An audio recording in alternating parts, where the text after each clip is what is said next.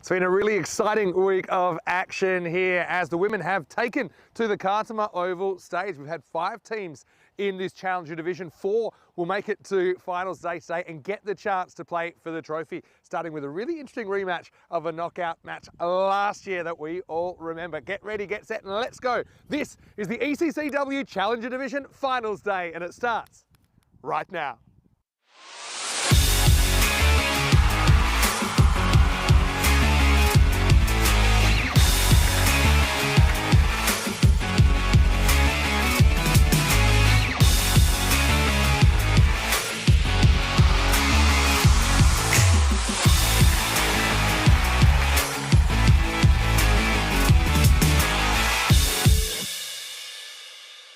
This European Cricket Network event is proudly brought to you by HCL Software, Paramatch, La Junta de Andalucía, Victorinox, and our official timing partner, Rado.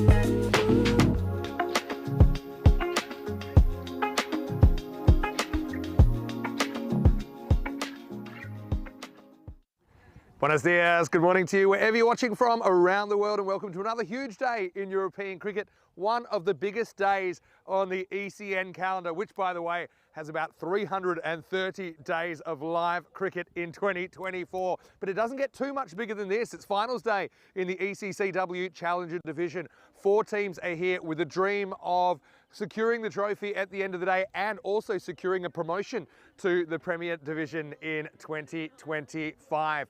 So we know that Jersey, they're already in the final and they're yet to see who their opponents will be. Germany are already in the qualifier, which is the second game of the day, and they're waiting for the winner of this match. It's the Eliminator first up between Spain and Austria, who finished 3rd and 4th respectively after the group matches. Let's see what happened at the coin toss when Ian Ramage had the 2 captains. Spain, you're the home team, you'll toss the coin. Austria, you're the away team, you'll call. Dream 11. Dream 11 is called. Let's come down Dream 11. Going to. Austria have won the toss, they're having a bat. So Austria won the toss and elected to bat, and got to say I like that move. I mean, we'll all remember last year when these 2 teams essentially were playing for the right to survive in the competition just around a year ago, that it was Austria on the chase and it was pretty panicky from both sides really. But I think Austria, they feel that if they can get a decent score on the board, they're capable of defending it. We've seen them, competing with some modest scores on the board. But, earlier in the week, they only scored in the 50s against Germany. They kind of looked in that match for quite a long time.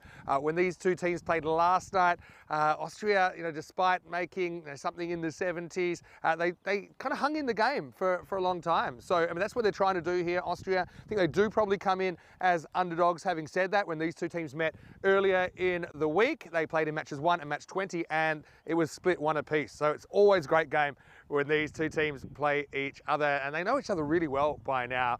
They even played a bilateral series in Austria earlier this year, best of 5. So let's talk about some of the players we're likely to see. Well, for Austria, expect them to open up with Priya Sabu and Andrea Mazepeda, who are really confident, I think, at this level of the game. Priya Sabu probably will be hoping she can just be a little bit quicker with her batting. Zepeda's been brilliant with the bat and the ball. Hannah Simpson-Parker, I think, provides some power at 3 if she's able to get off to a good start. And then you've got Joanne Stiglitz. Look, Austria, they have a lot of contributors, and they'll be hoping that they can kind of rally together and provide a really good challenge to Spain, who I think do come in as slight favourites. They did get the win last night. Expect Naomi Hillman-Bermejo and Alexis Hartley to open up for them. Hillman-Bermejo didn't hit too many out of the middle last night. She'll be hoping that's a different story today. Again, a bit like Priya Sabu. She'll just be hoping she can just find those boundaries and not just be settling for singles. Yeah, and both teams have a really nice variety of bowlers. So I think it's going to be a very good game. And like I said, it's always really a good game when these 2 teams play each other. The winner of this game, like I said, they'll play Germany in match number 2 today, the qualifier. And of course, the winner of that will go on to play Jersey in the final. Let's talk weather, and the good news is don't see any rain around. I see blue sky. I know the pitch still is a little bit kind of damp underfoot, expected to get better as the day goes on, but probably an outfield not quite as quick as at some points earlier in the week. We're expecting a maximum of 17 degrees currently, quite brisk, but pleasant enough 8 degrees to get us going. Let's get ready for finals day then in this Challenger division. Rico Full is standing by. Battle of the Reds here.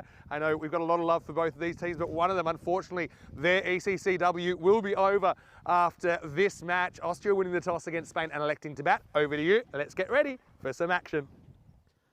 Muy buenos días y muchas gracias to Vinny Sandu, and thank you for an update on what is going to be a fantastic, the first ever Challenger finals day of this Women's European Cricket Championship.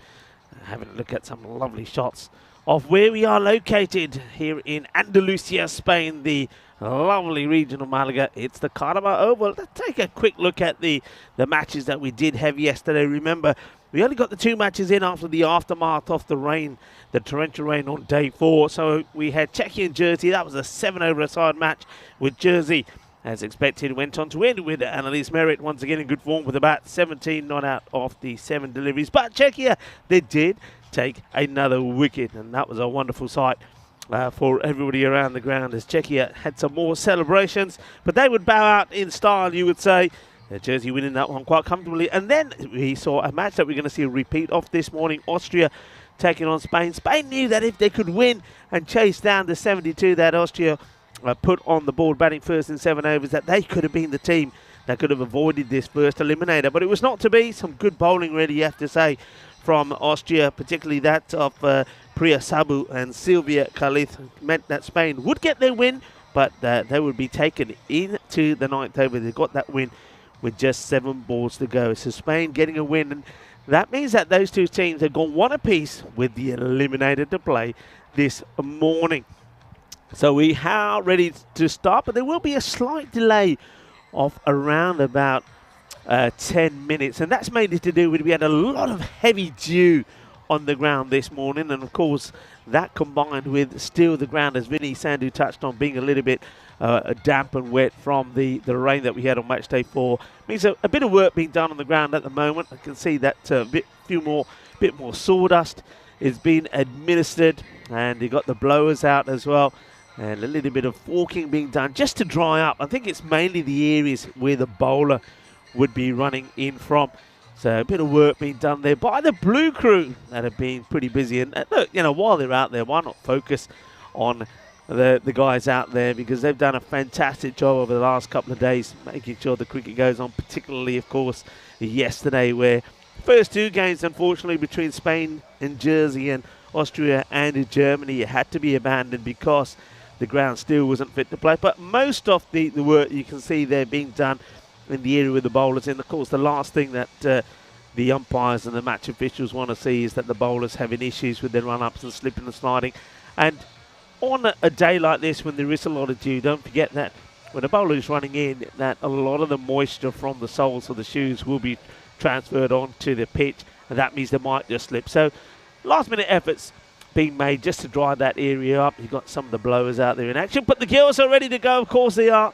And one thing that this tournament has brought us is plenty of smiles, action and joy, and we expect to see a lot more of that today. I'm Rico Full, and joining me here in the commentary box is Vinny Sandu, looking very bright and bubbly yourself. Yeah, we had a really late notice, and we'd already started the broadcast, that they've decided just to delay the start by 10 minutes because it's just the moisture under the foot, even though we haven't been rain for a while now. But yeah, obviously, we do have a couple of little gaps to play with today as well. Obviously, we've got gaps between each of the games because we don't know the opponents for the next game until each game's finished. So Spain taking on Austria in this first game. The second game will be Germany taking on the winner of this game, and then Jersey waiting for the winner of the second game. So it's a pretty simple win or finish. That's pretty much the way it is. But same as it was last year between the same 2 teams, and you know what we got. You know what? We always have a great game between these 2 teams. They saw them playing in Austria against each other earlier in the year. But as far as ECC-W goes, they're tied actually 2-2 in ECC-W cricket. They were 1 each in 2023. They 1 each in and they're 1 each in this tournament as well. They actually played last night, and And Spain, it was an interesting kind of scenario there. They kind of needed to chase in 7 overs, and they could have avoided this game. Yeah. And they just weren't able to do it. It was probably the kind of score, it was around 10 and a half an over they needed. But you know what? I thought we've got a few minutes to fill, so people might be wondering, what am I talking about?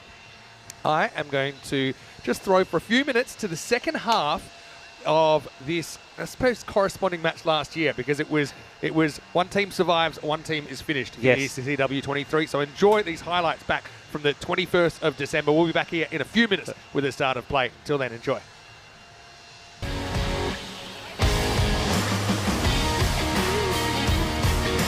This is the big score. Spain scoring the most runs that they have in this championship.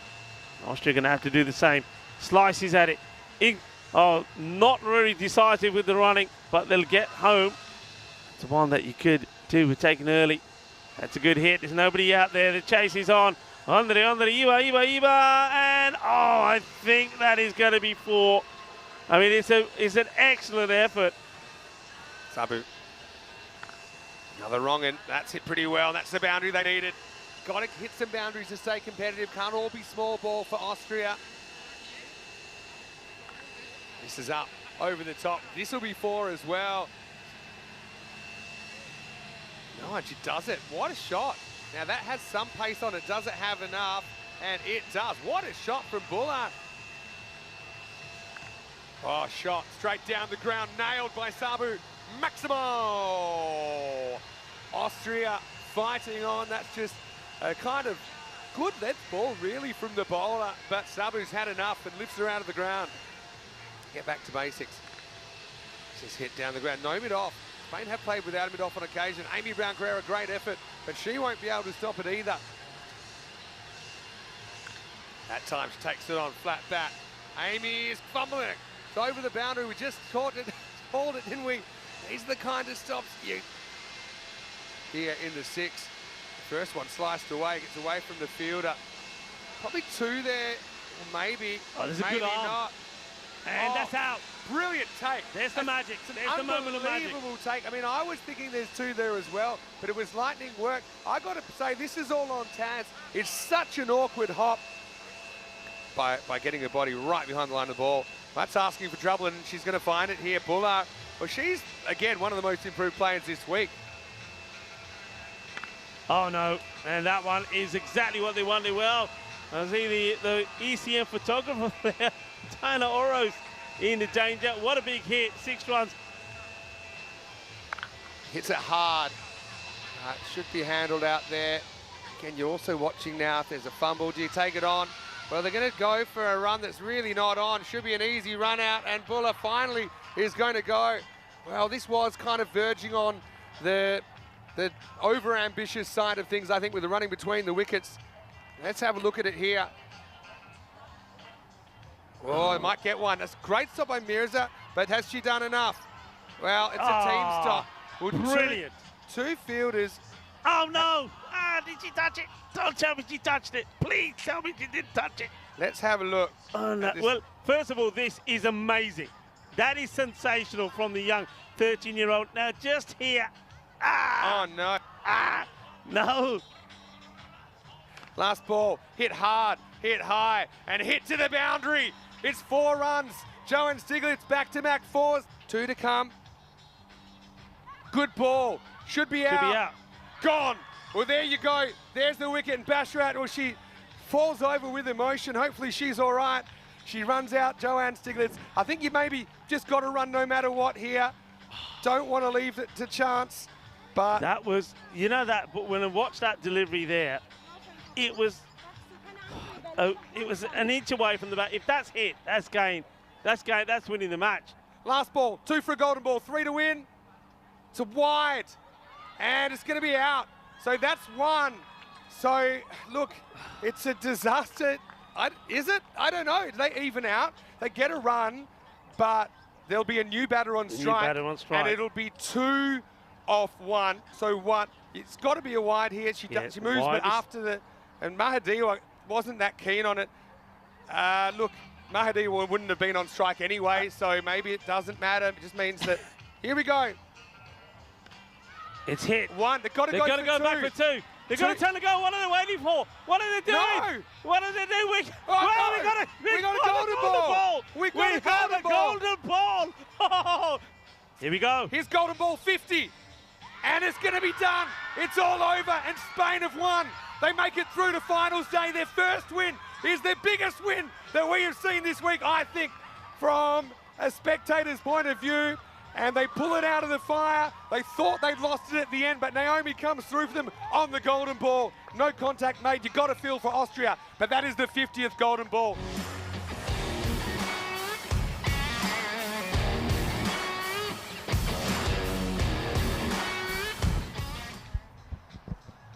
Well, how about that? Some drama. And that is, let me try to 359 days ago that those two teams met right here at the Carnival Oval. What a game it was. It was tied at 95, probably the most emotional finish we'd ever seen. And who knows, this morning, maybe we'll see more of the same. Yeah, well, it's like you said there, and I think even now, almost a year on, I think it's a game that will be remembered forever. I think it is definitely is one of our all-time classics. Definitely. I think I've probably got it right at the top of just memorable ECN matches. And we've been really lucky to have plenty. Maybe we've got a little bit of time to have a look at two teams as well, with Spain taking on Austria. And the players are almost ready to come on. But you can see here Spain led by Elspeth Fowler with Mirza behind the stumps. I think Mirza's been, honestly, Mirza I think has had the biggest rate of improvement of any keeper I've ever seen in a 12-month period, considering the resources available to her. For Austria, Joanne Siglitz has the captain's armband back, and McKirkman behind the stumps. Sabu and Zapita are going to be pretty important, along with Hannah Simpson-Parker, top three. They have decided to mount Austria, and they go in as underdogs, despite the fact that they split their matches during the week. Spain getting the chocolates last night. Teams coming onto the field. Yeah, speaking of chocolates, well, we ain't got chocolates in this advent calendar. We know where we got. And while the teams make their way out and keep each other warm and cuddle, well, we can have a little cuddle around the advent calendar, and you can do the honours and open door so number 14. Number 14, yeah. all right. So we don't want to put the jinx on anyone, but we've got, obviously by now we know it's going to be a duck. And this duck... What style of duck have you got? It's not an easy one. They don't want to come out. Oh, it's got the little, it's another, it's almost like an island-themed duck. There we go. That's going to go to someone. It's like almost like a little friend downstairs. But, well, Ooh, that's hopefully, nice, isn't it? Hopefully that stays with us for a while. It's a cheeky one. It's got a little wink going on there. Let's get out to the middle and we can watch the Spain team taking the field. 7 or 8 degrees to start the day, Rico, so it's pretty brisk at the moment. Andrea Davidson Soler to open the bowling. Yeah, I think it's probably a good move, isn't it? I think to bat first. I know it didn't quite work to plan for Austria last night, but here the Spanish bowlers will have to have their control proper. They'll have to have a dedicated player that's going to be keeping that ball wet. You've got a towel walla, as we like to call. And I think if Austria can get a good start, they can certainly apply the pressure. And also, it's not going to be easy catching or fielding early on. So, aggressive start here from Austria. Once again, though, I think they know they've got to get to that. You know, I'm going to say it, that old 95. That's the score, of course, that ball about the golden ball. If you get to the 90s here, I think they'll fancy themselves to defend that. They have bowled well themselves. So we're ready to go. A lot of noise out there in the middle, as it's going to be Andrea Davidson Soler to bowl the first, just waiting for our official timekeeper, Rado, to give us the thumbs up. Here we go, the battle of bat versus ball on finals day. Well, we saw not just the ball take off, and well, look at the joy there from Andrea because she gets a good ball, but also have a look at that piece of turf or something that went flying here as well. Do you know why she's carrying on? The fact she's the first ball yesterday went over the batter's head on the full. Oh, and so she's saying, hey, look, this time, and she got out of that over pretty well considering. This time she's off to a much better start. Sabu on strike. Big swing, good areas straight away here from Andrea. A good bit of pace as well. That we do know that this pitch from this lake end is a little bit more lively, and when it's got a bit of moisture to it, the ball does pop up and around a little bit more. So Andrea looking to make the most of that. 2 balls, 2 dots. Priya Sabu, can she find her form on finals day? Oh, that's a good delivery. What a good ball that is. And that is so close to taking the bails off. What a cracker this is. You know what? She's on. You know, sometimes, you get an over like this. She started well. Geez, that's an absolute peach, isn't it? It's angled in, it seamed away. Really close to the edge, really close to the off stump. Pretty much unplayable there. Absolute Jaffa. I think Priya Sabu wants to be aggressive here. She might be better off just getting along with the ball, bat on ball, and just take a single.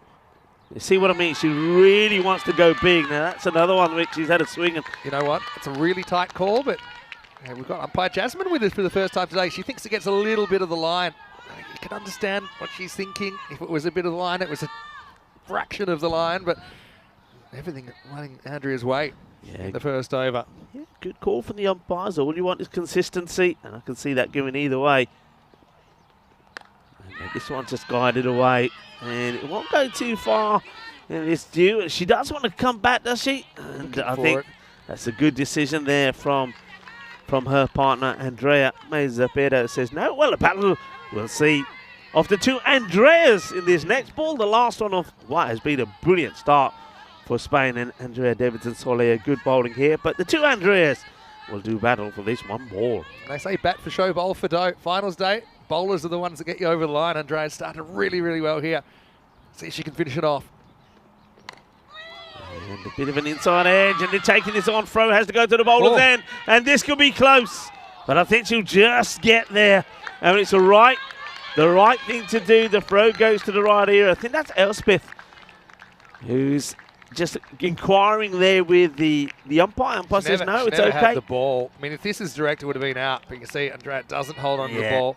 Ball never goes onto the stumps. Even if she'd taken it, probably, I think that Andrea Mazzapedo would have been in. That's the end of the over. What a good over. Just 2 off the first over of the day. Let's have a look at some stats over the first week of our ECC-W in the Challenger Division. Of course, we've had, I think, 5 matches that were washed out, unfortunately, which has probably impacted the stats a little bit. But what you're seeing there, the average run rate, 7.9 and over. I think, the Czechs probably weighed that down a little bit. I think it's probably closer to 9 to 9.5, maybe 10 and over that you're looking for on finals day. I think 90 plus, you bowl well, you feel you can defend it. Wicket rate slightly down as well, with 3.9 wickets per 10 overs. Saeed comes on to bowl the second over. And Cheer, great bowler for Spain. I suppose the issue here, and it's still pretty frosty, the fingers are pretty cold. She's going to try and get that wrist, get those fingers moving, and try and turn that ball. She's a natural wrong-un bowler, actually. There's Arvind, who's certainly an interested spectator with the Austrian camp. Yeah, he's a lovely guy as well. Uswap bowled beautifully in this contest yesterday. 2 for 9. Floats this up there. That struck pretty well. And this is going to be a real test of the outfield, but it will go to the boundary. Cuatro carreras, and the first boundary of this Challenger Division Finals day. And it comes off the bat of Andrea Mazzapedo. Now remember, she was in good form as well in this contest. Yesterday scored 43 not out of 33. So she comes into this match in good form, good runs behind her, but she'll know that not only will she have to be good, but she'll want Priya Sabu to start clicking here as well. That was a good shot, just a little bit too much width. She is powerful. I mean, that was a brilliant shot off the back foot. Oh, that's cracked, and this one will be 4 runs. That is a glorious shot. That really is beautifully timed. Well, this could be right up there already first thing in the morning. I know it is, but this could be a contender for the Parry match. Shot of the day. What an absolute cracker this is. It's the counter-attack they were hoping for. Obviously, Andrea Mazzapedo knows that they've eaten the tough over first up. It feels like Spain have the early advantage. She's counter-punching. They're 2 really good shots, one off the back foot, one off the front. Uswat Saeed under a bit of pressure. Let's see what she comes back with here. Well, floats it up again. Another brave hit. That's been absolutely well. What a catch! What a catch! That is sensational! Oh, Payal Chilongia has taken an absolute screamer. An absolute screamer. First thing in the morning, I can tell you what, there's a lot of people around the ground that will be getting out of that one. It's cold, and anything like that is going to hurt. That is a wonder catch. What a moment that for Spain. Unbelievable. It has to be one of the best catches I've seen. I don't think TV does it justice. It's 7 degrees right now, and this is belted. I was hoping that Payal had a bulletproof vest on, but she gets the hands in. It's not the first time we've seen her take an important catch here. for Spain in the ECC-W either. Well, that's a huge moment early because Andrea Zapata did nothing wrong. She absolutely smashed that. That's the way the cookie crumbles. She has to go for 9.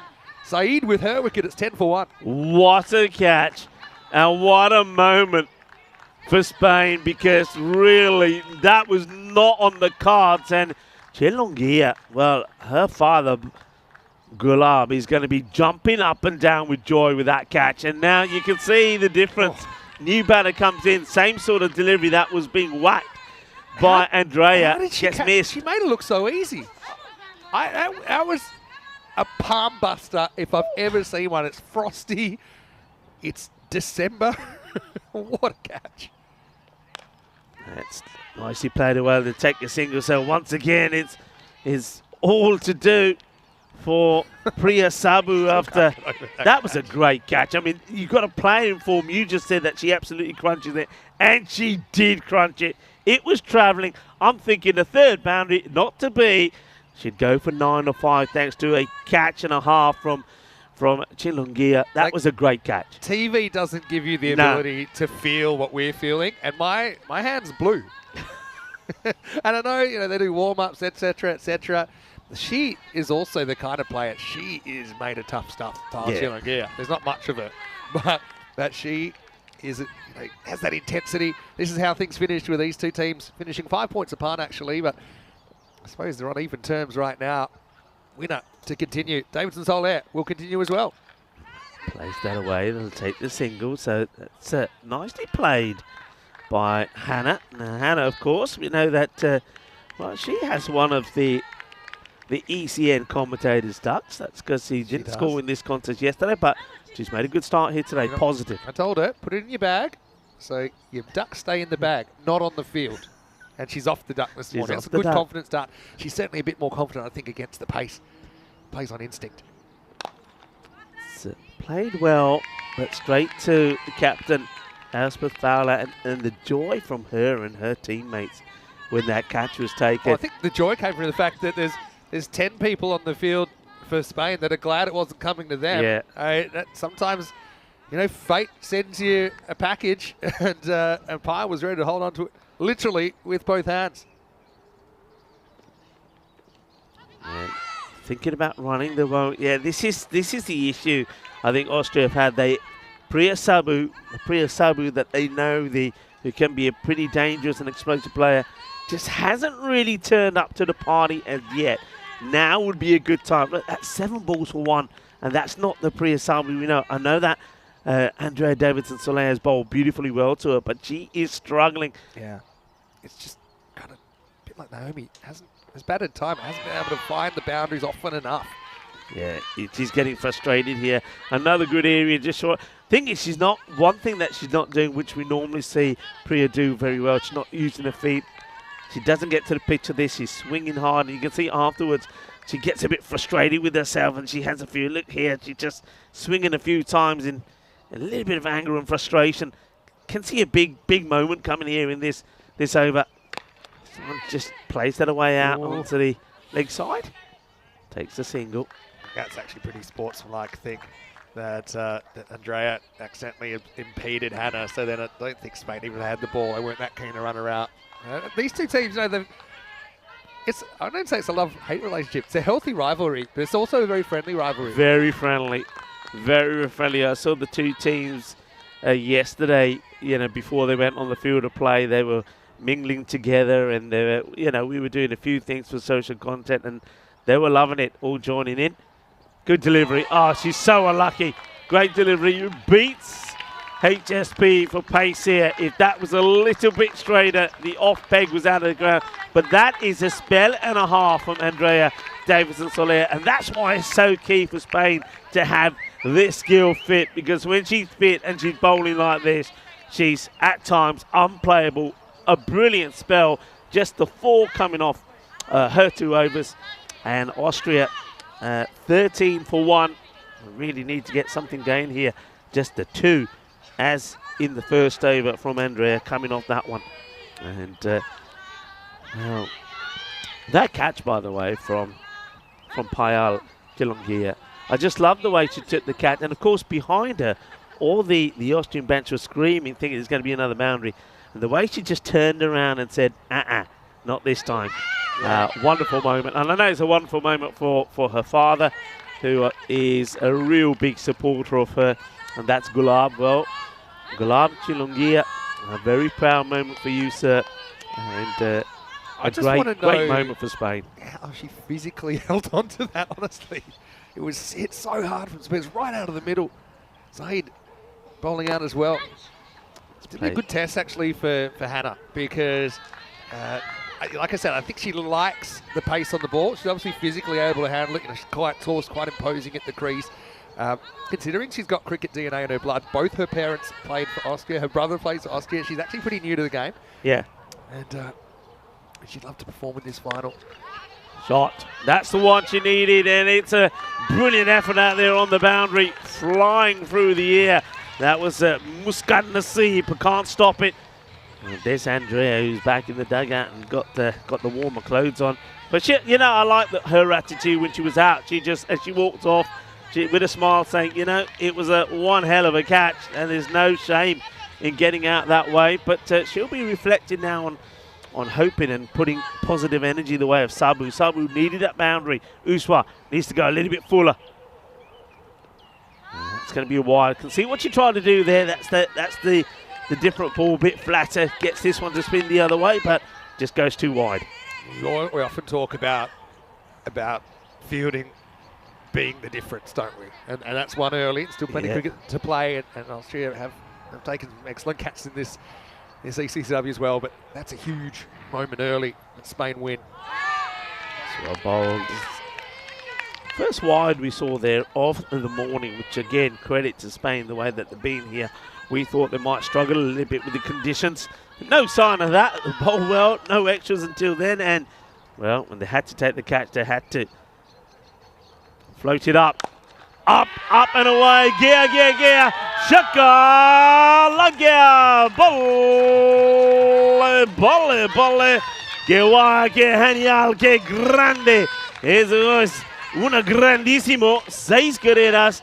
They needed that, Vinny, they needed that. Yeah, they sure did, and let's hope it, for Priya Sabu's sake, it's a sign of what's to come. Just mentioned she's kind of batted time, obviously. She's got a solid technique. She's got the power as well, but timing's one of those funny things. It's like the wind. It comes, it goes, and you never quite know when it's going to be with you and when it's going to be against you. That was a really good shot. Saeed, though, once again, she has the right of reply. Last ball of her spell coming up. Down the leg side, and that one could be another boundary as well. It will be. Just strays on the leg side. You can see Saeed trying vigorously to try and dry that ball. Still a little bit wet and slippery. Slips out of her hands and it gets put away. That's a good over that Austria needed. That takes them to 30 on 4 overs, and that's more on pace or where they like to be. Yeah, and Saeed should be disappointed that she didn't hit her spots there. Last ball, probably just 2 or 3 dragged down. I'd say dragged down, but they're only fraction short, but they're the kind of balls that the Austrian batters are looking for. And so, look, in the end, they go at okay pace in the second, third and fourth overs. They recovered to 30 for 1 after 4. Well, a lot of people would have faced a lot of frost this morning around Europe, but you think that was hard to contend with? Well, this frost about the bowl has been a real great addition for the Spanish. She's bowled beautifully as the young girl, and it's Kate Frost that they're going to hear. Cat Frost to bowl this over number 5. She's UK based, so should be able to handle the cold. Here we go. It's over 5. It's played away. And it's a good looking shot from Hannah. You just get the feel that with every ball that Hannah faces, she herself just grows in confidence. And I think you're right. I think Hannah would prefer the pace on. It was Priya Sabu that struggled with the pace. So this is going to be interesting if Priya can continue the start that she made against Uswa, against the bit more pace here coming from Frost. Plays that away, chases on the Iba. Oh, left-hander, so it's a good throw, might have her in trouble here. Just didn't quite have the legs to get back to Mirza. Payal Chilangia She's everywhere, isn't she? Wasn't she to completely the other side of the field? Now she finds herself backward point. But actually she picks up on her left side, which meant that this was tighter than I think the batters realised. But you see just a couple of bounces to Mirza. Meant that Sabu was able to scramble home. Not the best of bat slides, though, is it, from Sabu? Stay on the pitch, Yeah. especially today where you are likely to get a bat plug. Just trying to catch up, trying to get everything moving. I know that that our chat must be in full swing already. See Chris Ward's in there. I think Helix asked me, have I got my hand warmers? I absolutely have just fired them up. My hands have been pretty busy just trying to get a few things organised for the day.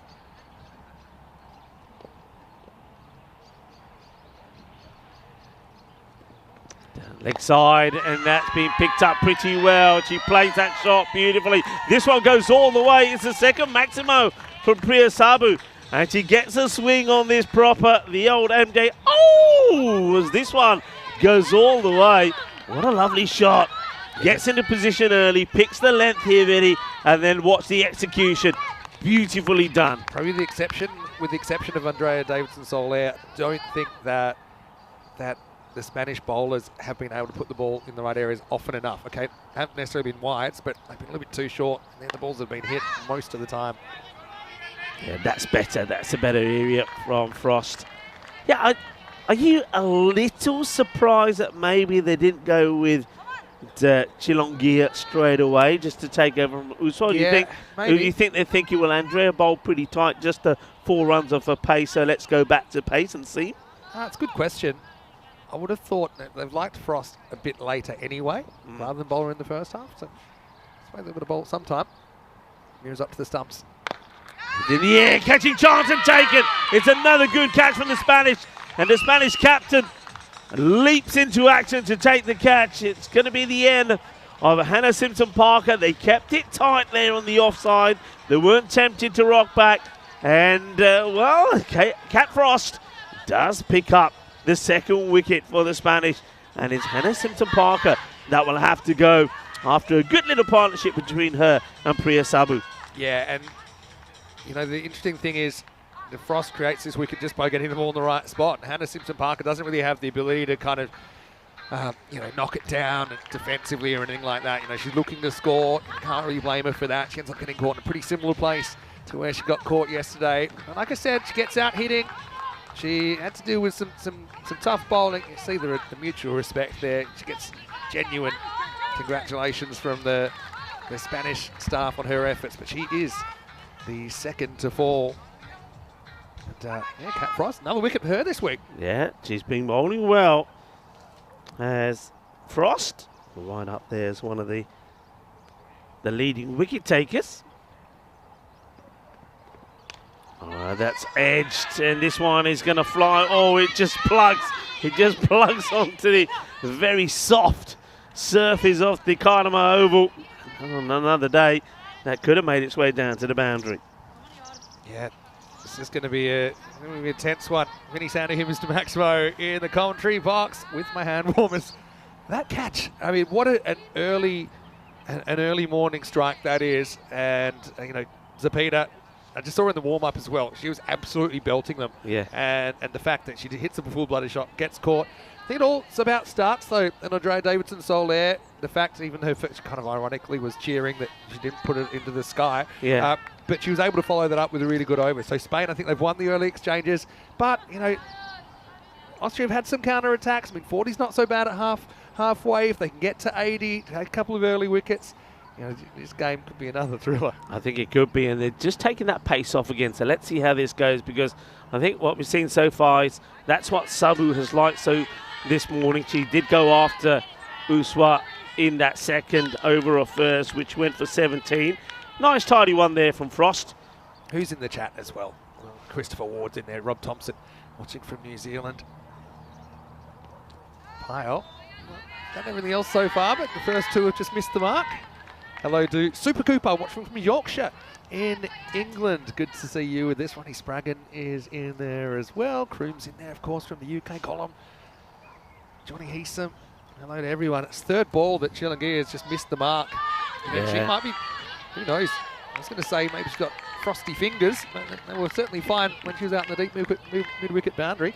And you can see it. She turned, I think, mainly for the Spanish crowd that's come in despite being reasonably early in the morning here. Obviously, the Spanish supporters, the home supporters, we're hoping it's a big day. Yeah. That's more like it from Chilungia.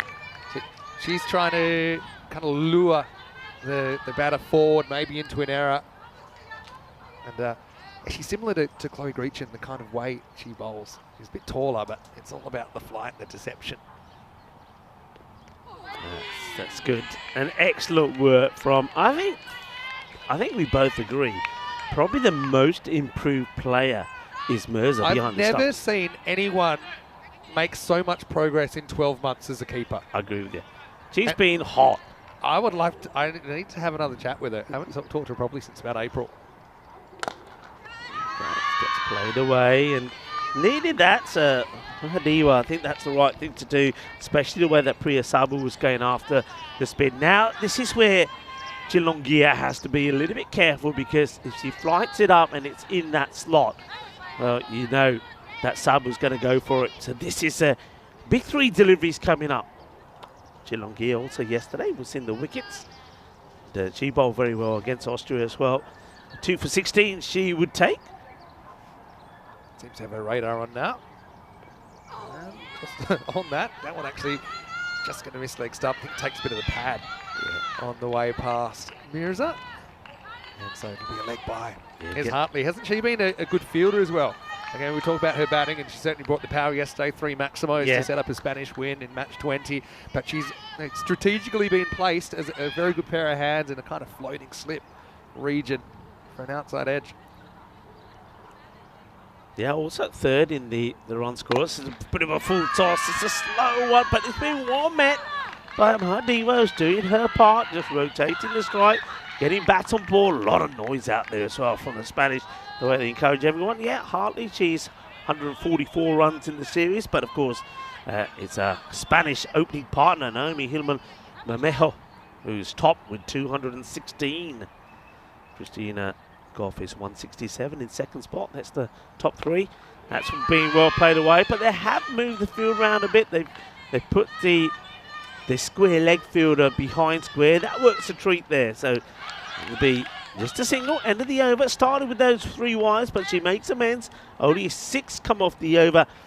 And Sabu will go back on strike, knowing that these last 4 overs really got to accelerate. I still think they're wanting to get to the 90. Get to the 90, we'll have a cracking match. Yeah, 95 was the tie game last year. I think, 80s.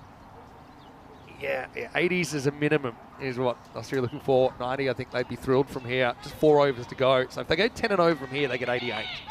That's probably what I'd be hoping for. But the other thing is, you still got 2 overs from Naomi Hillman to face. Spain and Austria, for that matter. But they've both improved in their depth over the last 12 months. Last year, you didn't have to deal with Alexis Hartley opening the batting. It's another threat. She's a genuine boundary hitter. Anyway, here's Naomi over number 7. Gets a good bit of bounce on this one. And I think Melody were just a little bit surprised that that Sabu wants to take the single straight away. I think she's probably thinking that Sabu probably wants to try and maintain a bit more of the strike, but she's happy to just take the single. But a good bounce there from Naomi first up. Uh-oh. Geez, she took that cleanly. I reckon she had a flick back onto the stumps potential, but she wasn't able to gather it. Now, I had Grace Wetherill in the commentary box last night, and she told me something that apparently Alexis let slip. What's that? That within the team, they call Naomi Princess. Maybe fake news. But anyway, this is going to be one. Well, all right. I think it's a nice. If someone called me Prince in my team, I'd be like, thank you. We've got a Prince. We have a Prince. We do. Yeah, we've got Prince Demart, plays for the Spanish men's team, or has in the past. So the Princess, well, you know me, I'm always mingling with the Spanish. They've kept that pretty quiet, haven't they? I might have to Unless ask her if she more, likes that one or not. bit more searching on it. It's been played away, but just a single. So the squeeze, only that 1 over, wasn't it, that went for 17. That was over number 4. Uswa's second. But other than that, the Spanish have been very tight So here. now we know that when Naomi hits a boundary and they're glove punching in the middle of the pitch, Alexis is saying, "Great shot, Princess." Okay. Anyway, she's doing a good job here. Just over the inner ring and will be fielded well. Puts the body right behind it, does Andrea. Oh, she's on a heater for hitting the stumps. She's just wasting the direct hits, though. She did that yesterday as well. But she's a brilliant fielder, isn't she, Andrea? She throw herself around. And yeah, Sabu get the strike back. Okay, she has. You know, that 6 has helped her strike rate a lot. And she's kind of happy where she is at the moment. But I think she'd like to go up another gear and find those 2 boundaries and over. That might get them up to that 90, or at least high 80s. She's missed out on a couple of these, but that one, at least she doesn't get any contact on it. It will be called a wide, but yeah, she's missed on a couple. But Spain cleverly have changed the field. They know she's strong in that area. So behind square is on the boundary. Up in the air, just wide of Elspeth. Is it going to get to the boundary? Oh, it will, unfortunately. Payal Chilongia gets a foot on this, but the ball sort of backspins and it ends up resting on the rope. 4 runs again. They needed that boundary. They just were getting into a rut of a couple of overs since the boundary, but that one helps nicely. And it comes right at the end of that over from Naomi. And that's 9 off the over. Score moves to 57 for 2. Yeah, tried the foot fielding. It kind of got caught under the boot a little bit, didn't it? So, yeah, a bit of a bonus for Austria. This is where we're at. It's Challenger Division Finals Day. First one we've ever had. Spain taking on Austria in the first game. We'll have a bit of a break after that. And of course, Germany waiting for the winner of this game. And then we'll have the final later on. And yeah, should be a really interesting finish to the day. Yeah, Payal coming back, so they obviously will hold back Frost. I wonder if we'll see Hartley have a bowl as well. Remember, can turn her arm over as well as ABC, so plenty of options. It's pitiful, but I've liked this from Mahdiwa. She's managed to get bat on most balls, and she knows that her role is no dot balls and to give as much strike to Priya Sabu. Now, Sabu, I think she'll have to go for it. I think she probably knows that this is the last 5 balls of spin and that she'll get, and she'll be wanting to capitalise.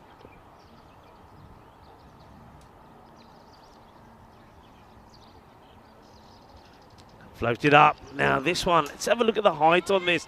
Could be an interesting one. Tough one for the umpire at square because it's out on the offside. I think this is high, if I'm honest. It seemed like it hadn't come down yet. Or maybe not. Yeah, maybe it was that's, about to. No, that's too high. I think it's going to be over the waist. If I'm honest, I don't think it's dipping enough.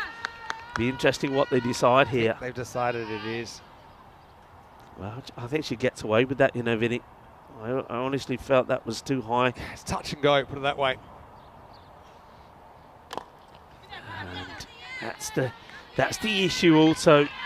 It's one of those, I know Mahdiva, as I said, has been playing her part. She's getting the singles, but she's not going to get the boundaries. I wonder if this is the point where I think Priya Sabu says if it's early in the over and it's only a single, maybe I don't take it. She's running quickly here. That's up in the air and just over Hartley. They might be looking to double up here. And they are going for it. A good throw could have her in trouble. Ooh, well, again, there's been some close ones here. Gets over Alexis Hartley, who has taken some great catches in that area, but this time it's too much for her to do. She chases hard, gets the throw in, but the batters do come back for the second. And double up on this one. It's close, but the bat just going down in time, and I mean only just. Yeah, and you're right. It's a friendly bat plug. Just got in ahead of the throw. So not out is the decision.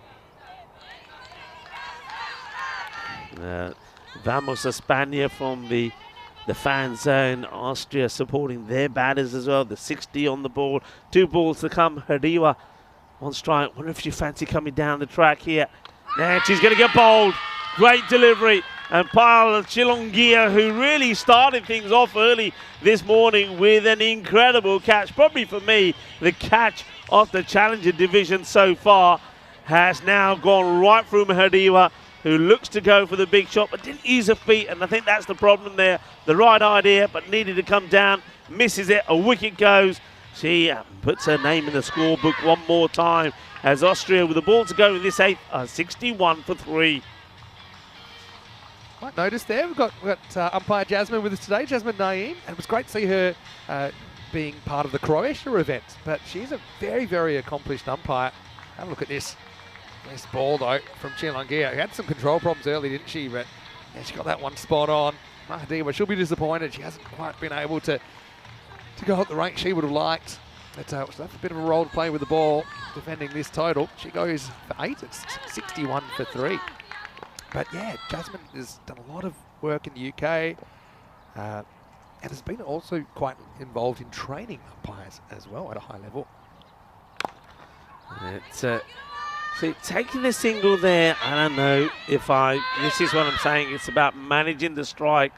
I think Priya Sabu is probably a little bit too nice to say no. Joanne Stiglitz, though, we know that if you want a fighter, if you want somebody who's going to fight and going to be gutsy, she's probably the one. She knows the situation as well. She's just probably thinking, you know what, we probably don't want to be turning away any runs at the moment. 62, then for 3. There's 12 balls to come. I still think they need to get close to that 90. 10-10, 80, Grady 80s, early wickets, you're in the game. 70, well, we saw 70s wasn't really enough last night. Yeah. Although, you know, if they'd gotten Hartley a bit earlier, maybe it was. These two teams are so evenly matched. So what I was also going to say about umpire Jasmine, she's at the bowler's end now. Get ready for the 9th. It all happens in the 9th. Here's Frost. It's played nicely. Again, the field has been set. Yeah, there's a couple of times that area was left vacant and they got boundaries there, but the last few times, always there's a fielder. It's Tracy trying to keep herself warm. So Jasmine, I love this. This is true, she is one of the first ICC master educators to work around the world. Now that's a good title, isn't it? And that's a pretty good shot as well. It's just starting to hold up, but it has the legs to get to the boundary as the Grizzly claws its way to the rope. Cuatro carreras. Good shot from Sabu. Ball versus Dew. I do think this outfield will quicken up a little bit, just a little bit maybe, from first innings to the second. Yeah, so this and I love her motto. It says, Jasmine says, love what you do and look good whilst doing it. Well, she is. Is that not ECN in a nutshell? Yeah. She's right at home here. She is, and she's looking at the business as well. Jasmine, love to have you as part of the team. That's up in the air, and it's going to go all the way, I believe. Manos, arriba, porque eso es 6 carreras. This has gone all the way. That is a cracking shot. It goes over the extra cover boundary. Here it is again, and just waiting for confirmation. But that, for me, is 6 runs. What a hit. 6 carreras. You'll hear the cheer in a moment. There it is. Yeah. From the Austrian bench. So, well, 4 and 6, and Priya Sabu is looking pretty slick. Yeah, 6 is a huge. I mean, that's centimetre perfect, wasn't it? It was about 3 centimetres over the rope. That's fine, and it wasn't a bad ball really from Frost. They've been forced to put the cover back now. That means they've had to bring the mid-wicket up in their circle, so Frost can't afford to get 2 legs stumpish. And Priya probably goes for that gap. You can understand her doing that. This is a good game. Oh. Love these two teams playing each other. It's become one of the great ECN rivalries when you consider we've had something like 600, 700, 800 teams on the network now. Down the leg side, hits it firmly. Is she going to get it? Oh no, who's that gone down at? Well, that's Jez, who goes down and still makes an incredible stop. Oh, what a bit of fielding that is from Jez. May have gone down, says, I'll get knocked down, but I'll get up again. But she slides for a comically large amount of time here. Look, here comes the early slide. And I think that's a case of the ball fielding her, to be honest. We talk about fielding in the slips. Well, Jez had the slips, and it worked out fine. Saves 3 runs. Last ball of the night. Or is it? Yep. Well, Jasmine has a good look at this and says, yeah, it catches. Cat Frost has a couple of these, isn't she? Anything of the line. It swings a lot. Okay, I think it's a good call. Yeah. I think if you look at it passes the batting crease, it wasn't completely outside the line. So, yeah, Jasmine, not just looking good, but doing her job pretty well as well. End of 9, and the score is 74 for 3. So, yeah, of course, Germany, they're watching this. They're waiting to see who they're going to be playing. In fact, not sure that they're at the ground yet, but they won't be far away. Jersey, well, they've earned the right, because they're undefeated. They've earned the right to watch most of it from the hotel, and then they'll be here later on. So that's the program if you just joined us. And the final game of the day is the same as the regular final game time. It's 2:35 GMT, 3:35 in Central Europe, 8:05 in India. Naomi to bowl the 10th over. Yeah. They're all important over this, can they? Austria still they definitely want to be in the 80s. They're 6 runs away from that. And dot ball to start. It's just, it always seems to be a different ball game when Naomi Mamejo is bowling. She loves being at the Gardner Oval. You know, she her loves action's so it. repeatable. It's race doesn't bowl too many bad balls. All right, Sabu on 44. Really good bowling. You can see she's swinging hard, but at the moment, just not getting anything on it. Look at the smile from Naomi saying, yep, I've got my radar switched on today. Sabu wants the glory. And that's up in the air. There is a fielder back there now. Now, will they come back for 2? Gotta go, I think. And we'll get there unless it's a direct hit, and will. Good running. Yeah, had to go. And Joanne Siglet, she's a perfect batting partner for Sabu at this stage. She's willing to take those calculated risks. She's pretty quick. She knows the name of the game is get Sabu back on strike. Buenos dias to John Gray, is saying, hola mi familia to all of us. Well, buenos dias to you as well. Get gone. Excellent work. Absolutely brilliant. The most improved player on the network, I think, and that's Tabia Mirza. Does wonderfully well. And what a partnership these two are, by the way. Go back to that golden ball match, and on 2 occasions there's been the golden ball. Naomi's done the bowling, and Mirza has done the keeping and knocked the bails off. Is another wicket and a big wicket, and unfortunately will just fall short off a half century. Yeah, smart stumping. Stayed low. She has the advantage of starting pretty low, does Taz. But brilliantly executed. But, you know, Priya, credit to her, 46. She's given her team a fighting chance here. She'll go with just 2 balls remaining. And the score is 76-4. I'm sure she'll get a good reception from not only her teammates, but also her opponents over there. And last night, Austria made 72. Spain got there with 7 balls to go, but they kind of had the staggers towards the end. I think one other reason Austria wanted to bat first, never mind the conditions, everything, they won't have to bat under that intense pressure towards the end. 2 to come. That's Bharadwaj coming out. So a couple of balls go. I was thinking 80s is life. Maybe higher 70s is life here. Now Austria, they are going to have to bat really well. They do have a defendable score. But like I said, I think they do enter the second half as slight underdogs. I'm loving the change in the field. A lot of teams don't do this, and enough of this for me. But Spain, new batter, the squeeze is on. Last ball, probably would put him back, but anyway. May matter, may not matter. Mirza takes a great catch. Well, isn't she an absolute prodigy as Bharadwaj? Well, she might get more than just the duck on the screen. She might get one in real life as well. Him and Bameko, what a last over. Just the 2 off it. There's 2 wickets in there as well. And Austria, a handful more than last night. They'll end up with 76 in this ECC-W Challenger elimination match. Yeah, it's not the over that Austria wanted. They sort of were more or less level par with what they wanted to get, but it started with 2 off the first and it ended with 2 off the last, so just 4 coming off those 2 overs. But Naomi picked up 2 wickets as well in that one, so Austria once again, they're going to be up against Spain in this eliminator. For me, are in front, but remember that Austria did make them work hard yesterday, and they know what they've got to do, Austria. They need to get those 2 wickets. They've got to break that opening partnership of Spain. But what a knock, you've got to say there, by Priya Sabu, 46 of 31, when they lost Andrea Zepeda to an incredible catch on the boundary from Chilongia. You knew that they were going to be up against it. They needed Priya Sabu to perform and take the role of what Zepeda did yesterday, and she did that well. But I think Spain, they just kept control. I like the way that Elspeth moved the field around as well. When she knew where the danger areas were, they blocked them to field them. Neil Brook there, he's going to be very happy with the performances as they all come in. They're getting a warm round of applause. But this is the way they started. It wasn't warm out there, and it still isn't.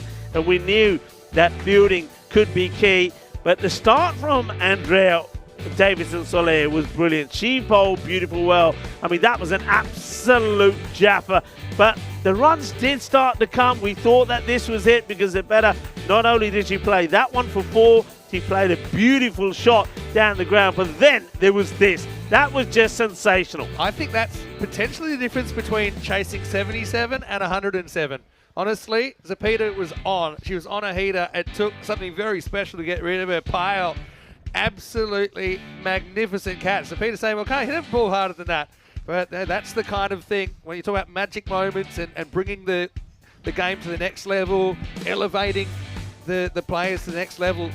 It doesn't get too much better than that. But Sabu, she did find a gear that maybe she's been missing over the week. She ended up being able to hit 3 6s, able to hit 4 4s as well. And the boundaries making a difference. I think if Priya isn't able to hit those boundaries, then you're kind of looking at defending something in the 50s and you're really looking at needing a miracle. But as it is, Austria with a fighting chance, despite the middle order batters not able to really go the way they would have liked. 3, 4, 5, 6, none of them won the battle with a runner ball. That was Hannah who went for 4 on that occasion. But look, it's a festival of cricket. It's creating emotions. It's creating moments. And something tells me we're in for a cracker of a second half here. Yeah, I mean, it's runs on the board. I mean, look, whatever you say, if this is an eliminator, there's going to be pressure. Runs on the board. And, of course, I think the way that Austria open up is going to, with their bowlers, going to be very key. But, well, so far, I think you've got to say the player of the match so far has been Payal. I mean, the catch it took, even when the bowling was pretty tight, he takes a wicket. And she's put, I think, Spain in a very good, strong position. That catch there, I know we're talking a lot about it. This is when we saw that 2 boundaries on the spin that came in that over from Frost. How about that one from Jess? A little bit of, that's one way to do it. But again, this final over, Naomi just has the knack to provide time and time again for the Spanish, and that's why she is such a dangerous player. Yeah, you know what? Top and tails. Andrea Davidson-Soler, she started by bowling a really, really tight first over and he went for 2. That last over only goes for 2. And then again, that's the difference between maybe chasing this kind of score and chasing 90 or something like that. So when it comes to the finals, you need to bring your best cricket. You need to find that consistency. Mirza, I'm fascinated by her rate of improvement, honestly. And as a keeper, one where you see one. And she always had that potential last year. I thought she'd be this good in maybe 5 years. She's unbelievable just 1 year on. Let's have a look at the scorecard, dominated by Priya Sabu at the top of the order. 3 Maximos, 4 4s in her 46. Andrea Zepeda, her opening partner, crunched 2 boundaries. It looked like it might be her day, but the cricket gods thought otherwise. Chilongia held on to a bullet out at deep mid-wicket. She was out for 9, and no one else able to find the boundary in the 10 overs. And also pretty tight from Spain, just the 5 wides in 10 overs. Again, that's something we've seen improving all the time in the European women's game. Bowling-wise, let's not forget about the contribution of Andrea Davidson-Soler. None before. Bowling in the power play just didn't allow her very skillful opponents to get away. 2 wickets for Naomi Hillman-Bameko, including 2 for 2 off the last over. Singles for all the other bowlers. Rico, will it be a case of history repeating? Are we watching another Easy classic? Well, there's a few people in the chat feeling it could be. Kevin is saying a golden ball repeat definitely on. But I think Ghulam Mustafa, hello, good morning to you. I think he's probably right and thinking the way that I am.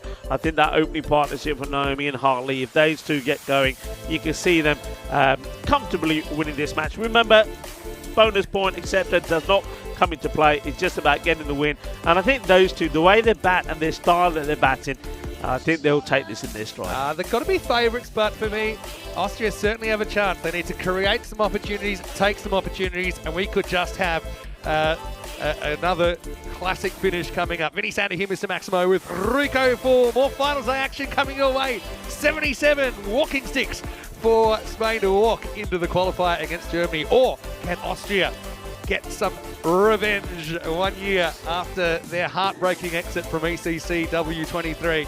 We'll take a break and we'll see you shortly for more action here at the Cartama Oval. You're watching the ECC-W.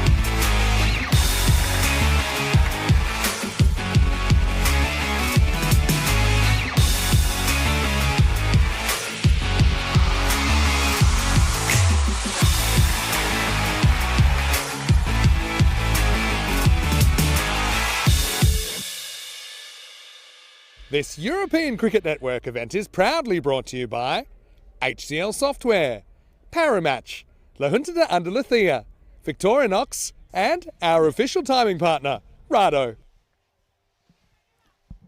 Hello viewers and welcome back as the umpires Jasmine and Tracy lead the players back on. You can see that Austria seem to have a real spring in their step. They're up for this fight. Haven't quite, I mean, it looked like they were going to get into the 80s, maybe close to the 90s, but we saw a great finish there from Naomi. That last over just came for 2, picked up 2 wickets as well. And then, of course, the start was fantastic from Andrea. And her over number 1 and over number 3 only also went for just 2. So we had 3 overs where just 6 runs came from, and that made it very difficult for Austria to try and get to that 90 that I thought that would make this a very close and tough contest. Still, Austria will know that if they can get the wickets off Alexis Hartley and Naomi Bermejo, then they can restrict. And also that it's a lot of Spanish players that haven't really had a lot of time out there in the middle at all. So that's what they need to do. Get these early wickets. And it's going to be Sri ready. He's going to see if she can get the breakthrough here. Austria did take Spain into that 9th over yesterday. Even though Spain were victorious chasing 74, they pushed them all the way. Here's the first from Reddy. And it's going to be a bit of a wild one. She's opted to come around the wicket, which sometimes she does this. She finds that it works well for her, but just starts a little bit too wide this time. Welcome to everybody around the world that's tuning in. Namaste, Assalamu alaikum, Sat Sri Akal, One Vanakam, and this one also is too wide. So a couple of wides to start. Ready, they need a good tongue overs here. And I say, very good day to a lot of people in India. India, of course, having celebrations today as India observes National Energy Conservation Day. Enjoy those celebrations. That one's a little bit closer, taking on, and yeah, not taken cleanly by the keeper, so they'll take the buys. Kirkman behind the stumps. She also, I think we were talking a lot about Taz Mirza and her keeping. I think Emma likewise has come a long way with her keeping. That one, though, just gets past her. Rika Full here, and alongside me, of course, is Mr. Maximo. Yeah, nice to be back. It hasn't quite been the same kind of start that Spain had with the ball. Austria hasn't quite been able to get it right, but this one is a lot better. The third one snuck in. That one was more testing kind of delivery. Naomi's kind of quite an imposing character. She pushes the field back even from ball 1 that she faces. Yeah. And that's one that I think maybe for another batter that it might have popped up in a catchball position. There's Hannah Simpson-Parker waiting for her opportunity as well. Yeah, but Hartley, she's a huge, huge wicket in the context of this game. We saw her dominating last night, hitting 3 out of the park. Yet to get off the mark. Will here by punching one for a single. Yeah, these two, they just, they look set. They're a really good opening partnership. They get on really well together as well, which you need. Their understanding is good early calls. And, they get into the middle and they just both feel at home. And that's the challenge that the oppositions have got to try and break this partnership. Turn around the corner this time. Sria does have the control now, but I just feel like every run's important. And we saw Spain only bowling 5 wides in the 10 overs. Austria would probably have to be looking to keep it down to single digits and also find a way through this opening pair. Hartley gets kind of tied up here. Won't be LBW, but yeah, you've got to win the battle with 8, let's say, or 7. If you're bowling 7 or less off your over, you can handle that. And despite Sria having a few issues early with wides, or a couple of wides, she's battled back into this over. It becomes a big delivery. These two for Spain also, they love batting in the power play. They really aren't afraid to take it on. It's well bowled. So Sria comes back really well, and And we got a contest on Spain. 6 without loss after 1. And you know the next thing we're going to show on the screen, Rico? Yes. This time last year, it was 369 matches since the Golden Ball. Well, it's not quite that many, but it's still in the triple digits. 106 matches since our last Golden Ball, which was in Barcelona, day 3 of the European Cricket Series there. Yeah. Vamos España, liking the chants from the bench. And of course, a lot of, as you'd expect, Spanish supporters here in the fan zone. They'll all be a lot happier now that sun is starting to break through and starting to warm things up a little bit. Very cold start today. So if Austria don't get it right with the ball, forget about it. This game's done. But Yeah. if they can get it right with the ball, well, I think we're in for a really tight one. And Mahadiwa is going to get the second over here. Pretty good ball. Just kind of angles in. And that's the other thing. You can handle singles. Those singles are actually going to push the rate up, slowly but surely. It's just boundaries that are going to hurt Austria. And obviously wides are no balls. Hartley, feel like she's ready to try and tee off here. Cracks this one, but the outfielder out there, it's good field placement. Yeah, nice shot as well. It's into good position. I like the way that Alexis really does use the wrist. Beautifully timed shot, just getting into the rhythm of things, getting the fielder back on the ball. But one thing I noticed is that she does like to bat outside of a crease, so you could, I think, once Emma Kirkman gets into the rhythm, she could feel that she might want to put the pressure on by just standing up. That's an option. That's well bowled. Pretty close. And it's gone. Big wicket. It was an in-swinger from Mahadiwa, and I think it hits it in line with off stump. And it's not plumb, but I think it's a good decision, just eyeballing it. We'll have a closer look. But Mahadiwa moves that ball off the straight, beats the inside edge of Hilman Bremeko, and a huge strike early for Austria. Spain, 8 for 1. One of the big two back, and it's a good delivery. I think it's just slower than what Naomi thinks. She doesn't quite pick it right. She goes and just guide this away. There's an appeal. The umpire thinks about it long and hard. Maybe height's an issue. Oh. It's umpire's call probably. There's every chance that's hitting the top of the stumps. I do think it hits her in line. I do think it's going to go on to hit the stumps. Definitely not going to go sideways around the stumps. Maybe a slight chance it's going over, but Yeah.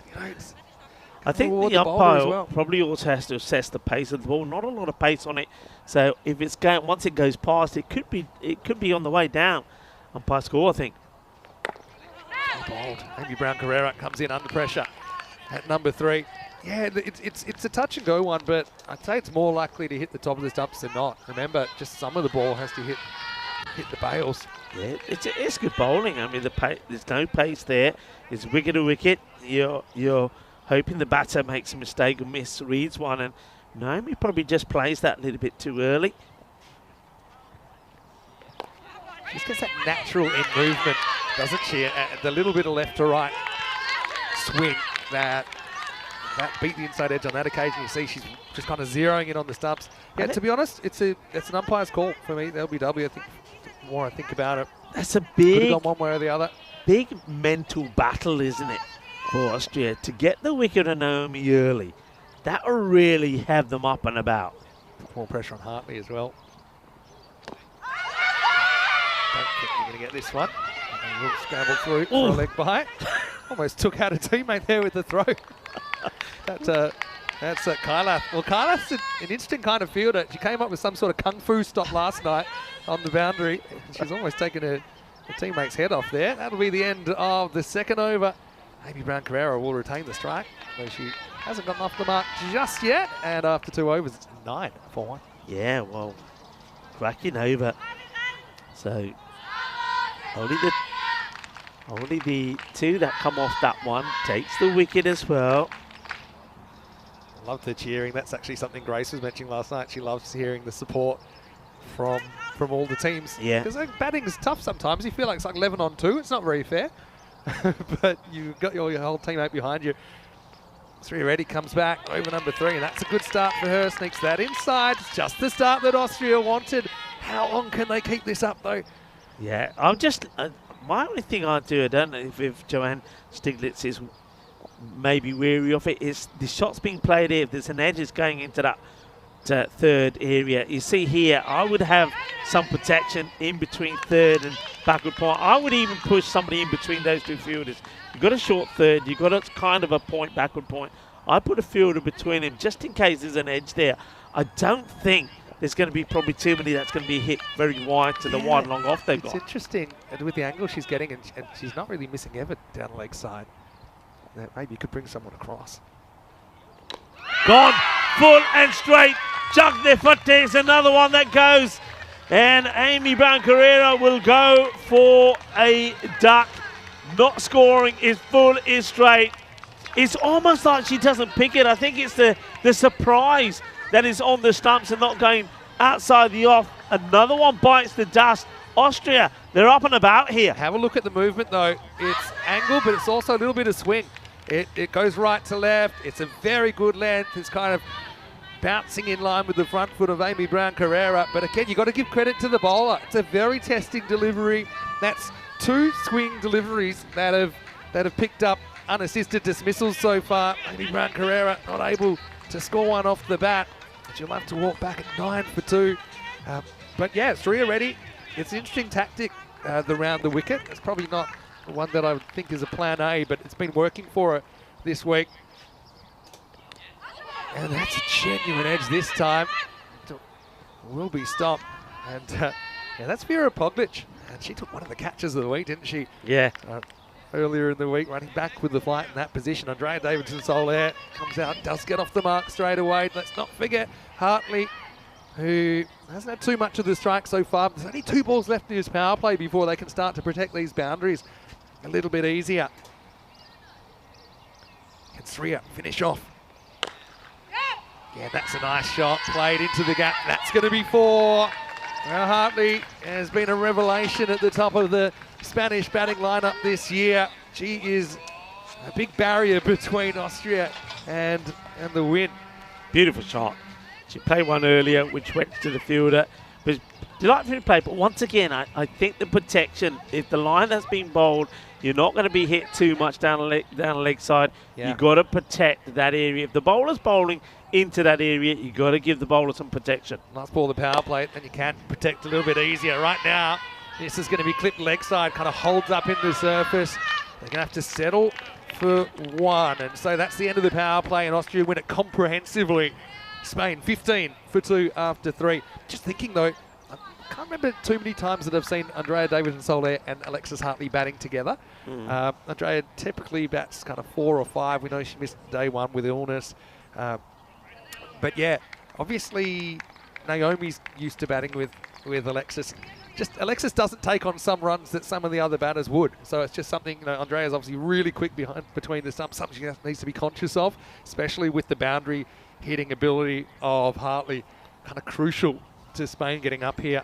What a good power play from Austria though. Very good power play. They see there though, I mean, it's very, very close. And Spain have lost the extra wicket, but did score just 2 runs more, 13 to 15.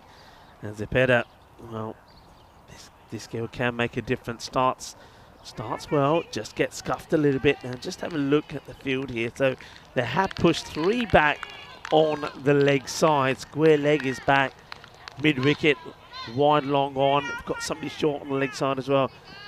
Now they could, if they wanted to, have 1 more back out on the off to give some protection. At the moment, electing not to do so. All right, there you go, takes it on. It'll just be a single, but this is a really good battle. It's kind of gun versus gun. Andrea Mazepeda versus Hartley. Hartley won't be shy in going after her, maybe going over the top despite the fact there's 5 outfielders now. Andrea versus Andrea now. Battle's reversed. She's picked up in the field and, well, probably get an overthrow here. Yeah, wasn't a need to do that actually. I mean, I was just about to say that's the fielding position you need to have. Just somebody, even though you've got the 3 on the boundary leg side, somebody in short. Yeah, keeping Hartley off strike is the key. I mean, I like the confidence to go for it, thinking she's got backup fielders, and if there's any chance, then think of another way. If there's a chance that Hartley's napping there and you can run her out, maybe you can win the game with that throw. But it does create the overthrow. And now Hartley is going to go up and she's going to put it out of the ground. Well, sliding doors moment. Maximo for Alexis. The first one of the innings. Yeah, it's little errors like that. You give away a run, which gets Hartley on strike. The next ball gets hit for 6. Also, you've got 5. You've got your fielders. You're going to have 5 out. And I think you've got to have Joanne Stiglitz has got to be on the boundary straight. You don't mind if they take a single. Go back, be on the boundary. Don't let that one go over you. Now this is going to be more. It's whacked away and it's back-to-back sixes. Maximo! It's funny in cricket you could be punished for an error. The error was actually hitting the stumps. I think if she missed the stumps, it was going to get backed up. And now, just in the blink of an eye, it's cost Austria a dozen. This game feels like it's changed. Yeah, 13 runs given away unnecessarily is the way I will be looking at this, because you didn't have to go for the shy. They take the single. Hartley gets on strike, and now she's pumping it. But yeah, got to have. You can have more back. You can have 5 back. Yeah, it's madness that you wouldn't have 5 outfielders. They've only gone with 4 outfielders to Hartley. Yeah, super happy if Hartley only gets 1, and you can maybe work on the other batter at the other end. But Zapita goes for 15, and the score doubles in the 4th over. It's 30 for 2. Yeah, 15 off the power play, and then 15 off that over. And Hartley quite cleverly just clips that one on the leg side, takes a single. Somebody's got the get the breakthrough. But here, the play here has got to be for Joanne.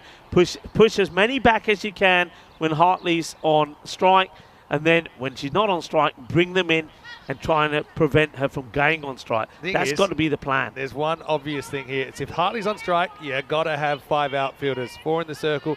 And Andrea Davison-Soler, sure, you might want to bring things up and try and keep her on strike. But even now, they've got 5 in the circle, and that's crazy. You got to have 1 back at point. She's already hit a boundary through there. Yeah, you haven't put us. And Hartley's not running too many 2s. Look at Hartley. She just looked at square leg boundary and seen nobody's there. They've moved the square leg. They've got to be full here because there's nobody back square of the wicket. And, well, that's in the air. It's dropped. A huge moment in the game. Hartley hanging outside edge. It flew to Kyla. She wasn't able to hold on. He said for Austria to get up, they need to create opportunities and take one. Well, they do the first bit. They can't do the second bit, and Hartley survives. Oh, this is a massive moment. That could have been the match-winning catch. Hasn't been taken. And now the field, does it change? No. Same field. Davison-Soler on strike. Cracks this, and Kyla, this time she will be able to make the stop. Now, for all this, though, they're pretty much on that red line. In fact, they're still kind of a tick behind the required rate. It's interesting, though, isn't it, that they wouldn't and don't put the square leg back they had. I think they had the field right on the leg side. What was missing was the offside, but they're just leaving the square leg either behind or in front, just unprotected. You're on a tightrope here because if you weren't going to have the square leg back, you'd have the point back. They've got neither back. They could have 1 more outfielder. Okay, just a dot. God. I'm having flashbacks. I'm having proper flashbacks here. December 21, 2023. Went all the way down to the wire. Same situation, 2 teams desperate to stay. There's only room for one of them to go further. And as excited as I was for Spain, my heart broke for Austria last year as well. It'll be the same this time around. Priya Sabu. Look, to see if she can get the big wicket. This is going to be a bit too wide. So see what she's trying to do there. Just trying to squeeze one in. Just checks her run up again. But yeah, this is a big battle between 2 top players. Hello to Wayne as well in the chat. Nice to see you, Wayne. You always bring a smile to my face. Happy weekend, everybody. Yeah. It didn't occur to me that we've hit Saturday now. Hope you have a great one. Glad you're spending it here with us. In the air, but gone. Goes all the way. 6 more. The power of Alexis Hartley is incredible. She mashes this one over the long off boundary. It's 6 more. Yeah, well, said well bowled because I thought it was, but also Hartley, she had the answer, didn't she? She's got such a good technique. Priya basically challenges her to say, okay, go and hit over the outfield if you think you can. Hartley, of course, has that raw power, doesn't she? She is keeping Spain just kind of noses ahead in this chase. Sabu, still 2 to come in her over. Well fielded, so it's good comeback. And look at this over. Okay, it's not a disaster, just 9 off it, even if it's a single here. Okay, it's not so bad. You're trying to win that battle. Yeah. 7 or less. Win the battle with 7. They can't afford that kind of one big over, can they, Austria? That kind of 15-20 from here. I think that'll be really tough. Keep pumping out the single digits. Last ball of the 5th. Oh, gee. Don't know if you can call it a chance, but it gets smashed back. Gets the fingertips of Priya Sabu. That will be the end of 5. And it's 40 for 2 after 5. Have a look at this on the replay. It's hit hard, instinctive kind of handout of hope from Priya, but not able to pull off a miracle catch. Let's welcome you into the comedy box. Plenty of sunshine, so I'm not minding that. Someone out there. Vinny Sander here, Mr. Maximo, with Rico Fall. Hey, look, I know we've had some fun with the Ducks, but I have a bit of an idea when we get to Premier Division, right? All right. Love giving them away, but giving them to the batters. I want something for the bowlers. So here's what I'm suggesting. What are you is suggesting? Whoever catches or kind of bowls the wicket of whoever gets the first duck of the day, they get the duck. I see you want to So reverse if you it can around catch a little someone bit. out, or we can make a judgment who we want to give it to. Okay. But whoever's responsible for the first duck of the day should get it. All Okay, right. because I know it's a batter's game and all that, and it's nice that some of the batters were able to take some away. But that's my idea. Okay, that Okay, works are you with with me. Yeah, we'll change it. We'll change it around a little bit. Yeah, that works. Mix it up. Yeah. Anyway, Kyla, she will feel like she has some making up to do here. And this is going to be hit nicely, but also well fielded. Slight trip there, but main thing is she made the initial stop.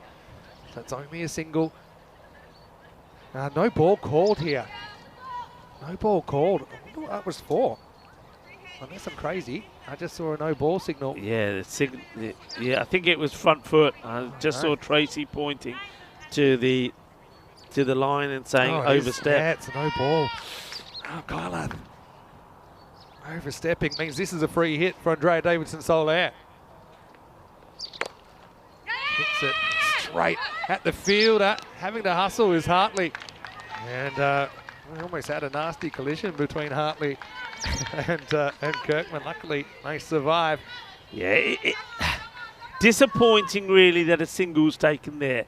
You got a fielder for that. You got sweepers either side. So if you're there, you're not giving a single away, and they take one. So that's going to be disappointment, I think, for Austria. And the captain, Joan Stiglitz, is probably thinking, right, I've got a fielder in close. I've got 2 sweepers behind. I don't want singles being given away in that area. That one's hit, and that's into the gap. It's going to get through for 4. It's an admirable effort there. Went full length to try and cut that one off, but the placement was there. Hartley steals the strike back and then gets a boundary. Yeah, good shot, this one. And this is, well, Victoria Knox precision time shot is in the gap. And good effort from the fielder, and to Bizaway landing as well, but just couldn't make the save. 4 more. They've got to get the wicket of Hartley. Hartley's hurting them so far. Has scored a 34 off the 47 on the board. That one gets away from Kyla. Just picking up the boundaries that are keeping them in front in this contest. Austria had such a strong start. I wondered how long would they be able to keep that up. They have decided to go 5 outfielders now. Put the deep point back, but still no one back at deep square leg or deep fine leg. So, anything that's short and down the leg side is going to get pounded. I'm sure of that. Keep it left. Oh, this one comes out. Goes wrong, and that's trouble. It's big trouble. Yeah, I wonder if this is too high as well. This could be, it comes out all wrong. It gets smashed away to the boundary, but is this 4 or is it 5? Let's have a look. Umpire's kneecap behind is basically at batter's waist. What do we got? Probably, It's on the way down. It might actually be okay. It probably, with that trajectory, is going to fall enough by the time it reaches the line. So it's only 4, but it's Gundy ball really from Kyla. Austria, they've been so competitive for periods of this game. But then there's been periods where they've taken the foot off the accelerator. Hartley 38. Won't get a run here. 50's come up as well for Spain. Remember, Carla did drop her moments ago. They had the chance to reply with the ball. We talked about trying to win that battle with 7 in the over. Carla's gone for 12 here.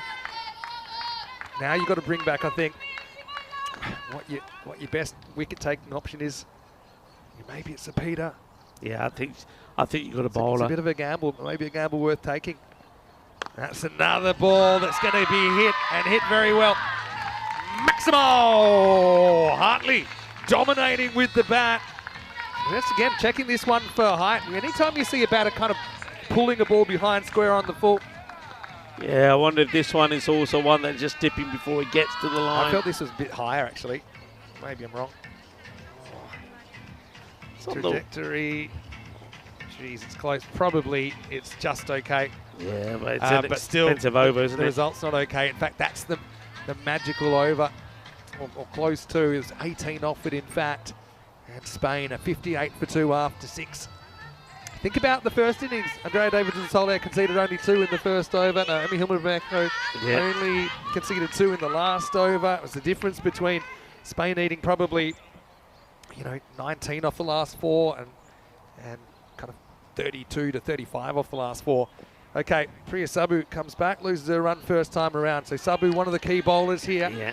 And I like these tactics. Now Yes. they've really tried to put the squeeze on. They've gone only 3 outfielders to Andrea Davidson-Soler, just trying to keep Hartley away from the strike. Yeah, that's what they've got to do. They've got to try and say, right, how can we win it? We can't get the wicket of Hartley. Let's try and keep her off strike, and that's the plan. But once again here, there shouldn't be a single there, and that's the frustration. They put the squeeze on. That means you've got to be ready for these. But, Spain are going to run. The backing up there from Alexis. She's quick. She goes straight away. And Austria, once again, they lose the momentum because they give the strike back to Alexis Hartley. Everybody now pushes back. I say everybody. Again, they're a bit inconsistent with the field. No run this time. But I say they've got to stick to the field. So I think here this time, 4 back and not the 5. One of the things as well, by squeezing the field to Davidson-Soler, is they're hoping they might be able to run out Hartley. They're hoping that Andrea likes to go on contact. Maybe they can run her out. But yeah, they've only got 4 outfielders still to Hartley. No one back at point. Or square leg. Oh, wow. Made a funny sound there. I thought for a second she chopped on, but I think she chopped it onto her own body there. Yeah, I think she saw this was short, knew it's one that she could go for. I think she also sees that there's nobody back on the point boundary, so looking to loft it over the top, but gets a bad contact and gets away with it. Does Priya Sabu. This is the wicket they need. Hartley goes now. We've got a nail biter waiting to happen. Next side, I think. But another dot ball. Hartley, I think, has been hitting both legs this over now.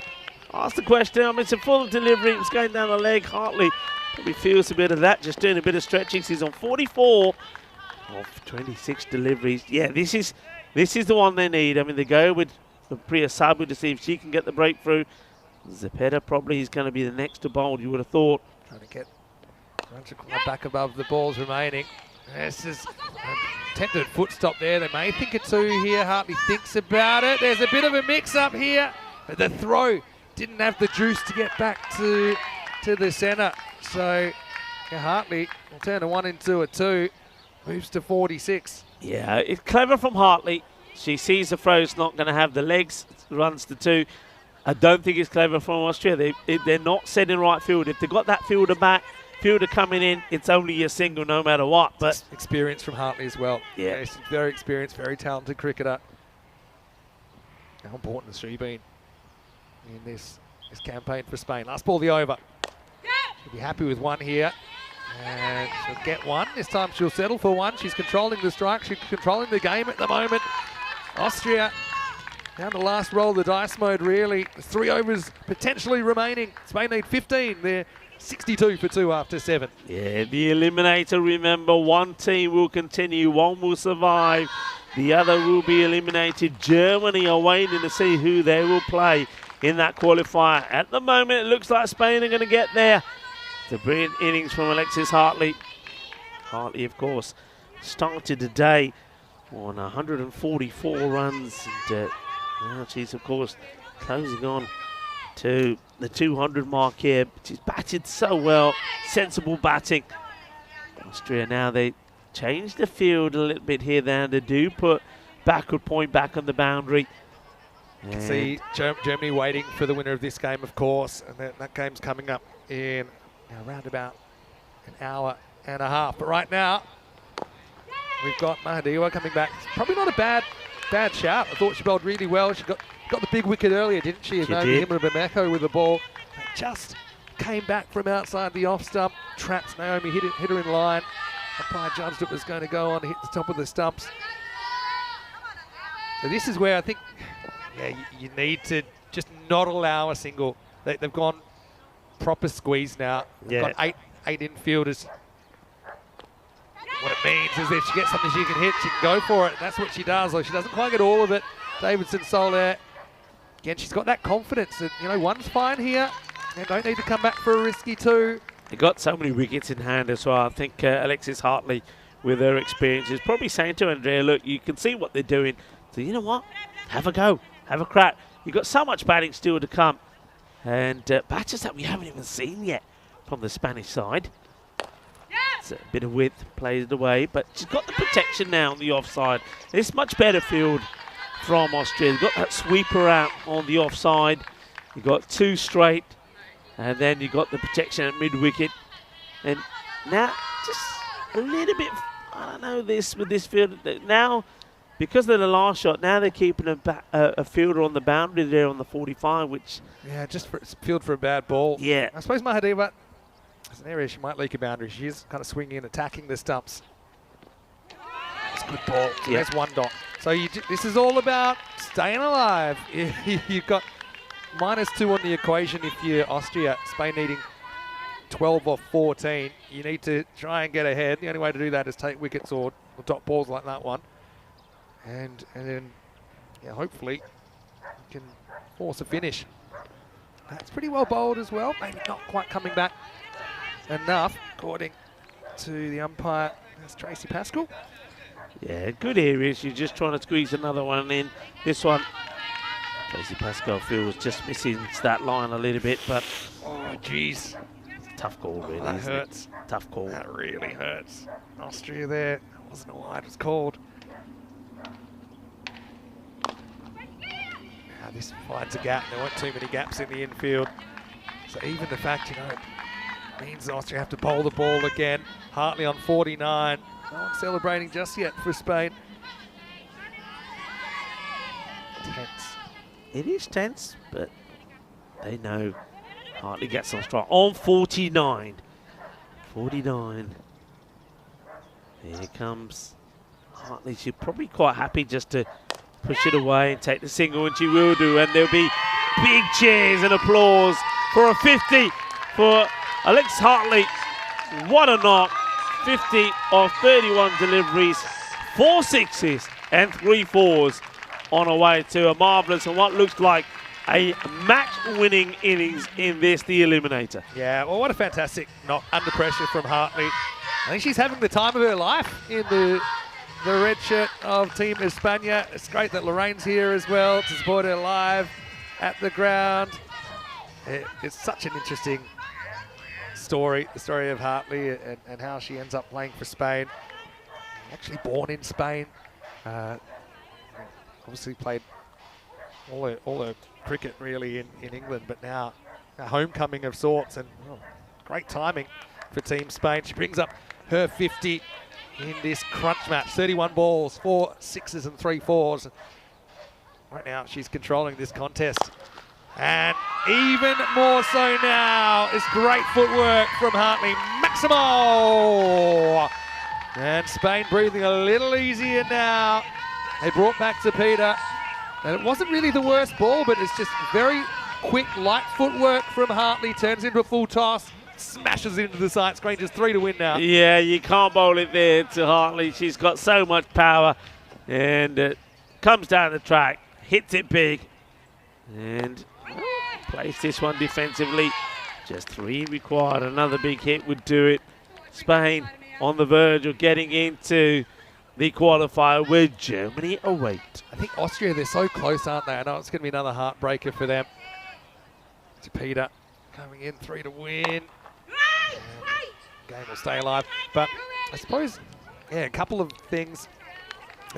Spain never really had that bowler that gave up a big over. Yeah. You know, and that's why they were able to keep Austria to 76. When you got 10 overs and 3 of those go for 6, there were 3 overs that went for 2s. And that's what hurt you. That could be it. It's going, and it's gone. Maximo! Spain survive on home turf. And they have cracked the top 3. It's the same old story, unfortunately, for Austria. Very, very competitive here. And they weren't able to get the win. Again, they're going to be very, very proud of their efforts this week. And I think there's been improvement across the board, both these two teams in the 12 months since we last saw them here at the Cartama Oval. But it is Spain who will continue on to the qualifier where they meet Germany for the chance for a spot in the final. Wonderful knock there from Alexis Hartley, and what I like there straight away as soon as the match was done. The first of many to give her a big hug was the captain of Austria, Johann Stiglitz. And that's what this tournament has been all about, how the players have really appreciated each other and each other's performances. And that was a match-winning performance from Alexis Hartley, scoring 62 off the 80 runs that Spain scored. And Spain, they get the victory, and they do it quite comfortably in the end with 8 balls to go and enjoying the celebrations. And remember, they did it last year, but they would not be able to get past Italy last year. This year is Germany that stand in their way. Of course, we'll have a bit of a delay before that match comes up. It gives the teams time to prepare. But Spain at the moment, they're looking good. And Neil Brook, yeah, he's probably saying wonderful knock. And it was an outstanding knock. Yeah, but yeah, two teams that are very evenly matched. I think we know that by now. So you just look at the key moments in the game. The fact that Hartley did, she gave an opportunity there that wasn't held. You go back to little sliding door moments, the direct hit that caused an overthrow that was had big. 2 sixes straight away. That was a real momentum turning moment, wasn't it? But Alexis, oh, she's right to smile. And Andrea Davison-Soler, let's not forget how important she was. They really missed her on day one with her bowling, but also she was the ideal foil, wasn't she, Yeah. for Hartley in that partnership that sees Spain over the line. Austria, you got to have a lot of admiration for them and their coaching staff as well. I know that they'll be bitterly disappointed, but I know they'll go back. They know they've held their spot in Challenger Division next year, and so they'll know that they need to keep improving. The other teams are improving as well. But yeah, the home supporters pretty happy with the result. That they'll get another look to see their Equipo Rojo take on the Germans in the qualifier coming up in around an hour and 20 minutes. Yeah, and that'll be a great match. Remember, with those, they only play the one match with Spain and Germany, and it was Spain that got the victory. They just didn't let the German batting get going. They restricted them and then got the win. And when you look at that bowling lineup there from Spain, they're going to be so difficult once again to get away. You've got Andrea Bain the side who's bowling well. Frost is bowling well with the pace. But those 2 slower bowlers, I think Saeed and Chilungia, are making such a big difference. Yeah, you're right about that. This is what's coming up, though. We're back in about an hour and 15 minutes to take you into Germany, Spain.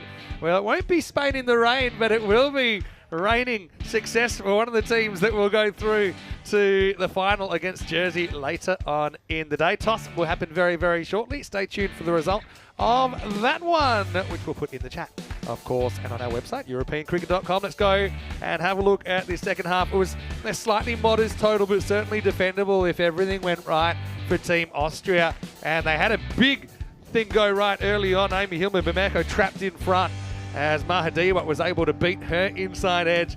But they got one big fish. They couldn't get the second big fish. That was a slightly interesting throw that almost caused some friendly fire. But it really was Hartley that had to take over, especially after Amy Brown Carrera went without scoring. They needed Hartley to stand up, and stand up she did. She did, but of course the big moment came when she was on 21, offered a chance, and it wasn't the easiest of chances, but it got put down. If they held on to that catch then, I think the result could have been different. Austria would have pushed a lot harder, but once Hartley is in flow, I mean, some of the shots that she plays down the ground, I mean, they are huge. There's sixes on any ground. Yeah, no doubt. But yeah, Austria just had these little lapses and they turned out to be costly, especially when you're playing a team that you know you're very, very similar in standard to. And that was the moment, wasn't it? Carlos never really got set, never got her feet set for the catch. It went down, and from then on, it was kind of no mercy from Hartley as she was able to pound sixes out of the ground. She hit 6 sixes off her own bat in this innings, and in a low-scoring game, a low-ish scoring game, yeah, they make all the difference. Obviously, everyone trying to hold it together over there on the bench. Yeah, Austria, I said it a bit earlier, they just couldn't afford an over where it went wrong, and it kind of did. The 18-run over there just kind of put Spain well ahead. They needed a miracle really from there. They needed to get Hartley, maybe get a new batter out there that was kind of nervous.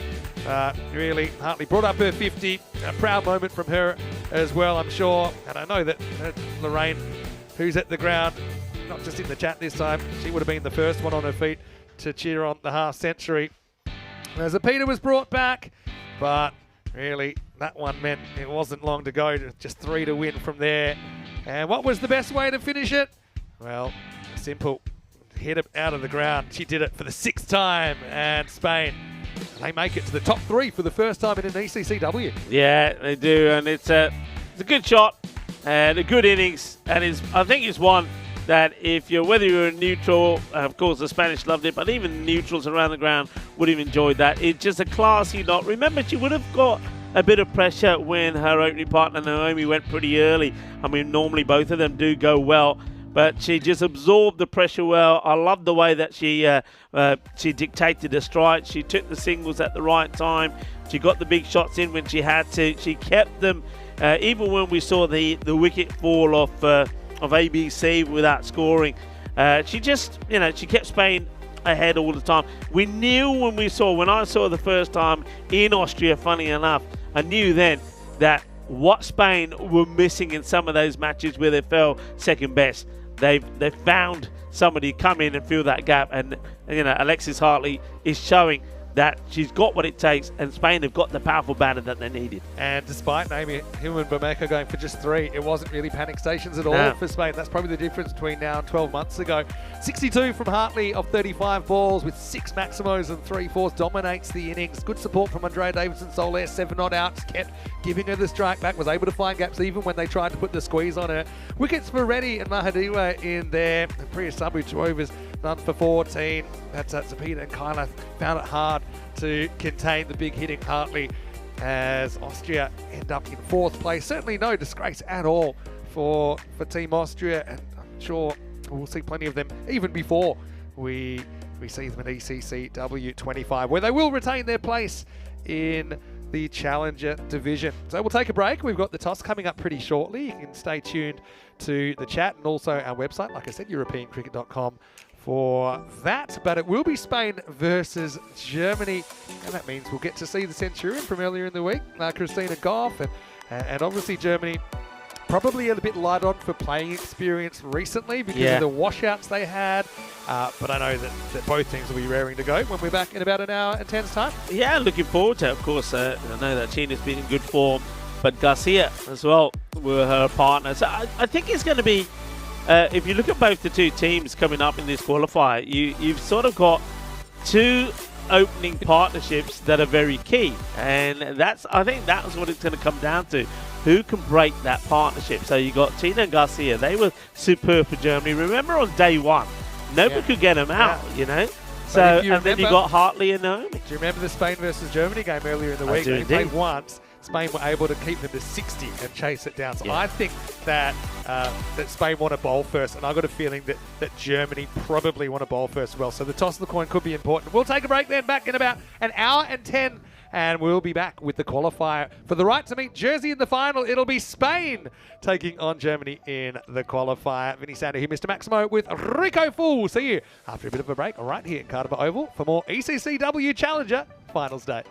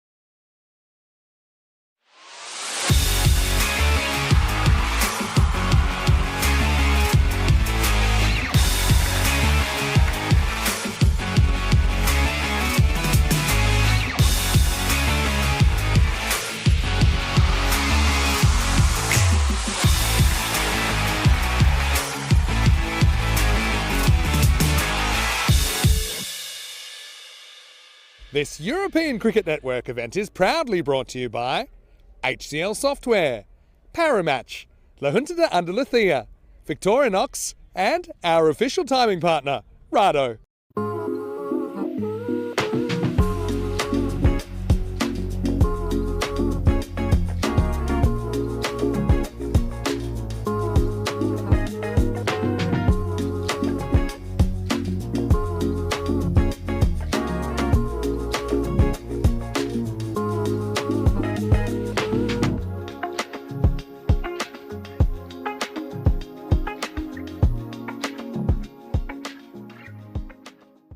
Hello and welcome back. Well, we're down to 3 contenders now in this Challenger division, with Spain eliminating Austria earlier in the day. So now they get a crack at Germany, who finished second after the group stage. So Germany versus Spain, it's the qualifier for the chance to meet Jersey in the first ever ECC-W Challenger final. Let's see what happens at the coin toss. Stefan Gooch in today with the giant coin and the 2 captains.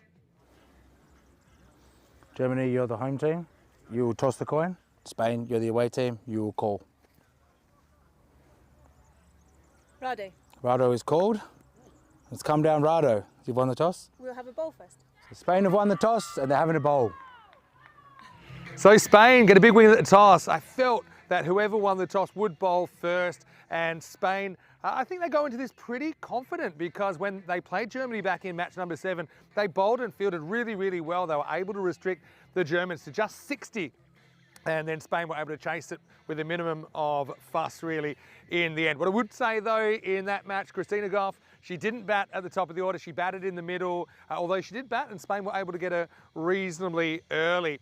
For Germany, though, they've had a funny old couple of days. They haven't actually played for 2 full days. In fact, since the end of day 2, they've only had 1 match where they were able to get the win over Czechia. But Germany were off to a lightning start, winning their first 2 games. They've only had that win over Czechia since then. Their last 3 games were washed out. So look, they accumulated enough points in the end to hold on to second. But yeah, I just think that's a little bit of a confidence buster, I think, if you're playing a team who obviously are hot right now. And Spain started the day with a really good win. How about Alexis Hartley and how she batted with that 50 in the Eliminator? It stood up when her team needed her to. Tina Goff mentioned her already. She is the only Centurion this week, and also will be in the commentary box in a couple of days with us as well. But for now, it's all to play for. Jersey waiting for the winner of this one. Spain getting the early win. They're going to bowl first. They'll be hoping to replicate what they did earlier in the week in match 7. Don't forget, match 14 between these 2 teams was a washout. So finally, we'll get the rematch, and it's with all the biscuits on the line. Rico Full will take you to the first ball, with Spain winning the toss, bowling first in the qualifier. Thank you very much to Vinny Sandhu, and welcome back, everybody, to what, again, I think is going to be a sensational second match of this Challenger Division Finals Day. It is the qualifier. One of these 2 teams will be playing in the final later against Jersey. Will it be Germany? Will it be Spain? And, as Vinny touched on, what we do know is when they did play match number 7, Germany only managed to get to 16, and they made slight changes to the batting order, but nothing huge. And it was Kat Frost that was too hot to handle with the ball. She took 3 for 8 in a player match performance. And Oli Garcia getting in the runs, scored 24-24. And of course, with the bat, Spain winning with 11 balls to go. Naomi, 25 not out, and ABC got 18 and 9 out. So, but I think Vinny's right. I think having played and been out there makes a big difference in Spain. They've been out on the field. They've played plenty of matches. And they go into this, I think, maybe as the favourites, because purely that they've played more cricket than what Germany have. But they know they need to restrict Germany here. It will be Wilma Garcia to face the first ball, and Andrea Davidson starts well. It's well met by Garcia, but straight to the fielder. Fowler makes the stop. Andrea, of course, bowled 2 superb overs in that elimination win over Austria. Only went just for 4 runs, a 2 and a 2. Starts well with the dot.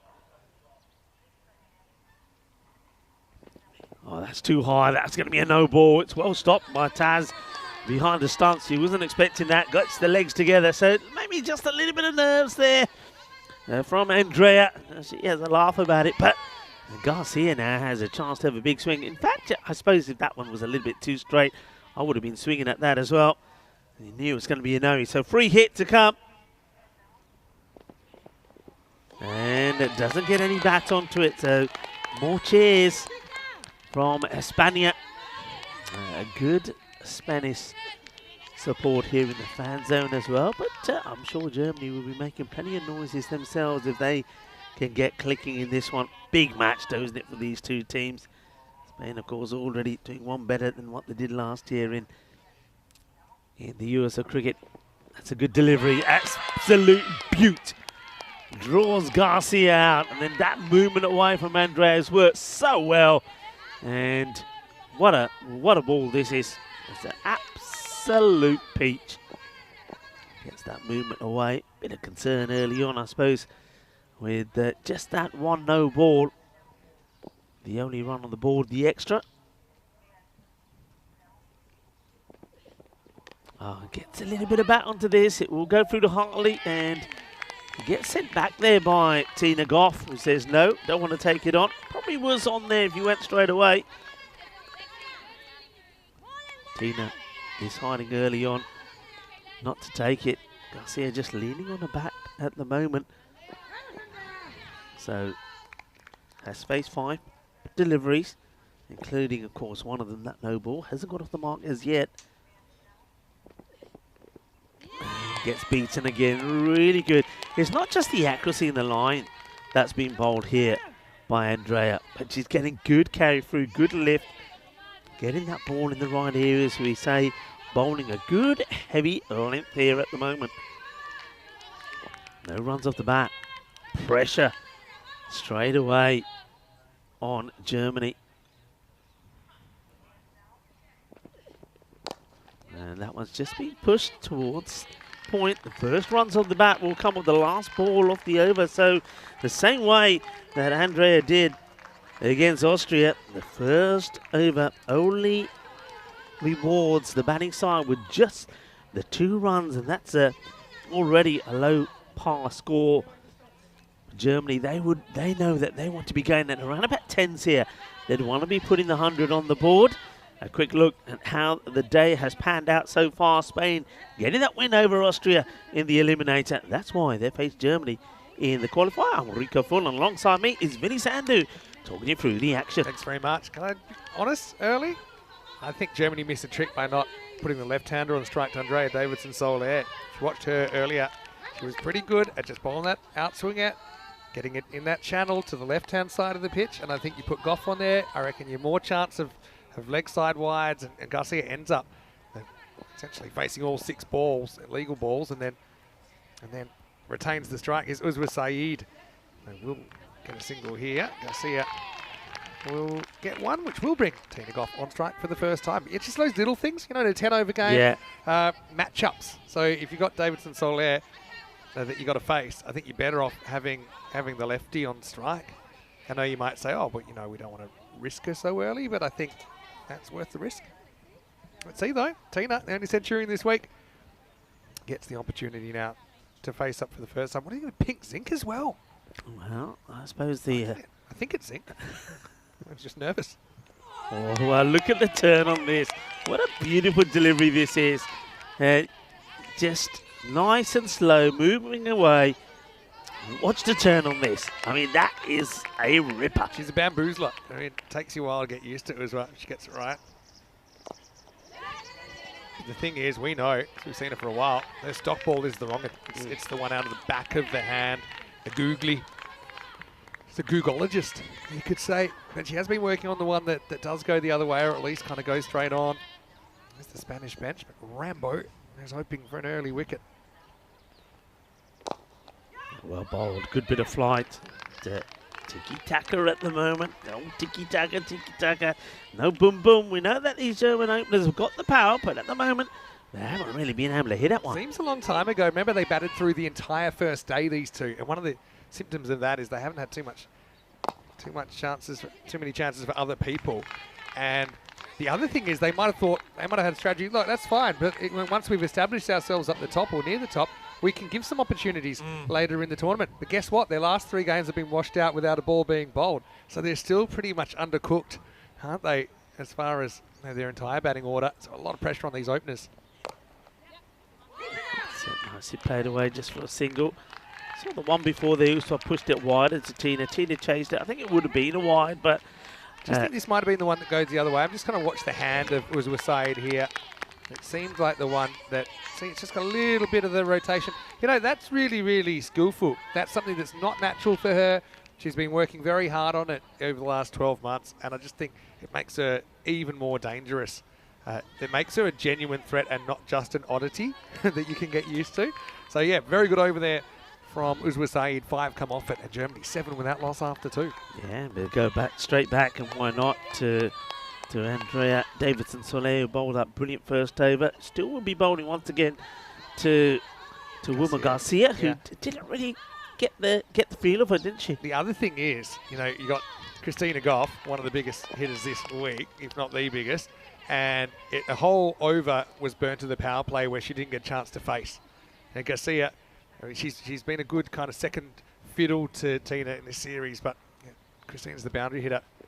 Although, having said that, I think Garcia must have heard me. She gets a big, juicy full toss, and she slams it over cover for her first boundary. Yeah, and put it away quite effortlessly, really. I suppose using the pace of Andrea against her. It's one that's been indirected.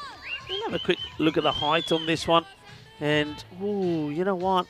That's close. That's pretty close. She's on a tiptoe as well. It's higher than I thought live. Yeah, maybe, letter of the law, maybe just below the waist, but only just. And that's played away quite nice as well. Gets through the infield, but will be swept out there on the boundary. So this is where Germany looking to hit off. And the first time now, Tina will face up to Andrea. Germany's attack probably is one of the more potent ones we've seen here this week. So Spain, last time they met Germany, they only had to chase 61 for victory. And Germany still kind of threw down a good challenge, but I think Spain won't want to be chasing more than 80 or something like that. That's hit powerfully down the ground, but well fielded. Picks it out from outside the up, but Naomi equal to the task. So Tina's a very, very good player. Obviously, it's been great to have her perspective in the commentary box as well, and we'll get more of that come Monday. But, you know, she's probably not going to get herself out. So, yeah, you probably are happy with her at the other end, kind of getting a bit antsy for the strike. We saw her have to face not face the whole first over, for example. But, you know, short of that, you know, if she can only get a single, because Tina will feel that pressure is on her to kind of hit Germany to 100 plus. And the longer she goes without having, you know, even hit one boundary, the more, you know, maybe you can force her into taking a risk she doesn't want to take. Great delivery there from Andrea once again. Garcia just coming further out of her crease. Soft hands to take the single. We talk about it as well, don't we? And by the way, Garcia also very, very capable. We know that. And we've seen her score a lot of runs this week. Still a ball to go here in the power play. But we often say it as well. Statistically, whoever faces the first ball is likely to face more balls in the power play. Something we've seen over many, many matches. Not always, but statistically, that's the way it is. You see, Tina's only had 4 balls in this power play. She'll get a 5th here. Last ball of the 3rd. Plays it away. Well, just get the single. So once again, very good bowling figures from Andrea. Just the one ball, she let herself down with a full toss that got played away. Only the 10 of her spell, and it's 15 without loss after 3. And that's Andrea Davidson-Soler, 14 off 4 overs today.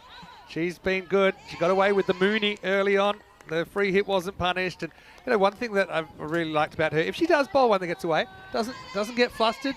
She's come back and she's been able to get the rest in the right spot. So 2, 5 and 8 off the 3 overs. And Spain, as they've liked doing, they're going to go back to Usman Saeed. If she bowls a good first one, they'll say, look, don't cool down. Let's get you. You're in your rhythm.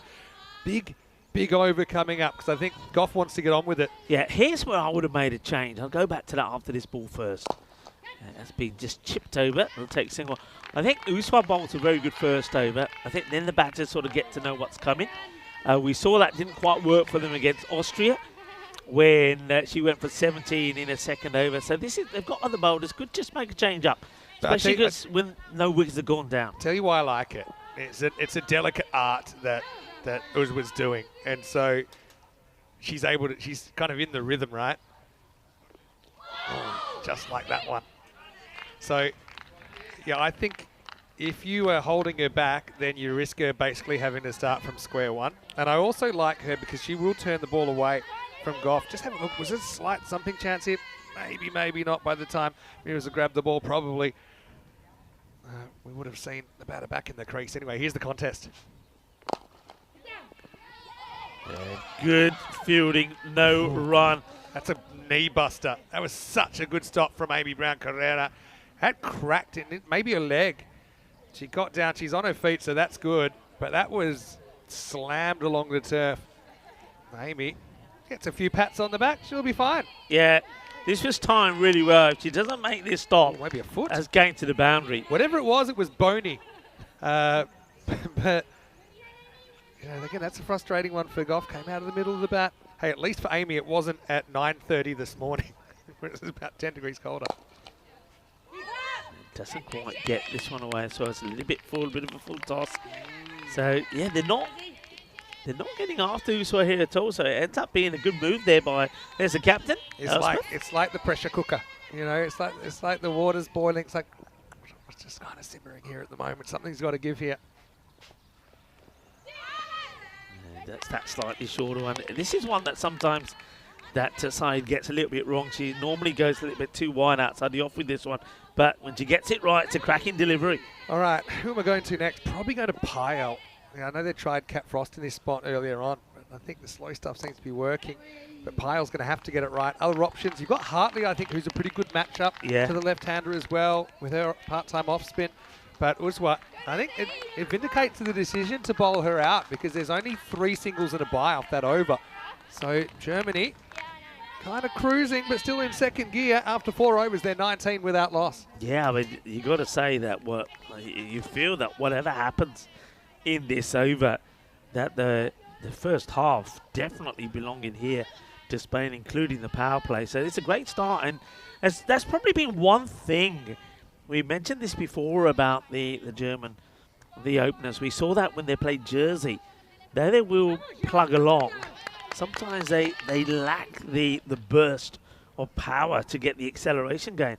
I wonder if it's going to be the same here against Spain. And it is Pyle who goes and bowls next. It's been played away quite nicely. But well, here's where it's going to be important because I think this is one time you probably want to protect the deep mid-wicket just with her angling in and kind of turning the ball in. I don't think you need the deep point anymore. I'd probably bring that up and put the deep mid-wicket back. But anyway, let's see. It's Tina, she's itchy for a boundary. Chilangia to bowl. Yeah, it's quite happy just to once again flick it out onto the leg with no side. pace on the ball, it's going to have to be a really... it's a tough shot to cut a 4 off of Chilangia. And you're happy, because if the mid-wicket's back, that's still only 1.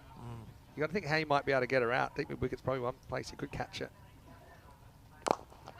Well bowled. Really well bowled. This is tense. Yeah, I just think that's probably the one change I would make if I was Elspeth Fowler with the left-hander on strike. Okay, like I say, you're happy to get the one you saw, which did earlier in the week. I also like the Southern Crossfield here. They've got Davison Soler pretty much dead straight. So it's a holding pattern. You feel anything boiling yet? You're getting a few more bubbles in the saucepan or what? Well, the thing is they're just not able to get anything away. And Spain at the moment, they're loving this. They have to take a kind of overt risk soon. That's a really good shot. That's beautifully played. That's going to be 4 runs. Very similar to the shot that Tina played earlier, which was stopped in the infield. Well, on that occasion, she decided to go along the deck. But now she says, I've got to go over the top, and that's her first boundary. Needed it, Vinny. She needed that, and Germany needed it. It's a cracking shot, really. I suppose one thing about leaving deep mid-wicket, or leaving mid-wicket up, is that you might tempt her to go across the line when she shouldn't, but she resists that temptation. Does Tina Goff, just kind of strokes that beautifully. Still, Chilangia decent over this, just 7 off it. Has to finish with a good one. Goff wants to go back-to-back. And she will. That's a really good shot. It's a slightly fuller delivery this time from Chilangia to make sure she doesn't get hit through extra cover. But that's been, she waits for it and then gets the wrist involved. Good body position and lofted away this time on the leg side. Just watch the way the bottom hand comes into that. 4 more. But still, I still believe, even with that boundary and the score on 30, I still think Spain are well ahead here. Yeah, I think they are. I mean, 30's halfway to 60, which is what Germany scored last time out against this opposition. That just back-to-back boundaries gives me the feeling when Spain were batting early. Remember, Austria kind of held. Then there was a moment where Hartley actually hit back-to-back sixes and kind of got things moving. But I just think tactically with Chillinghia, you got to know kind of the angles. You got to know where the boundaries are likely to come from. But really take nothing away from Goff. I mean, she's a class act, and yeah, also a class act with the microphone on. And she did, yeah. She gave her tomorrow off for good reason, because she probably deserves a day to recover. But from Monday, she's part of our commentary team. She's in here, yeah, and looking forward to it as well. I think we're going to get some really good calls, and it'd be great to have her inside, actually. Yeah, definitely. On some of the matches you'll see, obviously, being a player, she'll be able to get inside the minds of some of those players in those tense moments. Yeah, definitely. Welcome to finals day of the first ever ECC-W Challenger Division. We're halfway through the first half of this qualifier for the right to meet Jersey later on in the day. Kat Frost looks like she's going to bowl over number 6. Let's get back to the action out in the middle where Garcia is facing up.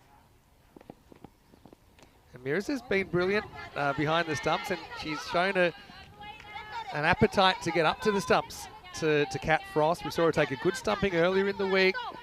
We have seen also Garcia be a little bit uncomfortable with the ball, just kind of moving away from her. Let's see if Frost can get the breakthrough. Great take. Yeah.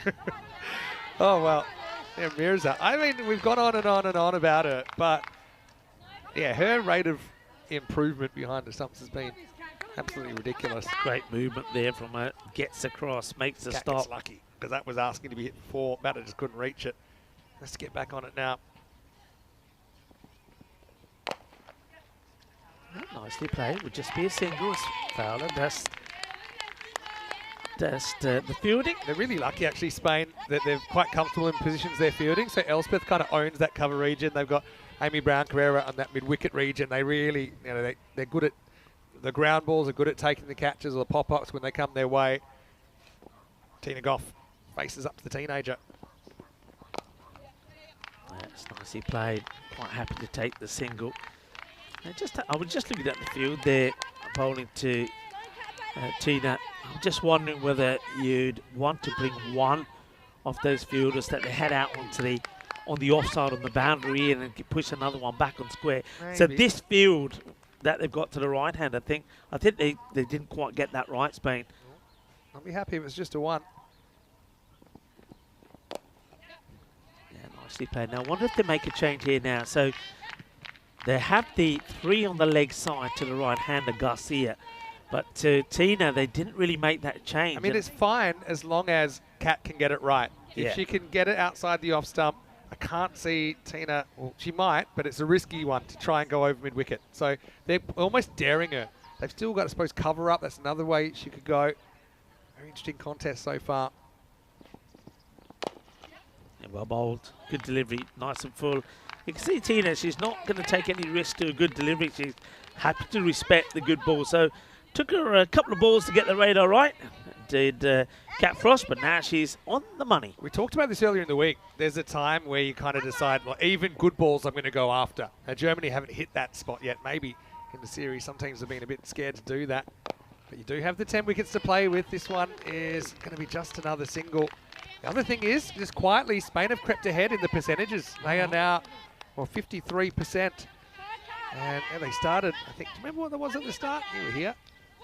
At the beginning, the percentages were saying that Spain were 36%. So they've crept into favouritism. But there's a bit of a sleeping giant in Tina Goff. Able to blast some boundaries. Last ball of the over. Well bowled and just a dot ball. What a great over. Great comeback after those earlier wides.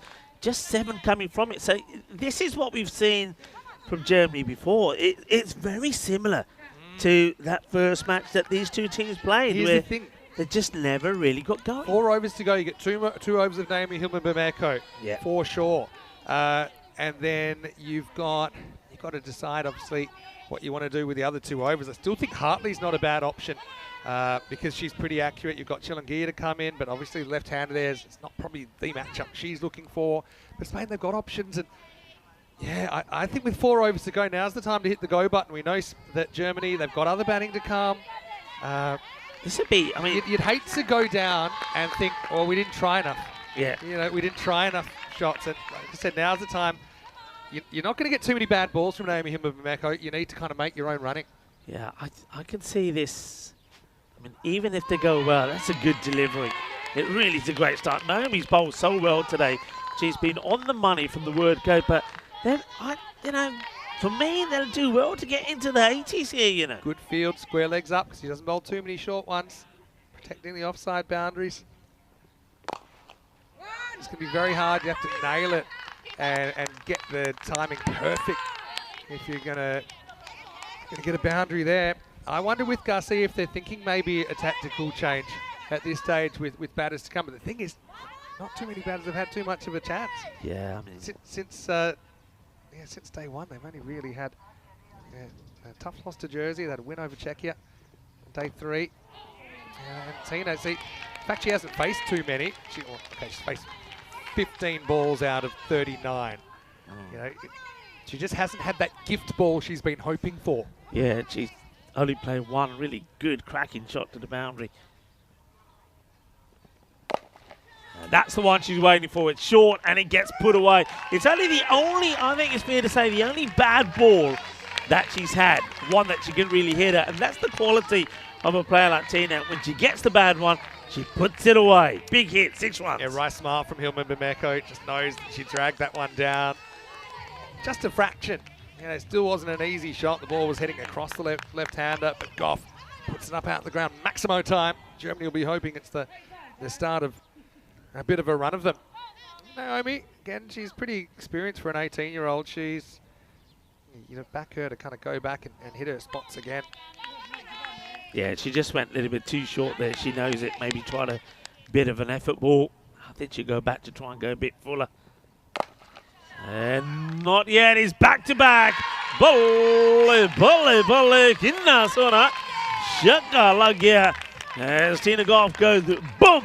Shaka lagya for the second time. 2 and 2. Yeah, second one in the wheelhouse. And Goff, so good at clearing that mid-wicket boundary. 50's up and the 50 partnership for Germany. It's been such an interesting day of momentum swings. I'll tell you what, they trade in the 2 Maximos for the wicket of Tina Goff. Himba-Bameko gets one last crack in this over. It's been hit down the ground, trying to... Oh dear, well, how this has got through the 2 fielders, you'll never know.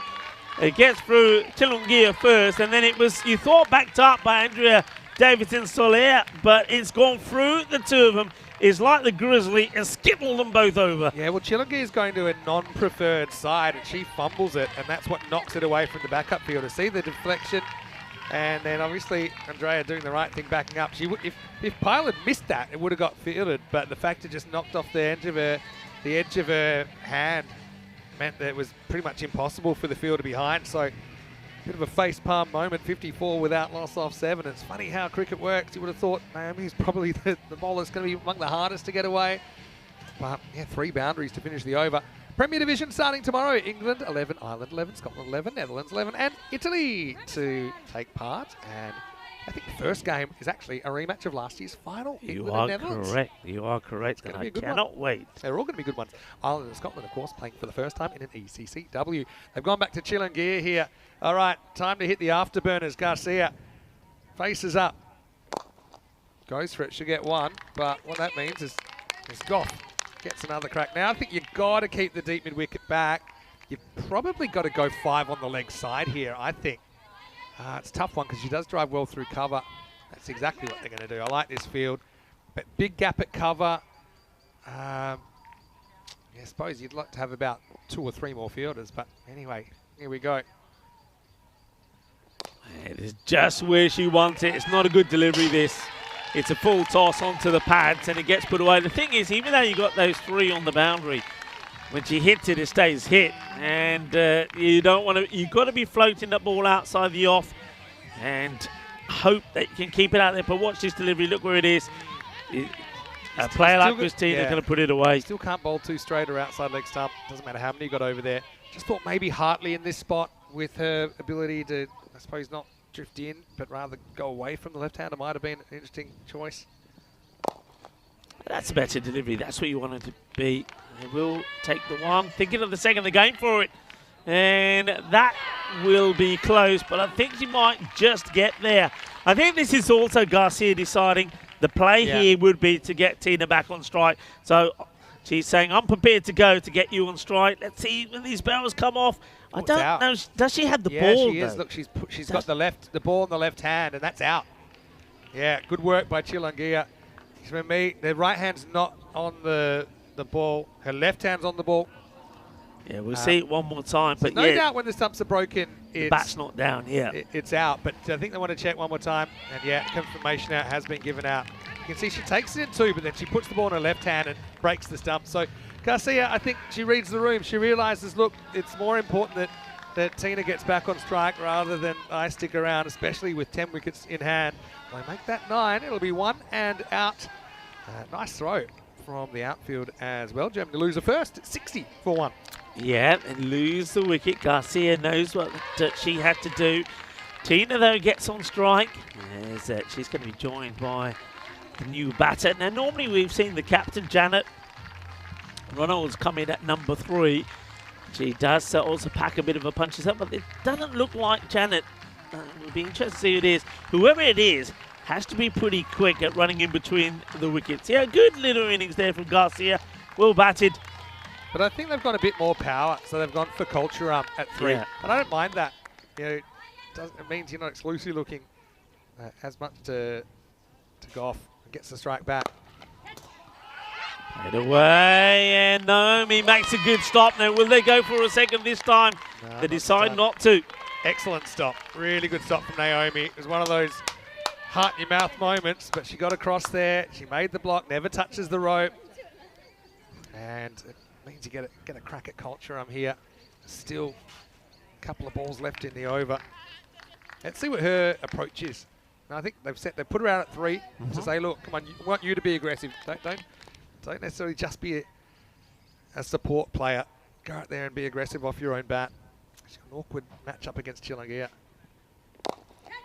Hits it pretty well. Naomi will do the fielding. So this is now a very big delivery, I think, coming up the last in this over number 8. I think Tina, until won a boundary, she won't want to settle for less. Thing is, Goff knows I've got one more chance at this matchup, and I like this matchup. So I think I'm looking for it. Not necessarily happy to take the one. I suppose it depends what's bowled to her. Really interesting last ball from Payal coming up. It's hit nicely, but as well bowled. Payal puts the effort in to make sure that it's going outside the off. It can't be whacked away on the leg side. It's the end of the over. Tina will stay on strike. But for me, once again, that's not a bad over at all. You take that 9 come from it. And Germany, at the end of 8, 63 for 1. Vote of confidence going back to Cat Frost here. Had options. I still think it would have been interesting to see if they'd given Hartley an over somewhere along the road. But they're going back to the youngster Cat Frost. Over number 9. Game's on a knife edge. Really, really good contest. Yeah, remember she started with the 2 wides. Now, they were also a little bit short. That's one thing she's got to really focus on, getting that ball outside the off. Staying over the wicket, I don't mind that to start with. Let's see how she goes here. But, yeah, Tina Goff looking really to lay into the bowling now. That's a good start, but that's been hit pretty well. It's in the air. It's a big moment, and it's a great catch. Shaba, que guay, que genial, que grande es eso jugador. That is a great catch. Andrea Davidson Soler takes the catch, and Germany lose Goff. That is a huge wicket. That wicket with, 11 balls to go in the innings could be the difference of some 25, 30 runs. It's a combination of things. I mean, Frost gets in the right spot, the field in the right spot. She was pretty much straight as the day is long there, slightly fading towards long off. Andrea kind of took a step in, then had to double back, but she always kept it in front of her eyes. And so we know it's going to be a game of moments. We saw that before. Tina Goff, she'll have to walk for 40. 2 big sixes, 4 fours in her innings. She's scored pretty much 2/3 of the runs off the mat so far. It's 63 for 2, but yeah, creating and taking chances. That was top-class stuff from Spain, and vindicating the use of Frost there. Had to adjust the line for the left-hander. Got it absolutely right. Isn't she a teenage sensation? Remember, she was the player of the match when these two met before when she took 3 wickets. Right, captain will come out now at number 4, Janet Reynolds, to face her first. In comes Frost. And it just strays down the leg side, but we don't mind that. She's only a single. Because from here, you take all singles. All singles 74. Thank you very much. You take it. So you're happy with that. So I don't think you're too worried about saving singles from here. You just don't want kind of a run of boundaries that takes it kind of 80s, maybe even a 90. That's hit pretty well, but once again to the fielder, and that's brilliantly attacked. I mean, she was the one that threw Garcia out last over. A really good throw back to Chilangia, who broke the stumps. Ronalds, by the way, I had a nice chat with her earlier in the week. I don't think they've played since we've had our chat, but she grew up in Victoria, ended up moving to Germany. So she had a really interesting background. It's well bowled, nice loopy. It's sort of a way swing delivery which gets played and missed at by Ronalds. Spain have to highlight the fact when the pressure's been on, they've held their catches. Yeah, they've taken 2 top catches today, haven't they? Very good observation. 2 to come in the 9th. And that could be another. It is another. And what a catch. Oh, yeah. It's time to get a little wiggle on there as well. What a super catch. And it is Jess. Well, I tell you what, Jess is a highlight for her. It's a great catch. And, well, I think old Benjamin at home is going to be doing the dancing as well. And that's her son. But what a good catch this is. Janet gives herself some room, creates something from the ball, plays it pretty well, but the cat is superb. And Frost has another. Yes, she does, but I actually think it's a good option for Ronalds. The only thing is she's hit it in the range of Smugach. Well, I don't know if that's traditional Polish dancing or whatever, but I know that Team Spain like it. Ronalds, I think it was like right idea, just got a bit unlucky that it went towards the fielder. She has to go for 1, 65 for 3. Yeah, I mean, you got to consider yourself a little bit unlucky there because she does, I think, everything right. The only thing is, it's a cracking catch taken, and we just highlighted on Spain and they're catching. Still going up. Yeah. Who says mums aren't good dancers? Right. Shahid gets a go. Last ball of the night, last ball for Frost. And probably just outside the line, might have been a little bit of bat on this as well, but it's a cracking over. And the Frost is too frosty for Germany once again as she takes 2 wickets in 2 wickets for 9. Excellent bowling from her, and that over, only 2 coming from it. A combination of tactics and circumstances have come back to haunt Germany because they went pretty hard with the openers through the first day, thinking there'd be other opportunities. Then the rain came, and they haven't played for 3 matches. And their one before that was a win over Czechia, where I think they chased it in 3 overs. Yeah. So, you know, they probably don't feel that prepared, I suppose, for this moment. And what an over that was from Frost. I mean, we wondered, you know, would they give her another go? I suppose she got the wickets on the board earlier in the week. She only went for 2 and took 2 wickets there. And now, tell you who's thrilled that Andrea Davidson-Soler took that catch is Naomi, who was having a few problems with Tina Goff. Doesn't have to worry about her now. Comes back to bowl the 10th over. So we were talking kind of runner ball got him to 74. Now runner ball only gets him to 70. Gone. Out. Brilliant. And we're going to check this, but I think Taz has got another one. A little bit of Taz here from Taz Munita. Just watch the foot. I don't think the foot is down. Good take. Bells come off. And that's a goner for me. That is absolutely splendid. She has been fantastic. Look at this. Let's see the take. Nicely done. And then in one movement, off come the bells.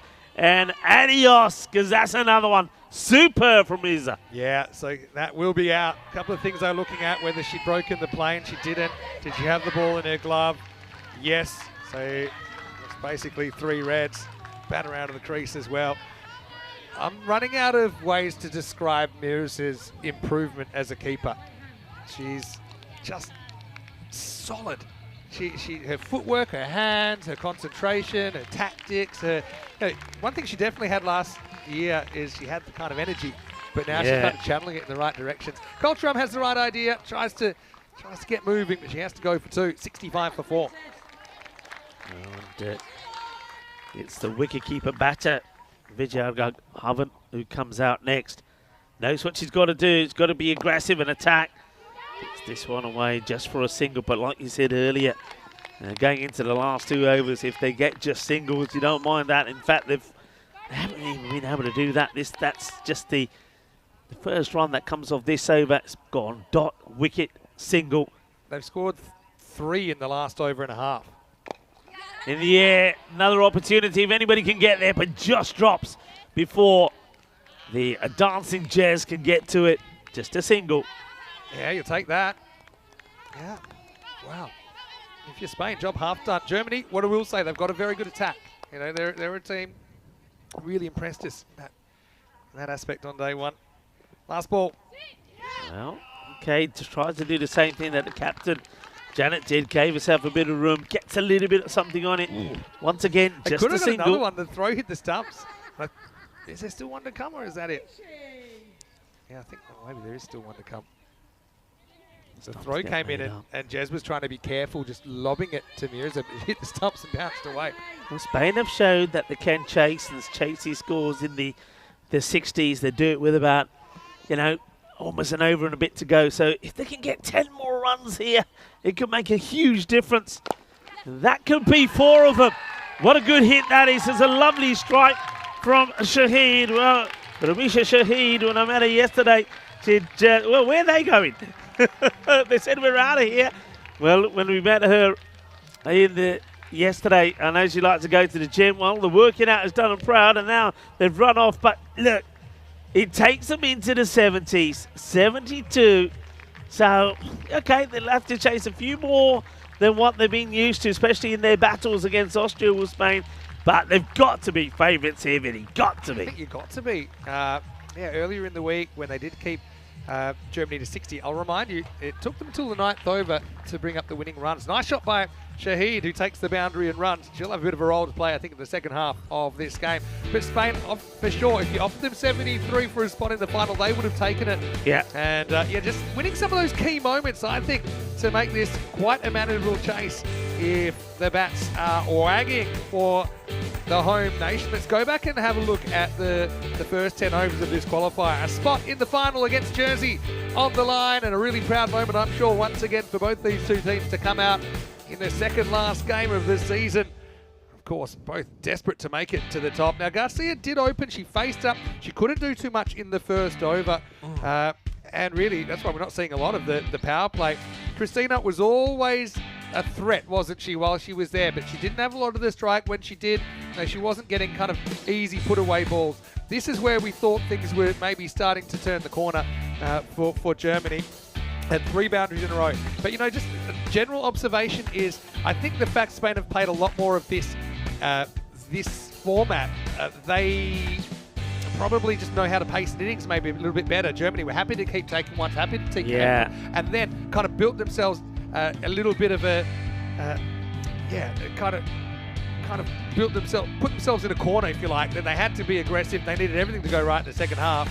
And it never really happened for them. The late wicket of Goff was an important one as well. But, really interesting second half coming up. Yeah, I think going forward, one thing, all the teams would take something away from this Challenger division. I think Germany, one thing that comes across for me is they've got to make the most of the power play. And that's what they haven't been able to do. 15 of the first 3 overs, 19 on the first 4. And it needed that over number 5, which went for 11 for them to get started. But what a big moment that was. What a great catch. And that had the pop. And I said at the time, that could have been the difference between 25 and 30 runs. And I think that is exactly the case. They needed that wicket. It came at the right time for them. And when Goff went back, and then this is a great catch. Come on, show us your moves. There you go. When that catch was taken, that was Janet Kane. We know that Janet can hit the ball well. Yeah. Did everything right there, but it's a great catch there from Jess. I suppose you look at the fact that from when Tina Goff got out, they were only able to score another 9 runs. 4 of them came off the last ball.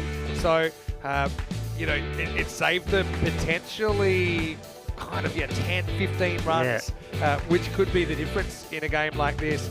And, look, I think Germany, again, they'll field, look, with our bowling attack, with our ability to field and take important catches, this is certainly a winnable game. Maybe slight advantage to Spain, but don't count out Germany yet. They've been itching to get back out there, and I know they want another crack at Jersey in the final as well. Yeah, I think for Germany here, they've got to have the perfect innings. They've got to field well, no misfields, and if a chance presents itself, you got to take it, especially with the two openers. If you can get Naomi and Alexis early, and with the score less than 20, around 25, then you get a big chance. You know, one thing just tactically, of course, you see Goff top scoring with 40, 18 for Garcia. But, you know, maybe the lesson is, you know, send someone in to pinch hit with Tina in the power play. Yeah. Send someone in, but not just kind of eat it up. You know, because Shahid, you saw her play an attacking shot towards the end. And if you lose her, so be it. You know, you're unlikely to run out of resources. 2 for 9, Kat Frost, once again having a day out against the Germans. Uzma Saeed, though, let's not forget that she went none for 8, bowling in the first 4. Andrea Davidson sold out once again. An excellent job from her, none for 10. And also a clutch catch. Naomi came back really well in the last over after going for a few when she bowled the 8th. Chilongia, I mean, look at her figures, none for 20, certainly decent enough as well. But yeah, that little 4 for 5 run towards the end, just keeping the Germans from kind of an 80 or 90 score. And well, it's going to be white knuckle time again for all the Spanish supporters, and Germany, I'm sure they're glued to their sets as well. Vinny Sander here, Mr. Maximo for ECN with Rico Full. We're back to determine the other finalist when we return to the Katoa Oval at 73 for the host nation to jump into their first ECC-W final. Will get Germany in their first appearance make it to the big dance. We'll see you in a few moments live from Spain. You're watching ECN, and this is the ECC-W Challenger Finals Day.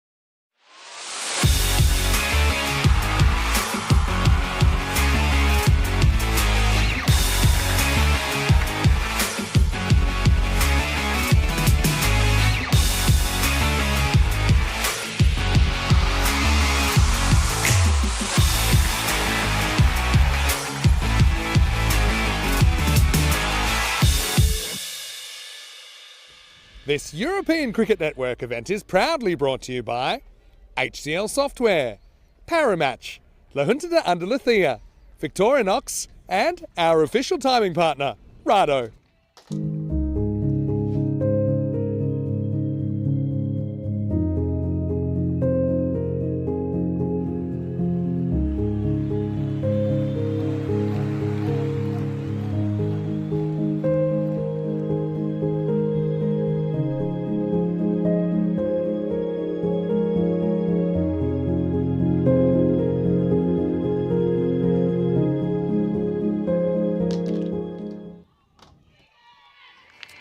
Hello cricket lovers and welcome back. Well, back in time, it's been a historic day on this day.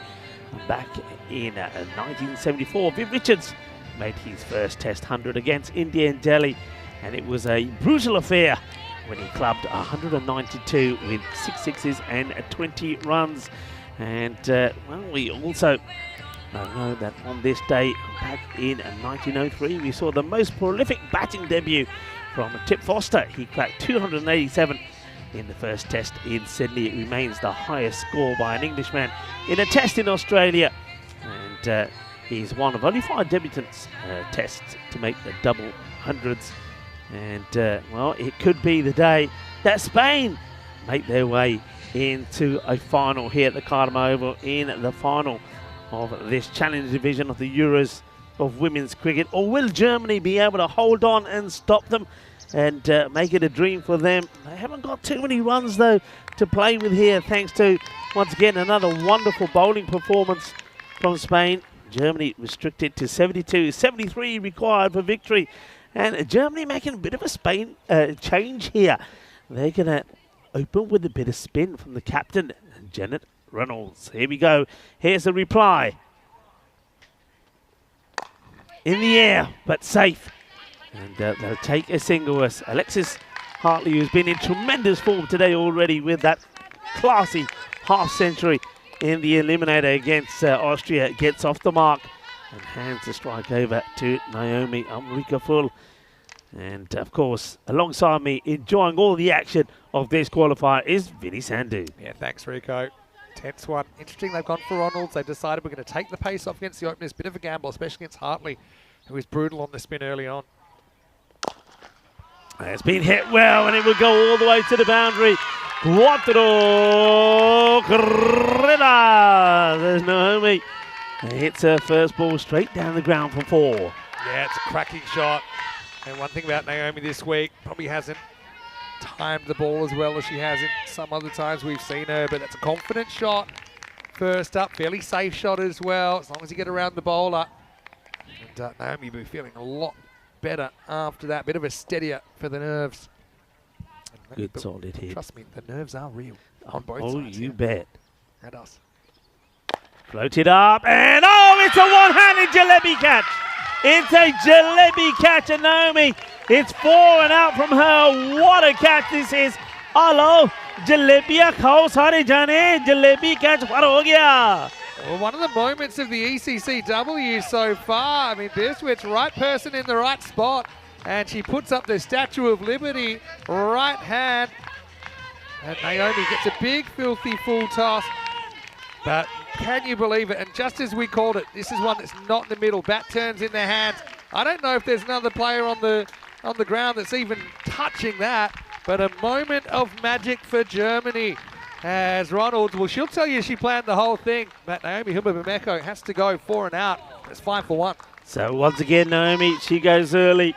But Alexis Hartley is still there, and ABC comes out to face her first, Amy Brown Carrera. So well bowled, just pushed out. One thing you notice straight away here, Germany, they're a lot tighter in the field, aren't they? They're not too deep. They're not giving Spain the same sort of freedom that they had running those singles. Ronalds again. That's a little bit short, and chase is on. Should be just a single. It will be. Well, Corey Ruckers, the men's national coach of Spain, has come in saying Spain will chase this in 8.3. It might have been before the innings.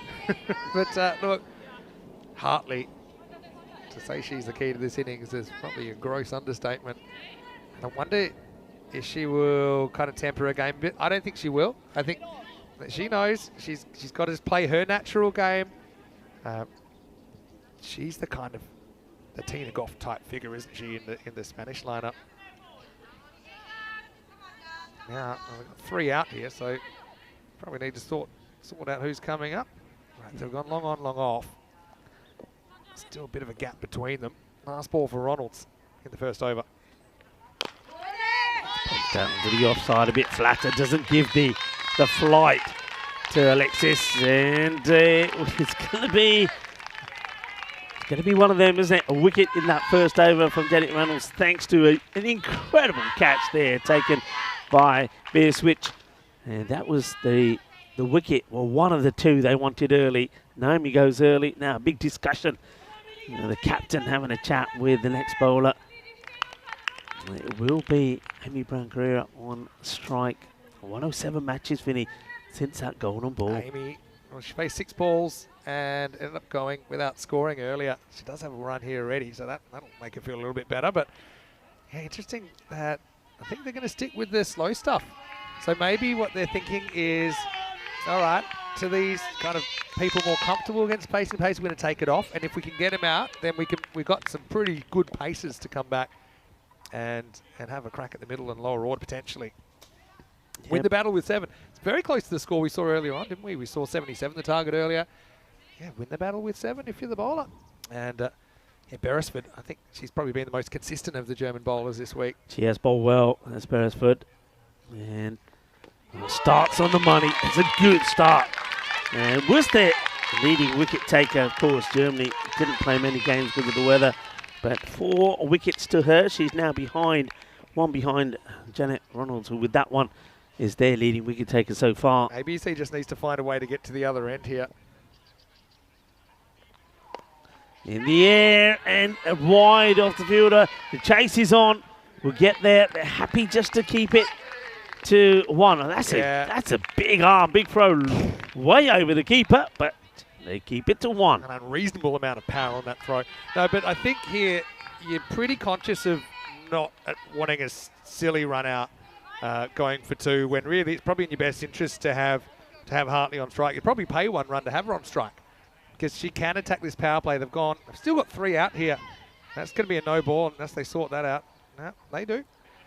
Great for the clock. But yeah, Hartley, she's used her feet well to the spinners today. Just feel like this game's on a knife's edge. Can Hartley make something out of this second over and third over? It's very short and gets away with it. Jeez, that was the old pie with tomato sauce, really. But Hartley goes all classical on us. Probably could have just hit it wherever she wanted. Found the cover. I think the difference is it was outside the off. Probably the worst ball I've seen Marissa bowl all week, but she gets away with it. The fight set up, but met well. And the attack at the end that Alexis is running to, just a single. And we've said this before, singles don't hurt you. There's boundaries. It's all about the boundaries. I think that if Spain hit 9 boundaries, they'll win. Okay? Yeah. They've hit 1. Thing is, if Hartley gets out, you start to wonder where 9 boundaries are going to come from, right?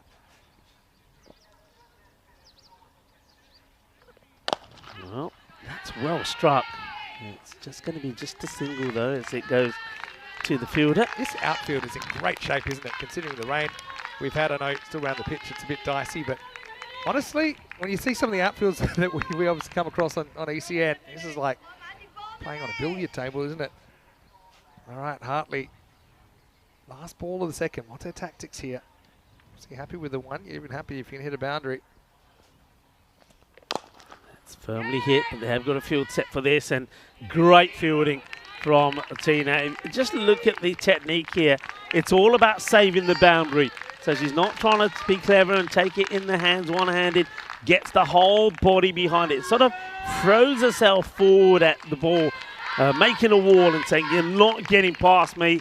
It's just a single. It's the end of the second over.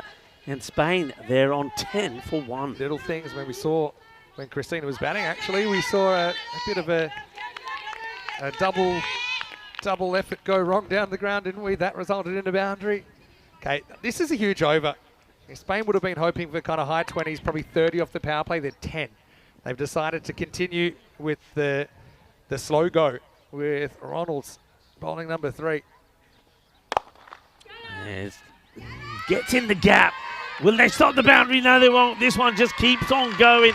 And I think the fielder had a play at this, tries to get a hand on it, but this time it gets past the fielder, and that will go to the boundary. 4 runs. That will release some of the pressure, and all of a sudden, Hartley will feel, okay, I'm feeling it again. Let's go. Let's do this. Yeah, it's good placement. She didn't try to hit too hard because it was pretty straight. If she missed it, she was in trouble.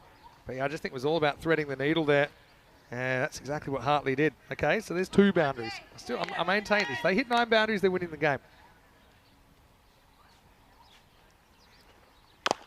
That's hit down the ground and will be fielded. In comes the throw. Good arm. Straight to the bowler, the captain, Ronald. I think the pace off here. Hartley obviously likes the pace. We know that. And if there's pace on this ball, is going to the boundary. Is going a long way, but no pace. Just a single. Carrera back on strike. Thing is also, Lexi should be the first to admit she's not as quick as some of her teammates behind the wicket, between the wickets. So that just makes it a little bit tougher for Amy to kind of push and run that she'd probably do if she's batting with a Naomi Himba-Mamako or batting with Andrea Davidson-Solis, someone like that. It just gives Germany an ability to create those dot balls a little bit easier. Ooh, swing and a miss now. Could go here now. Direct hit could be trouble. Goes to, well, I'm surprised it didn't go at the keeper's end. I thought Alexis might have been struggling to get there. Yeah, it was an interesting one. And let's just have a look.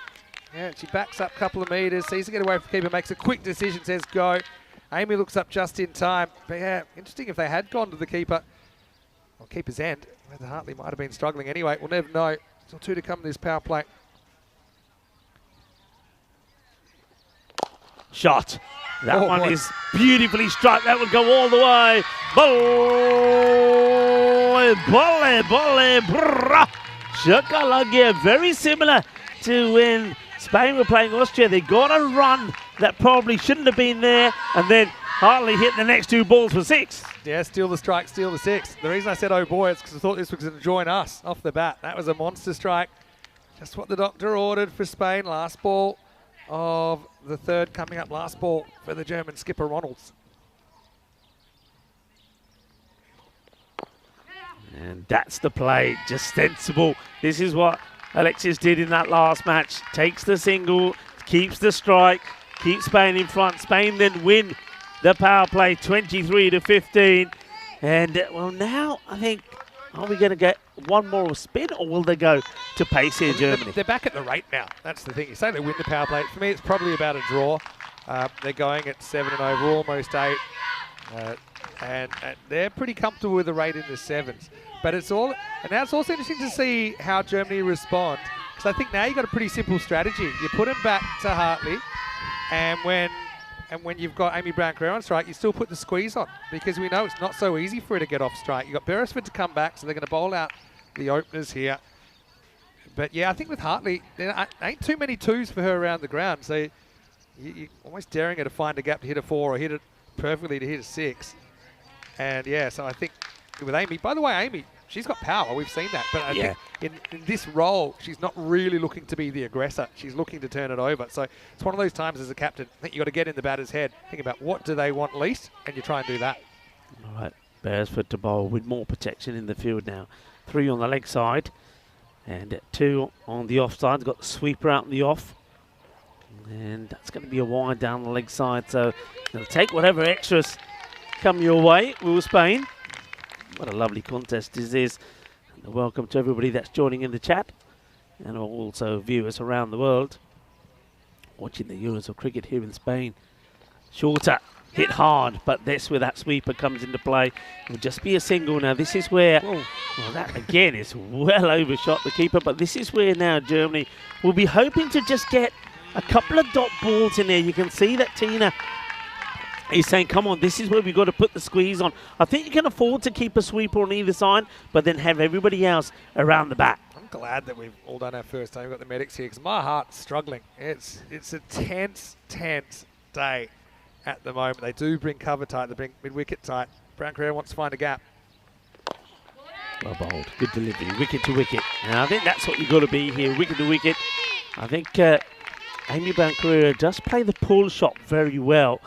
And there are two fielders back for that, so bowl wicket to wicket and try and get Amy to play straight. And then get the two fielders either side of the pitch to get into play.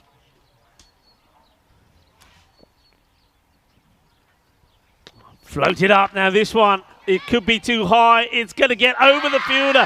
It could be 6, you know. In fact, it could even be 7. It's a wonderful strike. Pump to the boundary. Big smile on the face of ABC. What's the height on this? I have a feeling this could be too high, Vinny. Well, let's have a look. Well, she's walking at it, so that... Oh. Now then, what are they going to make of this one? I still think that's high. I don't think that's coming down below the waist. I think that's 7 up time. It looked high to me. Yeah, and it's going to be called. Yeah. Beresford's bowled more bad balls today than she has in the whole rest of the tournament. And ABC, well, she gets a free hit there and in a sense, whacks it for 6. And now she's going to get another free hit. 7 up, and it comes from ABC. And Amy Brown Carrera now facing the free hit, which she got the license to go the full Monty, gets a wide, it's down the leg side, leaves it alone, gets another run on the board. That's 10 off the over and free hit still in play here. Germany. Oh, this could be breaking them. We'll see Germany go to pace. I'm sure at the end of this over, it'll have a slightly different feel, but yeah, you're not under too much pressure the rest of this over now. Still a free hit though. And that's okay. That's a good delivery, just a little bit quicker. She'd love that one back. She was hoping this was going to go outside the tram line. But look where she's actually standing, Amy Brown Carrera. She's actually starting kind of stump outside leg. Yeah, that's the one to really have had a swing at. Lapse of judgment there, thinking that was a wide, it wasn't.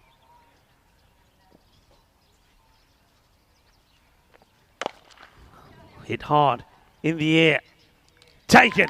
So wicket falls. And it means that Alexis Hartley has to walk again back to the non-strikers. And this little celebration, it's almost like half the German team want to celebrate, the other half are still a little bit. But you've got to take every wicket means a new batter coming out. New batter coming out means there's a possibility of the next ball or two being dot balls. That's how you get yourself in this match. Yeah, and look, I think Amy will be disappointed. She kind of just fell off the shot a little bit. Nice catch by Vilma Garcia down there. Just a bit of a regulation one, but it was in the right spot. Took it with perfect technique. This will be a good shot of it. Watched it all the way. Big buckets coming around the ball. But hey, look, I think you take the trade-off to get that 6 out of Amy Brown Carrera, even though she'll be disappointed to go soon after. But she contributes 9 to the cause. I think the big disappointment is that she leaves the free hit. That's probably hurts Bay more than anything else. Even if she got something on it, they got a single. It wouldn't have been her on strike. So this becomes now a big couple of deliveries as Andrea Davidson-Soler is the new batter. And she defends this out. They won't take the single. It's almost like, I mean, probably rightly so. You've got 10 off the over. You needed to go to run a ball. So you can see Alexis Hartley feeling that, you know, if this is a dot, it doesn't matter. They've still got, they've won the over in a way. True. And she's still there. Andrea's got an important role to play. She's been outstanding on finals day so far. Beresford chipping in with an important wicket. So you look kind of winning the battle with 14. She might do that off her spell. Last ball coming up. No, it's taking the single now. That's a good win, I think, for Germany. Just a single means it's the end of the over. All right, the over does go for 11, but you're going to start the next over with the new batter. Soler on strike. There's Naomi, who, of course, in this contest, when they played the last match, the 25 she made took her past 1,000 runs on the European Cricket Network, the first woman to do so. And what a feat that is for such a young player. Right, here we go. Looks like they will now go to pace, and it looks like it's... No, they won't, actually. I think they're going to go for Coley. Yeah, Coley now. Coley has opened the bowling front before, don't forget. Of course she has. Look, Andrea, she's a good player for this situation. She hits ball well, normally hits it pretty safely. She's busy. She makes good decisions normally. Here we go, though, with over number 5.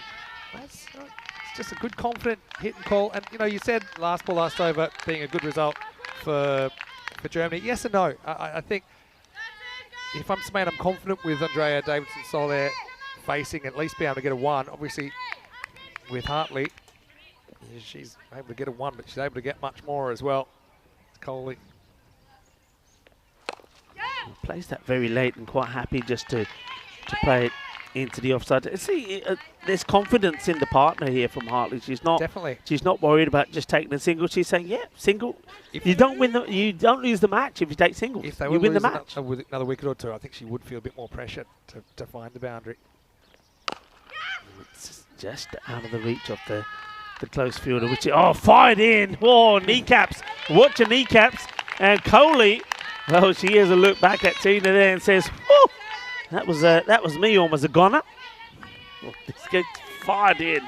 We'll see this again here. And this was absolutely laser beamed back in, and well, the kneecaps nearly goes. Return back to live action. Uses the feet well. Just bounces before the fielder. It's a game of small margins as Coley almost wears another one. They're pretty efficient in Germany. Well, let's get the throw back in as quick as they can. I tell you what, there's a lot of I know La Manga cricket players and supporters watching, thinking, why haven't we seen Elspeth Fowler out there with the bat? She's a very good, very competent batter. But at the moment, it seems like they're going with the batters that have been out there that have had a knock. Elspeth, I don't think has had a knock as yet. Elspeth considers herself maybe a bit of an insurance policy, I think, for some other batters. But I think she would be okay in this role as well. With the field spread, you know, just manipulate the ball, pick up the ones, keep Spain on target. Last ball, the 5th coming up. It's hit well down the ground, and it's going to be, well, I think, just going to check this. I mean, Tina's saying 4, but it was very, very close. But that is, well, 4 or 6. It's the shot that they wanted, because it means that Spain continued to win over after over and needed a boundary here to win it. And let's have a look here. Very, very close. You see there, Tina saying 4. What do we just slow it down just here? And, yeah, well, Tina, she said, have trust in me. 4 runs it is. Jeez, that was a gutsy shot, by the way. It'll be the end of the 5th over, so it'll be 43 for 2. Let's welcome you into the commentary box. The tension is on. Well, I can feel it. Can you feel it? That's final state pressure right here. But you mean, firstly, to use your feet, it's big stumping chance, even to go after it. She's waited a little bit, so it didn't go too straight, didn't go towards the fielder. Hartley, just a bit like earlier on, she becomes the key to this chase. And Andrea Davidson-Soler, she's going to continue backing herself. She's not too worried about getting caught if she hits the ball well. Looks like Tina might have copped one back there. In fact, they have gone for another over of spin, and we're seeing Christina Goff with her left arm spin now. Another big contest coming up. Hartley at the other end. I think Hartley just having a look, left arm round the wicket, says something is different. She has a look. Coley, I think Coley's very straight here. The way that you've seen Hartley hit him, she goes a bit wider. She will go for it right high up in the air. Big moment in this match. And it's held. Coley has taken a brilliant catch. And what a game changer that is. Tina Goff gets the wicket, but all the credit goes to the fielder. There's a new Coley in town, everybody. And it's not Virat we're talking about, is this young lady who takes a sensational catch. And Asmita Coley could have changed this qualifier on its head.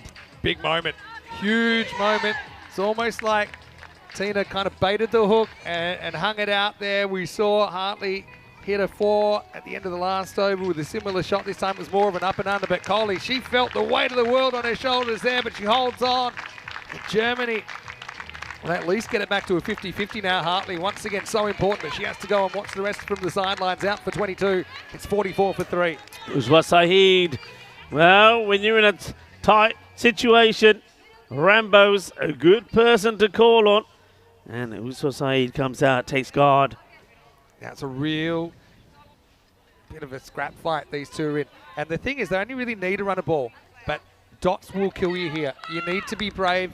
You need to kind of back yourself with the calling as well. Still half an over to go from Goff here in the 6th. He gets played away and they go on the run. I suppose fair play, because as you said, as long as you're getting something, as long as you're keeping that scoreboard ticking, then you stay ahead. Right, Top change 3 over out though, time. Rico. Top 3 out. Spain are going to have to do this the hard way if they're going to do it. It's up in the air, but once again, it's the second time that the miscue has got over the tall figure of Tina and gets a single. So I suppose Germany will also feel that if it's just singles, they take it deep, and the deeper you take it, the more you're in chance of pulling off a great win here.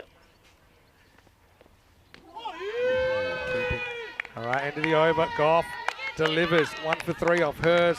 It's 46 for 3 after 6, so 27 off 24. For me, it's all about the gap between runs required and balls remaining. At the moment, it's in Germany's favour, +3. So, Yeah, Spain, I think if you look at it, I think if you look at it from the batting point of view, if you're needing a run of ball, you got to fancy yourself, because I think the batters, we've got good batters. I know Uswa, she's been playing some great cricket there back in Barcelona. You've got Andrea Davidson-Soler, we know plays a good level of cricket as well. These two should be able to do it. And like you said, you've always got Elspeth Fowler to come back on. True. Yeah, so you just got to remember, just don't put yourself under too much pressure, but take the runs that are there. Back yourself to get those singles. And that one is going to be 4 runs. Yep. Well, that is a game changer to get a boundary for the very first ball of the over. And Andrea Davidson-Soler shows that she's not shying away from this. If it's there to put away, she'll attack it. And Coley, who just took a brilliant catch, finds herself going for a boundary here. big game player, even though not too much to Andrea Davidson-Soler. She's all heart. They push that mid-off back now, so she'll feel a bit more confident getting a single down the ground even. She's going to go here. Well, to get tempted by the flight from Coley. Wants to take it on, even though those fielders have gone back.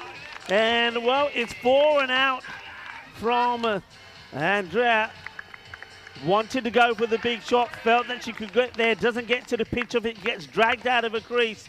And it just gets under the bat. And quick work from Vidyaga Havan, who whips the bows off. See it again here. She has to wait for it. Does really well. Doesn't get tempted to rush at it, and that is gone. It's another wicket that goes. Oh, this is like a roller coaster ride. It's a really good piece of bowling from Coley. She had a bit more protection down the ground. 10 for Davidson-Soler, but has to go. And yeah, it'll be 50 for 4. But again, an industrious 10 from Andrea. She'll be a bit disappointed, I think. She got lured into that above the eye line. Very clever use of flight from Coley, and also a good piece of keeping from Karthika. It went between the bat and the pad. She knew she didn't have to rush with that one, just had to take it cleanly. She did. Executed the stumping. Oh, we get 7 overs a spin so far from Germany. They're taking the pace right off it. Crafty Germans. New batter Jazz gets one on the leg side, but goes for the shot, misses it, and that's a shame, because I think if you've had more match practice, you step inside of this and take the wide. But she's there to do one thing, and that's to hit it hard. I wonder if Janet's had a look at the technique here from Jez and wants to maybe push another one back on the leg side and bring up the sweeper on the off. Yeah, got to find a way to score here. Can't let that runs for over creep out too much further. Played in the air. Oh, almost takes the catch, and now they're asking, you're going to go upstairs and have a look. I think the batter does get in, but this one, if it goes to hand, that could have been, Well, I think it probably does carry, maybe just, but I think the running is super important here. All the time, you've got to be backing up. You've got to be looking for it. Don't know why the glove comes off, because she only has to catch it. She catches it anyway. But yeah, safely home. Every run counts at the moment. Germany, if they bowl an extra here, I think they're getting up.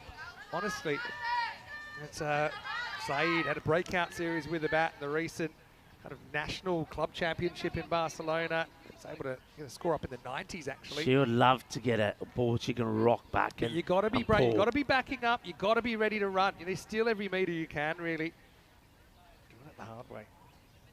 Flights it up. And plays it pretty well. Won't get it in the gap.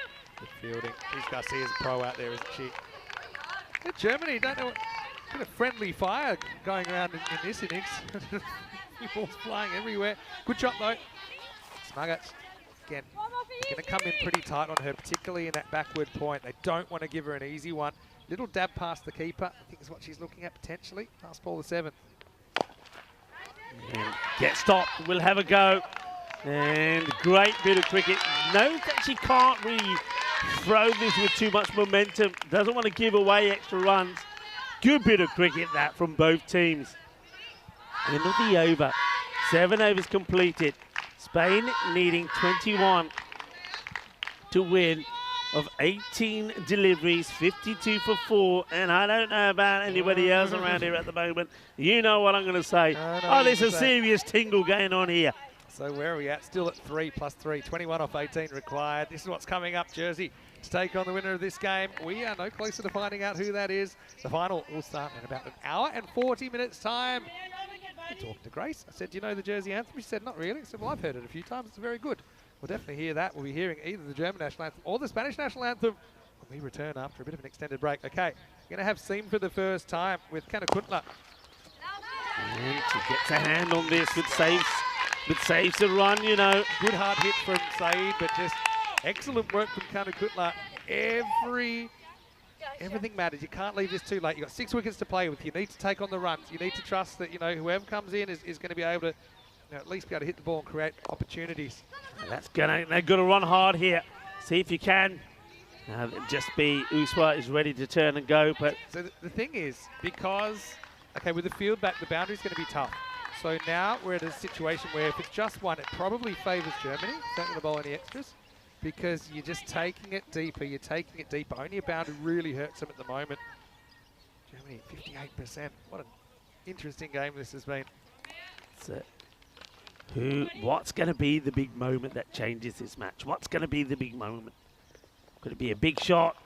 With this one, can he get through the fielder? No, she gets something on this, you know, which slows it down. I don't know what she uses, which part of the body. Could be a run out. It will be a run out. Oh, well, a lot happens here, but I think the fielder probably uses, I reckon, the upper part of her body to slow this down, which means it doesn't go to the boundary. Then the batter's a terrible mix-up, and there'll be a run out. Oh, I mean, wow, nerves. Firstly, it was an amazing partial stop, because this was heading for the boundary. It's a Gundy ball. It's probably one, to be honest, at this stage you can probably leave it, but have a look at that. Hurls herself at it. That's Ramisha Shaheed. And then I think that Saeed just takes off and doesn't really think about her partner here. And in the end, Smuggut's well short. Also smart work from the keeper.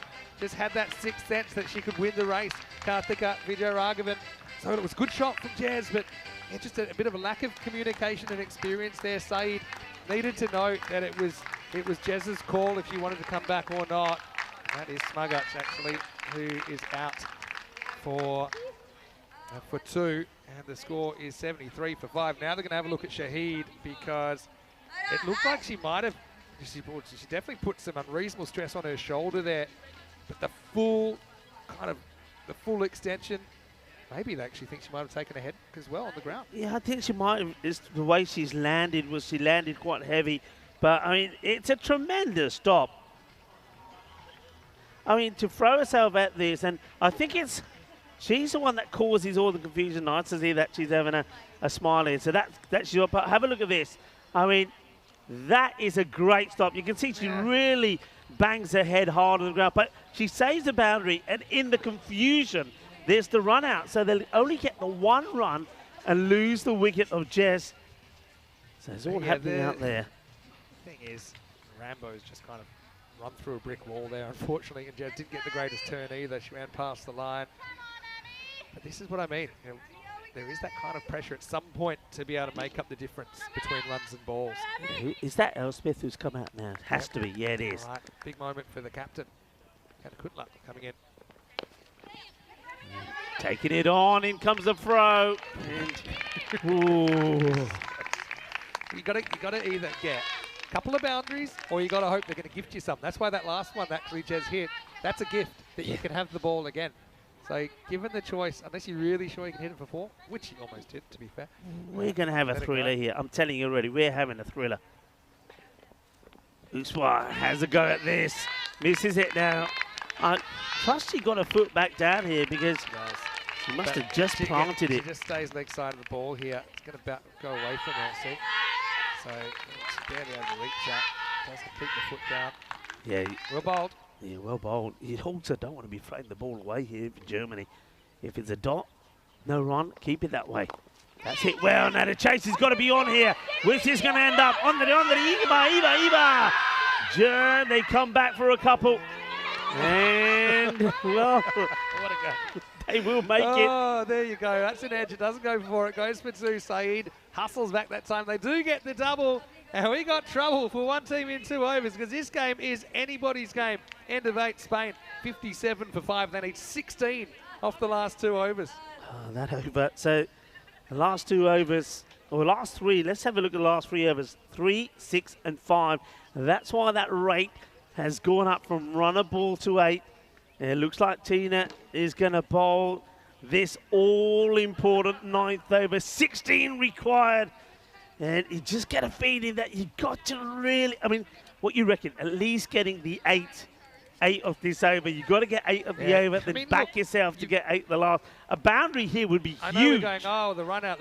But, you know, from here, there's quite a few that are about the same level of batting. So, you'd rather try for these runs than have that rate creep up. Okay, Goff comes back. It all happens in the 9th, and here it is. Captain Marvel out there, straight to the fielder, and that's going to be close. Now this is a huge moment because if you get a run, it keeps the scoreboard ticking. If it's a wicket, then a new batter will go on strike. How close is this? I reckon it's a close call. I think it's out, honestly. Uzwa, it does back up a little bit, takes off, but I mean, she's gone by a step here. That bat isn't down, it's in the air. Oh, hold on a second. Well, let's have a look at this here. There's the gloves. Now, I think the ball's in the gloves there. Is it still in the gloves there? Yeah. So it is. The ball comes out at the end, but that's after the stumps were broken. So Uzwa will have to go. But, yeah, I think it was certainly a lot closer than we realised. Now the decision's being given. Uzwa will be run out. But, again, you'd rather take those on. Just with Uzwa, I mean, maybe she could have been even more aggressive when she saw the ball was going to get hit behind the wicket. I mean, it's a little thing, but maybe it makes a bit of a difference. She's out by a step. Nice work by Shahid. Well, she's certainly not showing any ill effects. She's been important in the field, so 57 for 6. Vinny, I've run out of nails. I'm actually eating my skin now. This is doing me. This is doing my head in. Elspeth Fowler's still there. She could be the key. Now, this I like is also a change, a left-hander. So this is part now. Look, let's remember when Spain started, you know, before the days of the Alexis's, before the days maybe of the Andreas, you had players like this, Payal Chinglongia. Now, she's a match changer. We know that already from a fielding, from a bowling. Can she do it with her batting? All right, Chillingham faces up, lefty to lefty. That's it. Well, they will run on the hit. They have to really. Gaps 5. Gaps 5. It's a tough one. You have to be brave, though. Honestly, if you have to risk wickets, risk a wicket to get a run, now you do. I've got to admit, I'm surprised they haven't pushed 45 on the boundary because that's where Elspeth is looking to go. Oh, it's a dot ball. That's a killer. That is a killer. Great delivery, though, from Goff. Well, who's going to stay ice cool here? Is the pressure going to take its toll on somebody? It's hit well. Fielder's got to get down. Does get down. Makes the field. That's really good fielding. He gets the throw in early. And just look at the way everybody's running over to the fielder there. That's Sadhana Rangani. Makes a really good pick up and throw. Field changes to the lefty. Can they get a boundary from somewhere? 2 balls in this over. Tina's bowled so well from when she's come on. And that's out. Oh no, she goes for the old reverse Malachi and ends up knocking it onto her own stumps. It's another wicket that will go. Tina Goff takes her second. And it's a reverse Malaki fail for the batter. Bayal is a next to go. Disappointment for her. I like what she's tried here. I think the shot is on, but I think she ends up chesting it onto her own stumps. Yeah, Watch this. have a look. It comes off her body Messy. and goes onto the stumps. Yeah, it's a premeditated shot. Just kind of dribbles back. Doesn't it in the end? So Goff, well, how valuable she is, not just with the bat, but chipping in with the ball. Janagia tries to be creative, but has to go for one. This is Spain, a huge 59 delivery. for 7. Cat Frost, the teenager, comes out to bat. 14 to win, so close yet so far. Really, I think you got to get a couple or a boundary here. Last ball of this over. Floated up there. And it's going to be another dot. What an over that is. 2 wicket fall, only 2 runs. And that means that Spain, if they're going to do this, they're going to have the best over so far in the match. The highest was that one that went for 13 from Janet. 14 required for victory. 13 takes us to the golden ball. Yeah, well, if we do get a tie, that's what we're looking at with the slight new rules, by the way, in place. You can have any batter, you can have any bowler in women's matches on T10. We'll go back to May, who only went for 5, picked up a wicket, but now the pressure's on. Oh, a lot of pressure. All right, well, A lot of pressure. I'll come back to something in a minute, but here we go. Last over, Kanakutla to defend. Starts work. You know, I said they need 9 boundaries to win. At the moment, they've got 6. And I still maintain what I said. Oh, for Spain. And don't forget, there was that 4 last ball in the first innings. Kanakutla feeling confident. Uses her feet well, plays it down, but it will just be a single one. You're almost relying now on the bowler to lose a rag, which we have seen happen sometimes. The single gets taken, so Elspeth, captain, knows what's required. Hits this well. Good shot. That's frustrating, isn't it? You can only get one. Oh, what a game. What a great game. What a great advertisement for European cricket, European women's cricket once again. It's Fowler. She'll just be hoping that she can get this out of the middle, maybe hit it over the rope. She might as well go for it now. Yeah, you got to. Got to be a boundary. Hits it pretty well, but it won't be a boundary. Why not? Got to go, don't hesitate. In fact, it's going to be run out. Even if it costs you a wicket, you've got to be kind of just pushing for every run. She does in the end, but Germany, we know there's lots of good throwing arms out there. They haven't been afraid to show them off during this innings. And really, it looks all done and dusted now with the captain. Run out. That'll be 1 and run out for 4 then. And Spain are 62 for 8. What a good throw this is, by the way. I mean, you had to go 2, but it works out well for the left-hander. Picks it up and big arm. Look at it. Keeper had to do nothing. Didn't have to move into the gloves. And Fowler will go. Next 2 balls, we know what it has to be. If this ball doesn't go for 6, then it's done and dusted. And the Spanish hearts will be broken in one respect. There'll be a lot of pride in the way that they've played here, but they've come so close.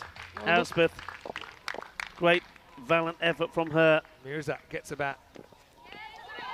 And 1 ball to go. And Germany know.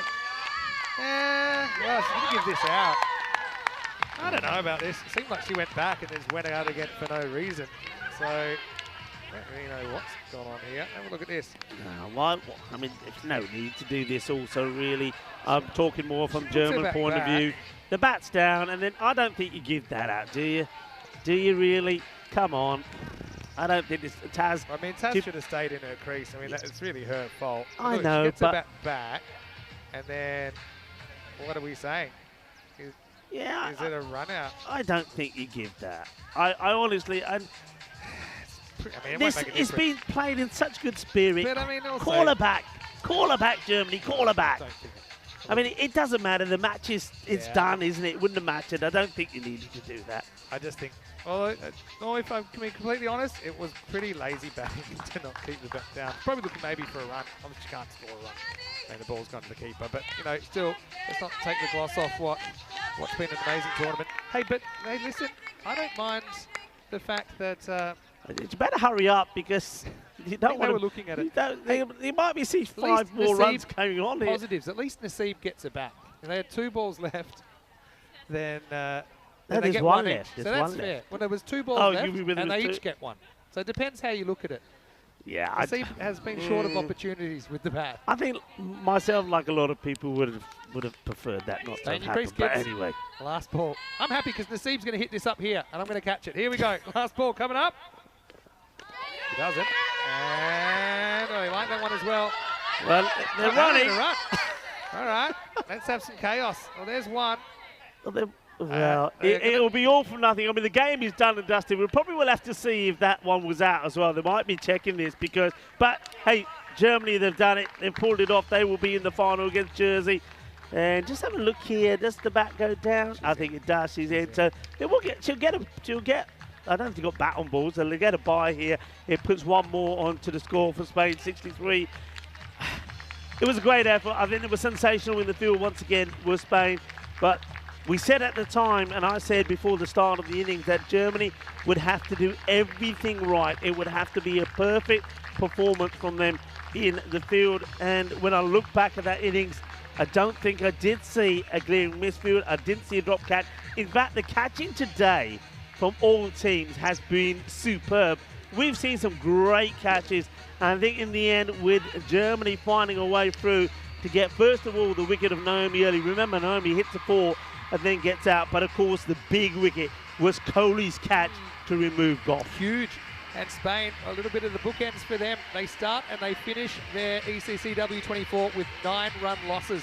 They lost match 1 to Austria by 9. They lose this one by 9, but Germany, led by player of the match, Christina Goff, they will storm into the final. Their credit to Kanna Kuntler as well. They kind of held her back. They bowled heavy with the spin. Interesting if they're the tactics they continue with in the final. I believe probably they will. Janet Ronalds, she knew that wasn't a done deal at all. For me, I think Germany, they were behind at the halfway point. They had to find a way through the Spanish top order and do it kind of with time to spare.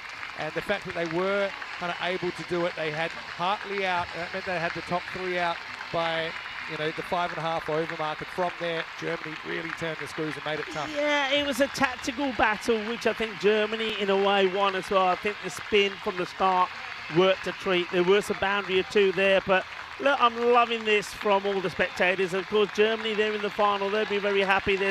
Garcia will be happy with her part and her contribution. She took a very good catch as well. Don't forget to remove ABC. But look at the support here for the Spanish. Look, of course there'll be some disappointment. Of course there will be. But look at the positives. Look how far this team has come from what we saw here last year. Look at the year that they've had in the ECIs that they've played. They're a vibrant side. They're a young side. They'll learn so much more. They'll get stronger. And you know what? They are taking Spanish cricket to new heights. You know what I will say? Look for a silver lining. Our old sparring partners, Spain and Austria, we are now guaranteed to see them in the Challenger Division and playing again next year. So that's something as well. Jersey, Germany then. It is going to be a right battle royale. We're starting in around about an hour and 20 minutes. Come to the broadcast a little bit early. We'll have the anthems there. We'll have the coin toss happening probably in around about 20 minutes time. So stay tuned to the website, europeancricket.com, and also, of course, in our live chat for all the information with that. But let's have a look. Well, Rico said he was out of fingernails. He was down to the skin. Well, there wasn't too much in this at all. Sometimes it was a code of varnish, but we knew the importance of the Spanish openers. If they find, we felt Spain were going to get there with time to spare, but it wasn't to be, despite that early blow. It was a confidence builder from Naomi Hillman-Bermejo, wasn't it? But then it was a telescopic catch that saw her gone very next ball. You know, we often say in cricket that catches win you matches. Have a look at the catches that we've seen here today. There was that one in the Eliminator from Payal Kilongia, which was outstanding, but that one-handed grab was absolutely amazing from Beerswitch. It just gave the confidence to Germany. They stuck with the pace off, and even though there were boundaries there and Spain were on top, remember, when they were at that halfway point, those are 2 wickets had gone down. They needed just run a ball, but Germany, credit to them the way they came into it. Don't forget that one. That was the no ball, the 7 up. But Germany, I've got to give them credit. They were put under a lot of pressure, severe pressure from this Spanish side, but they absorbed it well and they stuck to their plans. They stuck to their task, and Germany, they do get home. I mean, this was when, of course, the bowler almost loses her kneecaps. But yeah, while Hartley was there, we knew it could be done pretty quickly. There needed to be a good catch remover. They needed something special, and there was a special moment. Kohli holds on to an absolutely important catch, match-changing. Alexis Hartley, what a series she's had, and how she's transformed the batting of Spain, having her in the side. But on this occasion, it wasn't enough. And there was really good bowling here as well, drawing out the batter. Yeah. And that would be the end also of Andrea. That would actually be the moment. From then, they wouldn't get another boundary in the innings. That was just after Andrea had hit a really nice 4 down the ground as well. And late in the piece, we saw a few more hijinks. The throws were whistling in. I think there was a fair few nerves, and rightly so, on the Spanish bench. They knew they kind of left it all to batters that probably weren't super confident of boundaries off throwing back. How important was this as well? You saw Shaheen hurling herself to her left, and Smarguts didn't get the memo that Uzwa wanted to.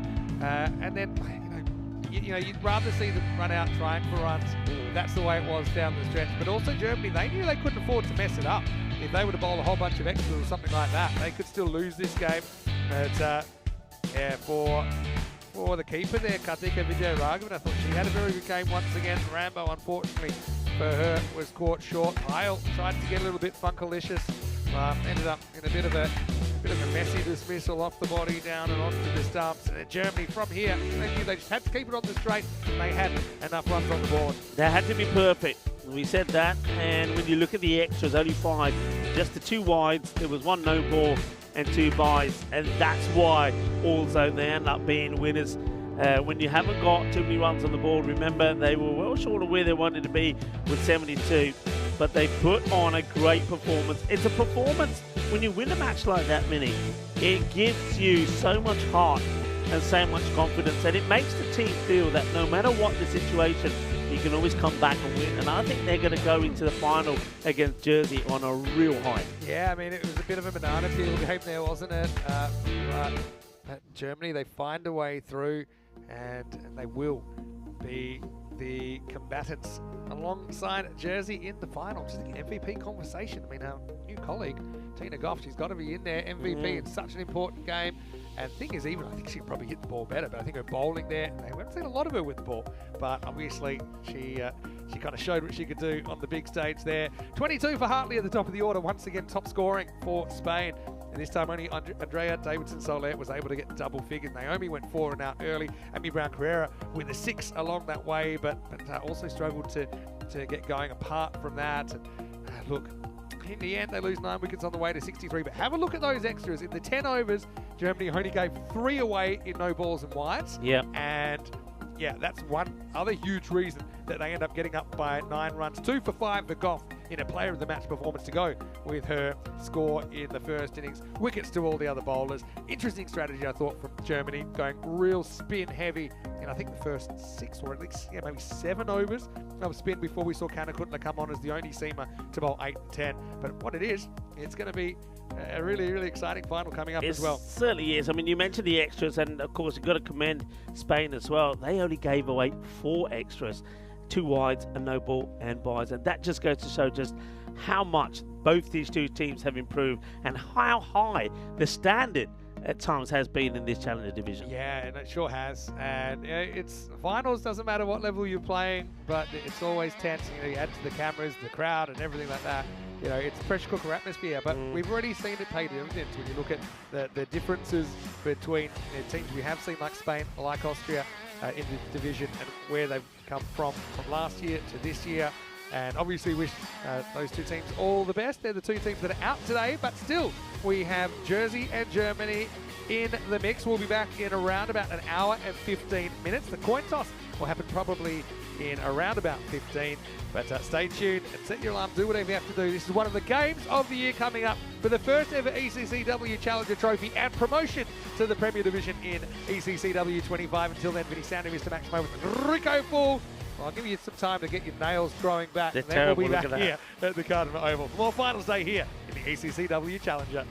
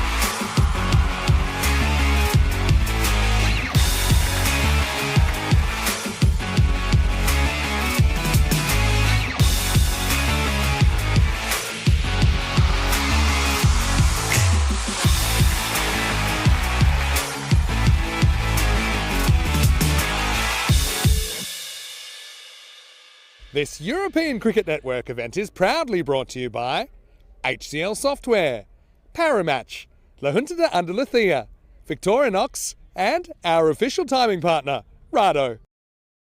Big day on the calendar, our first ever ECC-W Challenger final. Jersey undefeated, though they have had a few scary moments. They've been really good at getting out of some tight spots. And Germany, they've had to battle their way here. They had a really tough game against Spain in the qualifier, but only one of these two teams will be raising the first ever Challenger trophy. I'm Mr. Maximo. This is the ECC-W Challenger Division final, and it starts right now.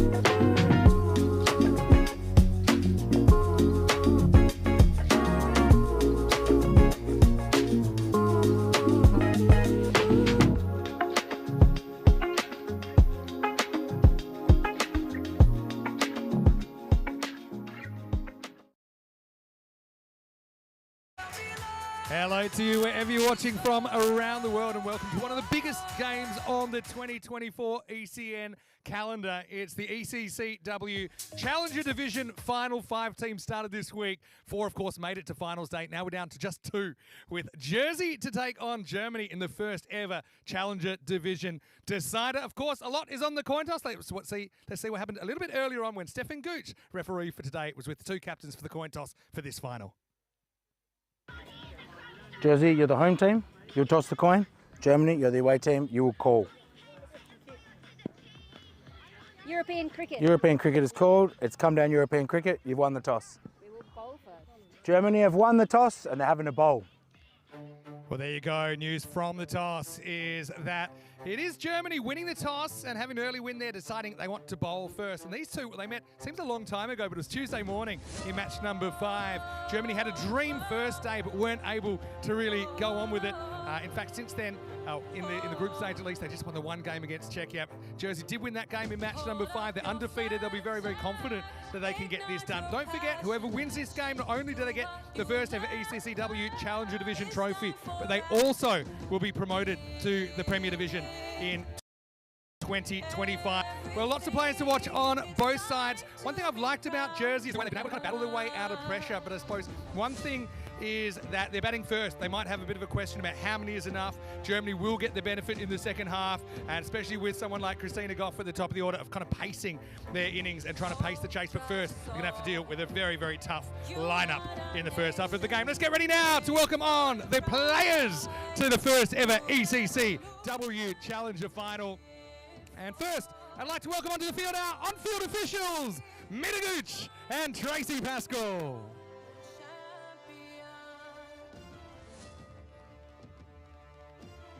Followed by the 2 teams, Jersey and Germany.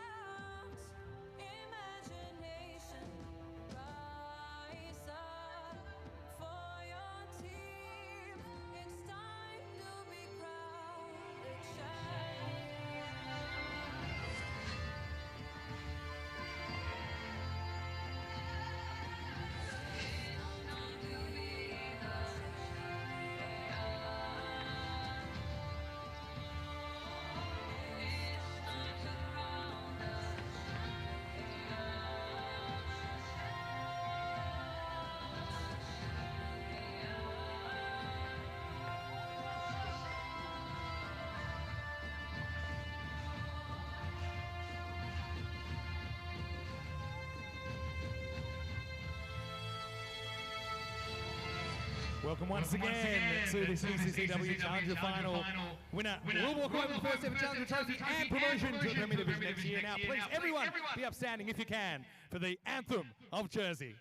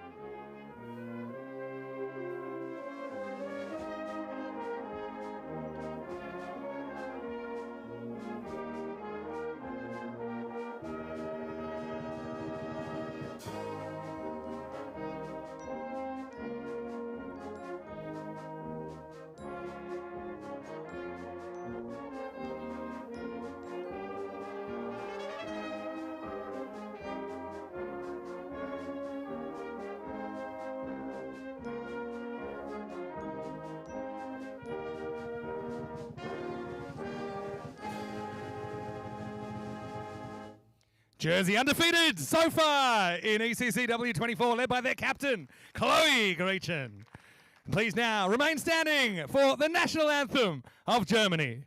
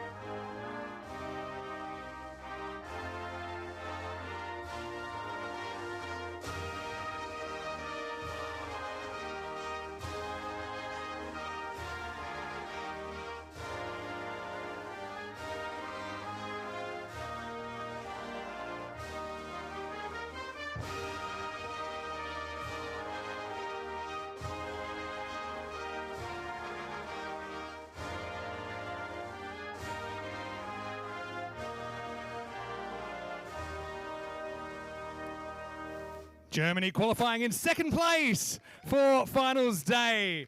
And they are led by their captain, Janet Ronalds. Well, I can tell you it's beautiful conditions for cricket. 16 degrees in plenty of sunshine. This is December in Europe, believe it or not. As we'll go over to Rico Full in the commentary box. Couldn't be a prettier picture here, but let's see who gets the first ever ECC-W Challenger Trophy. Rico, it's over to you.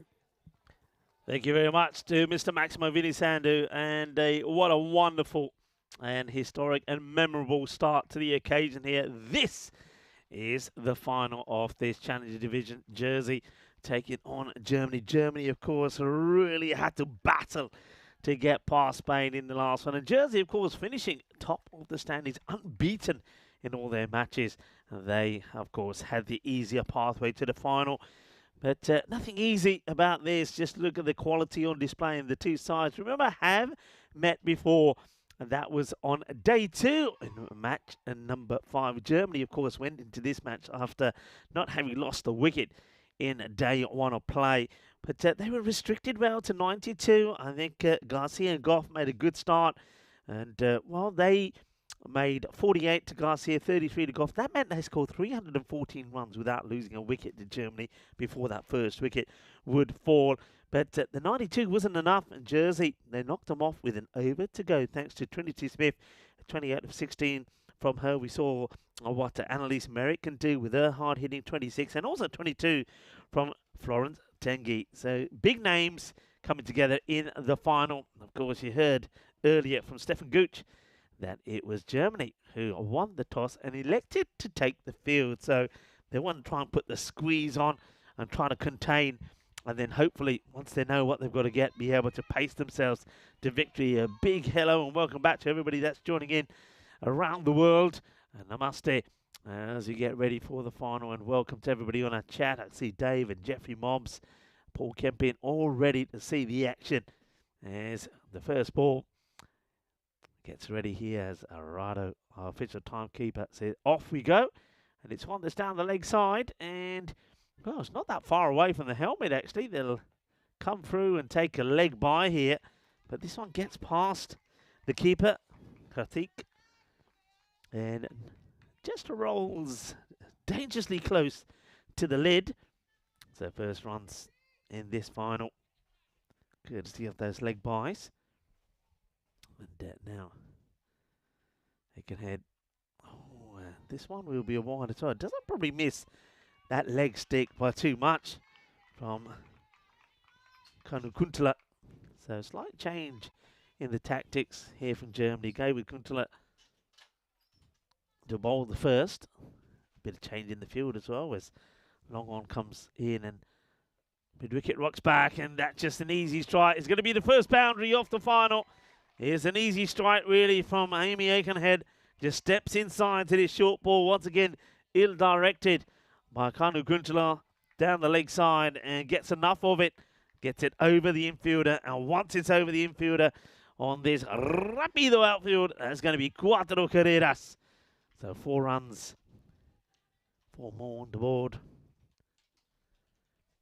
We've seen relatively quiet power plays today, and that's played out uppish, but gets past the captain of Germany, Janet. Another single gets taken. Wanting breakthroughs early. I think we know already in Germany, we'll know they've had to deal with it before. Get those key wickets early on and then be in the game and up front. And just pushed gently for a single. So Annalise Merritt, probably the most aggressive of all the openers that we've seen. She certainly does like to go big early on. She's the dangerous hitter that can get Jersey off to an absolute flyer.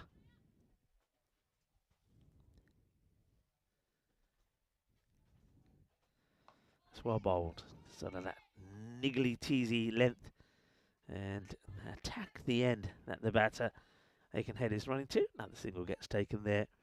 Beautiful sunny day. You can see actually there in the national anthems when both the teams are being played, they were squinting to keep the sun out of their eyes, and that squinting will be out there on the field as well, as some of these balls will find their way right into the line of the sunshine at the moment. But it's of course glorious to have that sunshine here. It is the Costa del Sol.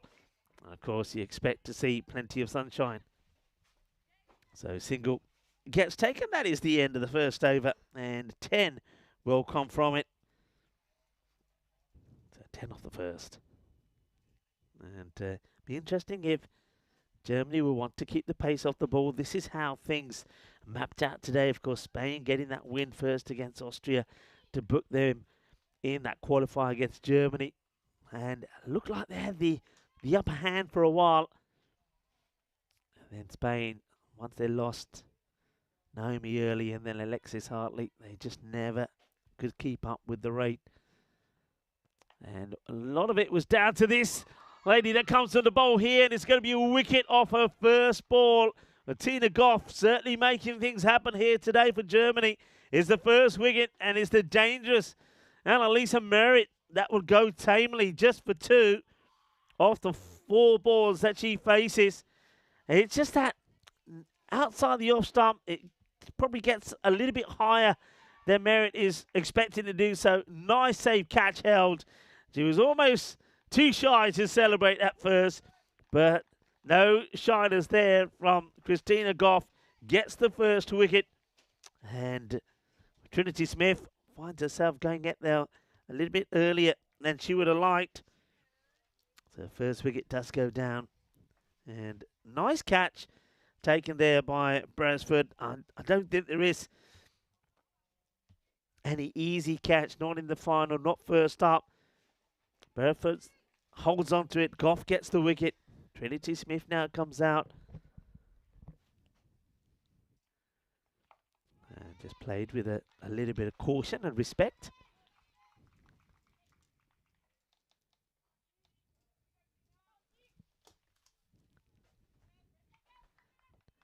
Germany continued to keep that tight ring around the batters. And that's one that has to go for. Now, could it be stopped on the boundary? It will be. Gets the body behind it. Once again, good fielding there. You notice that Kolochurum not only gets there, but puts herself down on the floor. Doesn't want that ball to get past her. So that's nicely done. Kolochurum, that seems to be her spot with a bright orange headband, letting the batters know that she's there to snap it up the can. Well, that one would have been a great catch if it could get any hands to this. That was hit hard, and it's Janet Ronalds, the captain, who's trying to get to it. Might have even got some fingers to it, but it was hit with some power from Amy. And that's going to be a boundary. It's a good shot, but a little bit of risk involved, especially when it was a little bit uppish. But it goes to the boundary, and just see that Janet now just pushing herself a bit further back. She goes onto the 30-yard circle, feeling that she's better off being there if she can stop the boundary. And well, that's a genuine leave, and not sure as complete reading here of this ball from Amy. I mean, this is inside by a long way. And yeah, just you can see where it's dropping. So dot ball. This one's a bit flatter, and it's up and over. And it's interesting change there from Janet. I'm not sure why she made that change, actually. The ball before, she put herself on the ring or the 30-yard circle, but for some reason, the very next ball, she's brought herself back in a little bit closer and agonising for the captain. It gets hit over her, and it will go for 4 more. So despite losing that wicket, and of course it's a big wicket to go of merit, Jersey still going pretty well, 19 off the first 2, and of course 10 came off that first over. I said already that the power play scores this morning have been pretty low, so it's a good start here from Jersey. And, for those of you that are joining in around the world, well, welcome. And welcome to, well, myself, Rico Ford, and also joins me for the final of this Challenger division of the Euros of Cricket is the one, the only, Mr. Maximo. Yeah, nice to be back. Well, something for everybody in the first 2 overs. We had the early wicket, Goff. I think for me, maybe I'm just getting a little bit biased now because I've spent some time with her up in the commentary box, but I think it's going to be hard to pick for MVP, isn't she? What do you think any other contenders here? Hartley, maybe? Yeah, Hartley would be up there. Yeah. The feeling that I get is it could be a performance here in the final, and certainly a good start from Goff. This is going to be a little bit of an edge that will bring a run. Trinity Smith. I mean, she's someone also, Trinity, that's really impressed me with her ability to kind of soak up the pressure. And one thing that's pretty noticeable about this Jersey lineup is it's not like they've had plain sailing in a lot of their games. They're undefeated, but there are times where it looked like they were in jeopardy. But they found ways to win. Ronalds gets the ball in over number 3. This is going to be cut away. They should be looking for 2 here. Beresford has a long chase down there. Germany and Jersey, for that matter. For me, probably the 2 most consistent bowling and fielding teams as well this week, so probably no mistake that they made in the final. But yeah, interesting that they go away from the kind of spin-heavy opening, which I thought was really effective. So obviously that was a pretty kind of Spain-centric plan, wasn't it? Yeah, very strategic plan, which worked. A bit quicker through the air, but well, Matt. The other thing I think on here again if they want. Yeah, good running. I was going to say the one thing that's pretty noticeable is that, you know, when you compare to maybe Austria and Spain, Jersey, the pushes, the non-aggressive shots, they're still the better time. They're still getting it almost to the boundary, and that's why you can see Germany already having to push just a little bit further back. Just loses her line a little bit there. Does Ronald? She's going to pay the price. Excellent footwork from Amy Aikenhead to get inside the line of that ball, play it on length, puts it away to backward square for 4. Yeah, I mean, she was tempted, I think, at first to maybe go forward, but she realises that if she goes back and gets the old swivel on this, that she can send it to the boundary. That's exactly what she does. Quick adjustment, quick feet, quick hands, 4 runs. Yeah, footwork. Create your own line. You can get away with it a bit more in this format of the game because, you know, if you do get out, it's not the end of the world. You've got someone that can take your place. It's all about the rate you can score. That's good comeback, and it's almost lightning striking twice this time. It's Garcia who's going to try and chase it down. And this will be an interesting one. It's a good effort, but I think we'll need the TV replay to see if this is 4 or not. It would be a remarkable save if she pulled it off. I mean, first of all, she almost takes another jalebi catch. I just get the feeling that in the process of trying to stop this, that there was some contact with the rope just about there. I mean, it's going to be very difficult to call. I mean, it's tight. Yeah, it's been given 4. I mean, it's also right in front of the officials. So yeah, it's 4. Just there, 4 runs. Yeah, 4 runs. Great pick up there from 2 circles as well. 4 has been given. Actually, that's in the air. Well, doesn't quite carry. They won't get a run. It's actually, you could see actually the rope does move, so you know she has touched the rope. The question was, did she touch it while she was holding the ball? I think the answer was yes, and that's why it was given 4 accordingly. Ronalds goes for 13 at the end of the power play. Jersey, 32 for 1. Yeah, it's a much better power play. This time you're going at 10s. I think Jersey would be, I think they'd be pretty comfortable if they were defending. If it stays this way, score around 100. But I think with the batting they've got, especially if they clicks at the top of the order, I think once again, 115, 120, they could put. It's hard to imagine a score that if Goff clicks, they might not get. Yeah. You know, so it's one of these things. You've got to play your best cricket, play every ball the way you see fit. Big hello in the chat to Iona Ajarapoulou, the Greek captain who's in the chat. Ioana, great to see you, and I'm looking forward to seeing Greece potentially at this ECC-W next year. Yeah, Fingers crossed. they've been playing some good cricket, you know, Greece, and they're another team that's wonderful to watch. They play. Back to Tina. It's that bounce she gets as well when she tosses it up. And yeah, if you're rooted to the crease, it's rising. And okay, if you get across to pull it, that's probably an easier shot to play, but she doesn't really bowl at that line. So Tina using every ounce of her experience here in high-level cricket. Solid shot though from Trinity. Will get a single. By the way, the Jersey side, if they do win this one, or even if they don't, sure they'll want to celebrate tonight a little bit with their achievements this week. But they have T20s down the road tomorrow and Monday to keep them busy. So yeah, I won't say it'll be a blowout tonight. Yeah, in the Malaga region. Yeah, so when you say down the road, you're talking Europa Point. Oh, okay. Yeah, be a nice chance to play some more cricket. They say make hay while the sun shines. Can you believe it's December and it looks like this? When people think Europe in December, they don't. Put it this way: first thing in the morning, I believe it, but at this time of the afternoon, definitely not, as the sun certainly comes through. This one won't go to the boundary. They're going to take on the arm. Oh, see, I think probably keeper's always a good judge of the arm, and you can see that Vijay Raghavan just left her post to receive the throw, and that allowed them to get through for two. Tough time of the day to field in that area as well, with sun pretty much right in the eyes if you're fielding to the left of screen. Well bowled. Yeah, well bowled. It's Trinity Smith. She's normally very good, very powerful in driving the ball, but just fails to get the foot to get across there. Needed to take a step out really, and she would have been right behind that. Last ball for Christina. And it's hit up in the air, not going to carry down to the sweepers. But yeah, Goff certainly does her role pretty well with the ball. She'll take 1 for 14, into 4.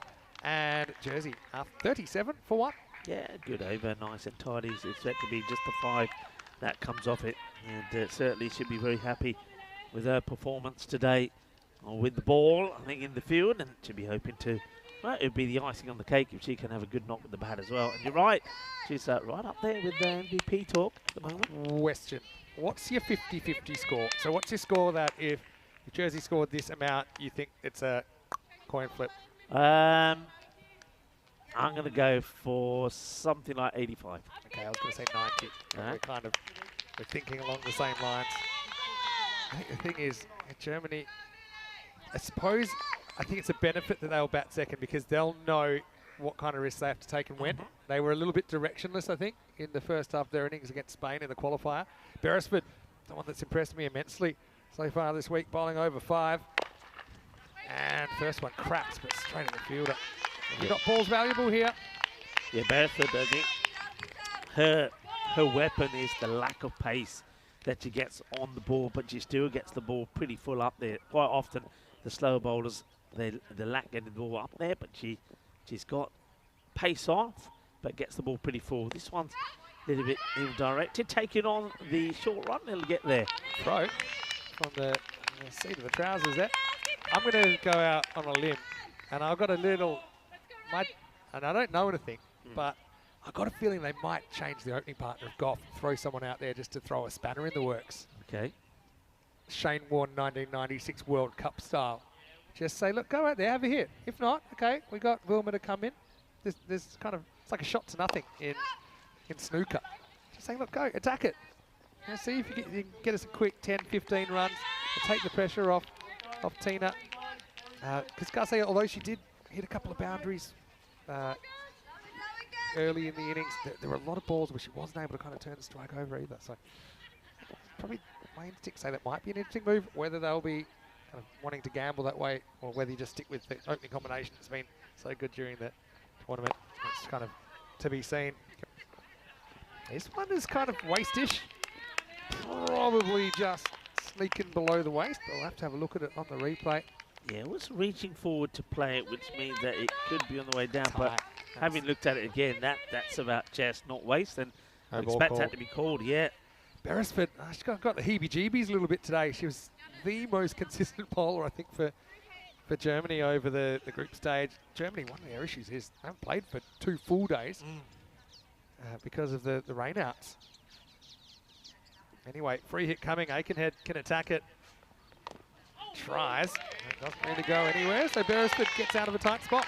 Yeah, we haven't really seen the free hits punished today, have we? A lot of bowlers have got away with them. And just maybe Aikenhead could have been a little bit more aggressive with that one.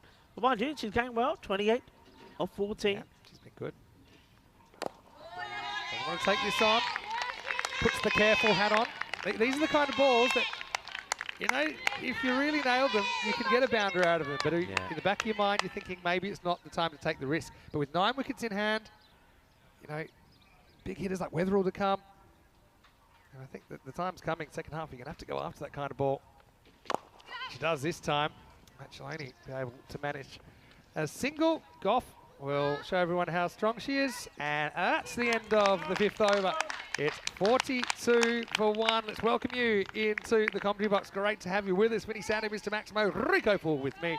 History being made all the time. We are watching our first ever ECC-W Challenger Division final. Yeah, and you know, I've got to say that a little bit like we saw the ECC, the men's, the Challenger Division, loving it. Yeah, really loving it. I think it's already shown just how teams that, I mean, we know that when we see the Premier Division starting, of course, tomorrow, that there's going to be teams that are just slightly that little level ahead. But we've seen that from what we've seen in the Challenger Division, the team's going to be very competitive. Either one of these two teams, you know, can really hold their own in that Premier Division. But I like the fact that we've got the Challenger, and of course, there's always a possibility of another division next year. Yeah, we're hoping so.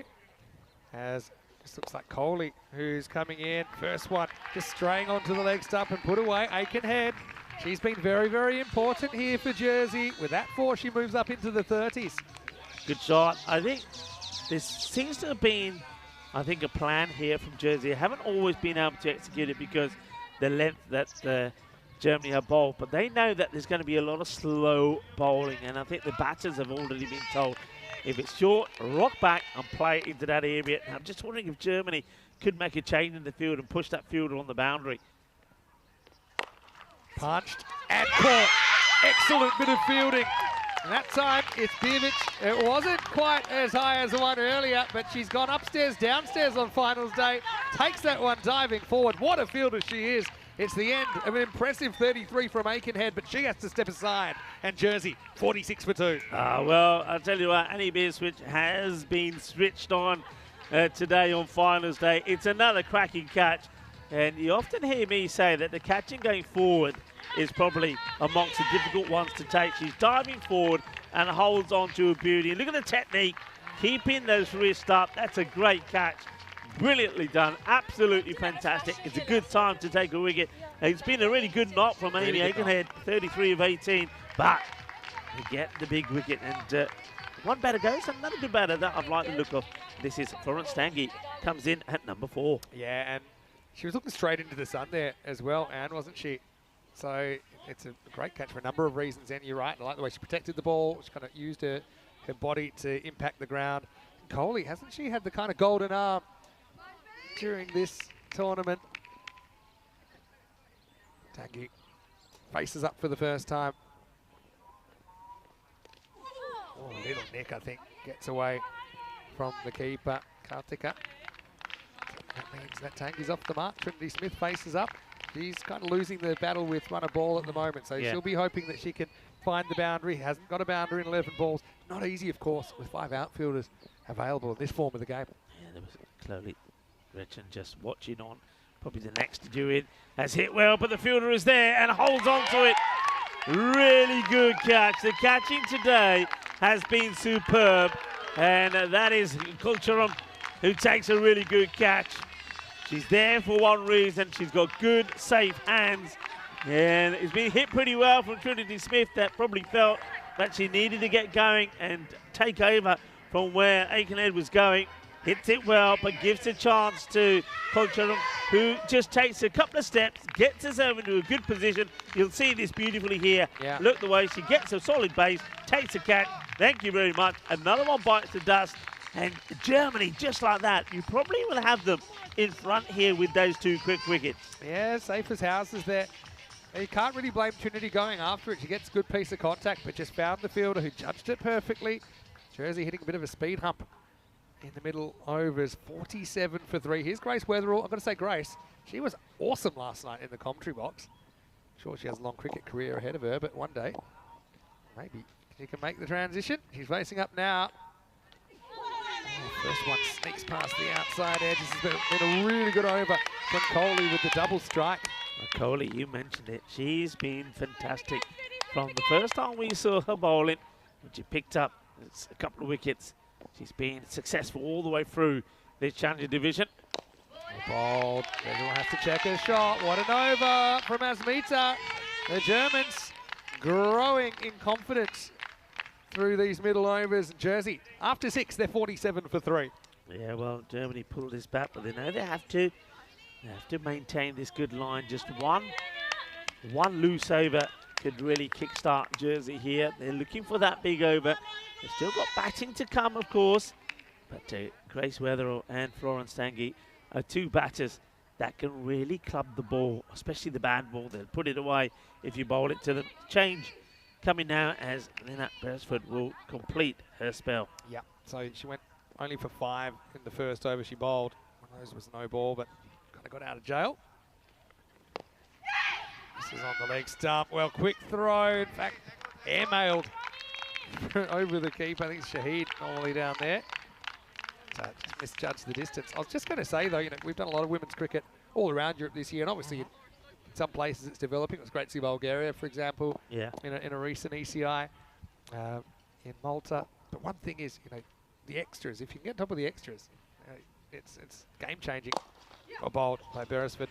But in this inning so far, we've just had the single wide and a single no ball through pretty much 2/3 of the innings. So it's such a pressure cooker kind of thing. If you're not getting given runs, you have to earn them. And we know, even with the boundary slightly smaller, the boundaries don't flow quite as easily in the women's game. Yeah, I think that makes a big difference when you think how we started the championship. Extras about 14 to 18 were being given away, but teams have got Yeah, I knew that would happen. pretty tight on it. But Classic jinx behaviour. Beresford has that one just kind of drift away for a wide only the second. And I noticed Scotty, ECN Supporters Club Australia, saying, well, this is all set up for a cracking final. And you're exactly right, Scotty. Pretty late where he is as well. Oh, I want the run. It was never there. Could be trouble. But, well, we saw the airmail before. They say start low, go high. And that's what Beresford does. well, Wow. Beresford is the first to be grinning from cheek to cheek. Problem what happened here is she starts to fall over backwards, and as she's releasing the ball goes the same way. But It's a proper blooper. I mean, lucky the backup fielder was able to back that up. Almost went over her head. It's good when your bloopers don't actually cost you anything. That'll be a dot ball. It's a good result for Germany. Tanguy wants to get out of the way. She will this time. Blast down to Culture. In comes the throw. The Germans aren't afraid to kind of pull the pin on these grenades. That was another spicy throw. 50's up for Jersey. We got a real nail biter. How are your nails going, by the way? Have they started growing back yet? no chance. No chance. It's just skin now. But yeah, another. Don't bite your fingers off. But a couple of good shots in there. They need a couple of boundaries. Well, that one, Great I mean, fielding. absolutely thumped. Either side of the fielder is going to be 4, but straight at the fielder, makes a stop, prevents another boundary, just another single. And the pressure really starting to. I mean, Jersey, they made a good start. 10 of the first, 19. Ramisha, she's like a crash test dummy in that position, isn't she? She's been throwing herself around, not afraid to get behind the ball. Last ball for Beresford. Another fully, and it's hit straight to the fielder. Would you believe it? It's Tanguy who will hold out, and yeah, that looks like Garcia down there in the afternoon sun holds onto it. It's a full toss, so they'll probably have a look at it, but my instinct is with Beresford's pace, it's dropping. But I suppose the replay will tell the story right now. It looks like it's the end of Florence for 3. Yeah, they will have a look. I mean, Florence has just been told just to wait there. She thinks he's gone. I think because she charges it, and that ball for me is on the way down, and I don't think there's any problem with it. It's another great catch. Catching today can I just say, from all the teams, has been top notch. It really has been. That's a great catch. Well held, Garcia. Yeah. Then does the celebration, Ras Malay style, and smiles all around. And it was like some sort of kind of fresh new yoga move that wasn't very serene. It was kind of aggressive, maybe more Tai Chi style. But Tanguy, she goes for 3. Couldn't quite get that out of the middle of the bat. 52 for 4. Again, Germany, one thing that really impressed me on day one was their ability to take catches and take pressure catches. That was a good one. 52 for 4 after 7. Hey, coming up tomorrow, don't forget, we are into the Premier Division. And you know, it's Sunday. Well, some entities might have taken the 7th day off, but we're not one of them. And we start with a rematch of last year's final, England and the Netherlands to do battle. Also, we'll see Scotland and Ireland battle of the 2 newbies in match number 2. And you can join myself and Rico right here, same time, same place, even though it's Sunday, 8:35 AM GMT, 9:35 in Central Europe, 2:05 in India. And we won't be the only commentators, though, in week 2, because we've got Tina coming up the stairs. She's pretty grounded, otherwise I'd be worried. She's playing so well, maybe her head wouldn't fit through the door. But she's been playing very, very well. We try and remain completely impartial here. Tina doesn't seem like the sort to get cranky, though. I'm used to dealing with some cranky commentators. We all know who I'm talking about. That's good footwork, really good footwork. Gets inside it. It might have gone all the way, you know. I'm going to have a look at this one. I think this probably does get over the rope. It's a good shot. It's a little bit short. She gets herself in a good position. Not the first time we've seen this shot played. And let's see if that goes over the rope. Yeah, it does quite clearly. 6-run. Maximo Weatherall just pounds that one. I saw Grace in the warm-up. She actually had the crowd pretty scared. But yeah, just slight line miss from Coley. Needs to kind of tease Grace outside the offside. Kind of dare her to hit it through the offside. Well, my voice must carry, because that's exactly what Coley does there. Yeah. It's a dot ball. Good comeback. Good comeback it is, because as a captain you might be tempted to push the 45 back, but that means you've got to bring the sweeper in, and I don't think Janet really wants to do that. Oh, just hit some of the foot. It has, and it's gone. So, yeah, it seemed to come off the boot of Weatherall, who got a long way across, to be fair. And now, okay, if it hits her on the full, you've got to assume that ball's just going to kind of go straight on with the angle. But this will be a pretty interesting replay. Well, let's have a look at this. I mean, she goes right in front, shuffles in front. This ball, well, that's where it hits her, right? So it slides off the pad. You get a little bit of a look at it. It seems fair enough on it. And that's a weird one because it skews off the pad. But if you look at where it hit her and you look at just the ball, forget about where the ball ends up, I think that's hitting the stumps. Yeah. I think it's a pretty good decision. It's an unusual one because you're thinking, oh, it's missed leg. When are they going to miss leg? Nah. I don't think so. I think that's going on to hit Grace. Well, she does get the Maximo, but she'll have to go for 8. And the score is 58 for 5. Lily Gregg comes out to bat. Yeah, super bowling, by the way, from Coley now. And she's picked up just another wicket. I think that's a very good call. The batter's gone right across. I think that ball is going to hit middle of the leg. I don't think it's going over. Yeah, I think that's out. Definitely not going over. If you took the batter out, you got to do this mental exercise. Would that have hit the stumps? Yeah. And I think the answer is yes. 3 for 11. 2 balls still to come. The golden arm. Gregg in the end should be out again. It is. And Coley's on a hat trick. She's got 4. Just a ball that got a little bit big on Lily. It popped up and, well, Beerwich has been unbelievable in the field today. Makes no mistake. It's Golden Derek and Jersey are 58 for 6. Yeah, and Coley now picks up a 4th wicket. And with a ball to go in her spell, Asmita Coley is on a hat-trick. And also the hat-trick would bring her a Michelle Pfeiffer as well. Yeah. Incredible bowling. The fielding's been good. A straightforward catch this time. So unfortunately, Lily, she'll go for a golden. And Biswich, well, she's been a ball magnet and she takes another catch. Yeah, well, disappointment. Gregg doing the right thing, trying to get on with it. Never easy coming in, especially dealing with that extra bounce. And she holds out. And well, one thing we've never had is an ECC-W hat trick. Oh, we're going to get one here. Here we go. Back to live action. Ooh. Well, Maguire likes it. She's the only one that has any interest, but she's very confident. She's going up to Cody and says, hey, you've got this, you know. She's confident. Sorry, Vijay Raghavan, the keeper, Karthika. Let's have a look. She's very quick to get the bails off. Oh, now this is a tough one because yeah, we've got the camera obscured. We've got to try and work out when the stumps are hit. I'm going to try and reverse engineer it. There is a moment that it's in the air like there, but I don't think it's on the ground there. Yeah, I think you're just going to have to go benefit of the doubt here. It was very close, but very quick work by Karthika Vijay Raghavan. What an over. But yeah, still a brilliant over. So there was a 6 off that over. There were 3 dots and 2 wickets, and Jersey a 58 for 6 after 8.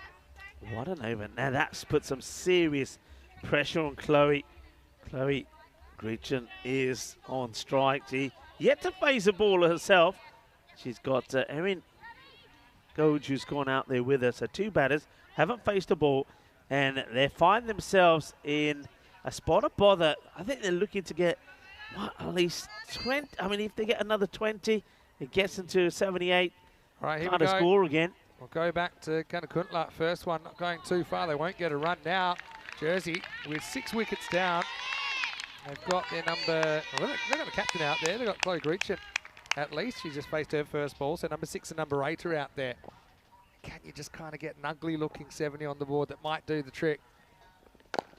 Shot, really good shot. Test the fielder out there, and that's going to be 4. Well, Chloe, she can pack a punch. We know that. Reads the room. It's solid contact here into the gap and 4 runs. Yeah, this is going to be such an important little knot from her. Just a little bit short, but she's waited on it, crunched it, gets it in the gap. It looks like they're moving everybody round one to try and close that gap out just a little bit. So Gunakuntala ready to come in again. Still knocked down, but there's 2 at one end here. Double clutch bowlers and the get back. Bat's gone. Oh, well, Erin Gouge, welcome to the middle. Haven't seen too many of the famous Kartama bat plugs, but that's why it pays to run on the artificial. Because look, she goes to put the bat down. Almost the Amy Brown Carrera pole vault from... Could have been nasty, that. From 2023. Anyway. Gretchen doesn't want to take singles. She wants to stay in strike here. She feels she's got to hit boundaries. That's her plan. Yeah, get some of this, but can't get under it. Just a single. We're looking 70s. I feel that's where we're ending up here. Who's still the bowl here? I mean, they've got plenty of options. They've got Ronalds potentially to come back. You know, they might decide they want to go for a pace-on option, given the fact that they have cracked through the top order. Swing and miss this time from Erin Gouge. Gouge trying to get something going here, trying to get find the middle of the bat, something which I think really it's 2 or nothing here. I don't think they'll take the single. And that will be a wide. That will help. So that'll have to be bowled again. Really, wasn't it? Whatever happens here. Look, it feels like it'll be a tense one. Maybe not. I mean, if Germany come out and have a heater in the power play, they could knock off half of them. But I just feel there's a few twists and turns yet. Kanakuntla gets hit. Christina might have a pop here. She will. She won't hit. So they will get through for the single. Gouge off the mark, retains the strike, and Jersey with an over remaining, a 65 for 6. Yeah, once again, I must admit, I'm a little surprised that they take that. I reckon Chloe would have wanted all 6 balls here, but you can see what Chloe's probably saying here. Say, look, we don't want any dots. You got the captain coming on the bowl, her second over. That's Janet Ronalds, and she's probably saying, look, bat on ball, I'm coming. And she might be going anyway, regardless. Wicketkeeper will be standing up. That's going to make the to cross over difficult if there's no bat on ball here, but you can see that Gretchen wants to get back on strike. Yeah, by the way, you saw the 4 wickets for Coley. I believe that's the first time we've had a 4 for at the ECC-W. In the air, Goff can have another go here. Picks up, doesn't pick up. Get through for a single. You shouldn't run out of wickets now, so I think you're just going. Your minimum is run a ball, get into the 70s. We talk about the Grady 80s for close games. Maybe it's the sensational 70s in this ECC-W. Always time to have a makeover as well. Right. Well, they've got to push here. I think you push. Because of nerves. I don't know if you can go here, although Germans Sometimes I have been a bit crazy with the throws, mixing them up. Yeah, the push, you can see that Chloe's ready to come back for the second if there's any error in the throw, but this time into the gloves. Still like to see Vijay Raghavan staying at the stumps rather than having to go meter on the full. Let it bounce, but then be close to the stumps. Well bowled. It'll get past the bowler though. Googe will take one. Good throw right back next to the stumps for Ronald. So only a single. Scores today, batting first. Austria managed 76, it wasn't enough. Germany 72, it was enough. How many will be enough this time? Well, now you've got to be looking for two. You've got to run really hard. I reckon you take on the throw this time, and they're not going to. I wouldn't have gotten away with it. So, because in retrospect, it's probably a good decision. But yeah, I think you just got to hope there's a few more runs out there. Maybe a crazy throw gets away from the keeper. Maybe an overthrow or two. Garcia's very quick out there and has got a superb pair of hands and a great arm as well. Excellent bowling, really good bowling. Just drifted slightly away from Googe, couldn't make contact. Yeah, so yeah, just confirming as we see the beautiful ECC-W Challenger Trophy on display for the first time, by the way. I'll be going to one of these two teams. But yeah, Kohli, the first ever fourfer in ECC-W cricket. Last ball coming up, gets a piece of it, and I think Christina's pretty smart. She'll just eat it. And that will leave Jersey 70 for 6 after the 10. Jersey hoping to be the first team ever at a men's or women's ECC to go through undefeated and win the trophy. We've seen some heartbreak stories in the past, haven't we? Yeah. I think of Carlton of Scotland in the ECL back in 2022. Went through undefeated, then lost the final. We've seen it happen a few times on ECN, actually. Jersey will be hoping it doesn't happen to them. Right now, I think they're kind of a little bit like Germany in the last game. They're a nose behind, but they can definitely catch up. Obviously, Christina Goff has been the batter of the week, I think, ever since she smashed that 100. And she's a big piece of the puzzle for Jersey. If they can get her early, keep the others quiet, maybe this 70 is enough after all. Yeah, I mean, I know they lost that wicket early in that over to Goff, but they were 19 for 1. The power play, 32 for 1. They were happy with that. But then after that, the fight back from Germany was superb. They restricted them to just the 42 at the halfway point. And then after that, they have even more issues in Jersey. They lost wickets at the wrong time. But again, the catching was fantastic. Not only has the catching been great, but the way that the bowlers have kept the number of extras down in that innings, 3 wides, 1 no ball on 1 leg by just the 5 extras. And that's why I think we're seeing the scores being at this sort of the 70 mark, not the 90. 70's the new 90. Yeah. Exactly, put the ball where you want it. Well, there's Rita and Tracy, who were actually the first ones out there onto the field. Always a proud moment for the team to line up for the anthems. Jersey undefeated to this point. And Germany, well, they've had an up and down kind of a week, haven't they? But it all comes down to 10 overs aside here. Merritt, well, she is a huge hitter for Jersey, isn't she? It was Aikenhead, really, who was the real mover and shaker, wasn't she? Especially through that first half of the inning. Yeah, she was. I just got the feeling, I don't know if you picked on it, that early on, that Jersey were perhaps a little bit reluctant to go for the bigger shots. They wanted to wait. They wanted to be a bit careful. And as a result of that, there was a few miscues. As a result of that, they allowed Germany to get the upper hand. And then when they did try and get the push and the acceleration going, it just never really happened. I mean, there's a very important 33 there from Aikenhead. I mean, if it wasn't for that, they really would have struggled. But nobody else really being able to get in. But once again, credit to Germany. It looks like they just worked out oppositions. They knew what to bowl, what not to bowl, and it worked a treat. Yeah, you're exactly right. And you look at that, at the splits. So they had 42 in the first half, they had 28 in the second. And apart from Aikenhead, there was only 1 4 and 1 6. Yeah. A 4 to Grecian, a 6 to Wetherill. How about Bievic and how she's been able to catch today? Whether it's high or it's low, she's found a way to make the batter go. Also, of light culture up down the ground, not afraid to get behind the line of the ball. Excellent technique there. And that was an important one, wasn't it? Because with Trinity Smith gone, you're left in the middle order to try and make something happen. And Tangi, she'll be disappointed. She gets one, I think, that she likes, but just not quite the distance, probably 3 metres short. And Garcia, don't quite understand the the celebration, but there's a lot I don't understand, and we know the Germans are known for their unusual dancing. That was a nice shot by Weatherall. In fact, it was the only maximo of the innings. He's got inside the line of that, and so you thought she might be a bit of a difference maker. This one just snuck off her pad. It looked to be online. Umpire agreed, and that was one of 4 wickets for Coley. Wasn't it a good effort? Our first ever fourfer in ECC-W cricket. Yeah, and congratulations to Coley. She really has been outstanding. Remember, the first highlight she gave us was that caught and bowled earlier in the Challenge Division, but she was being uplifted because it was a truly remarkable performance.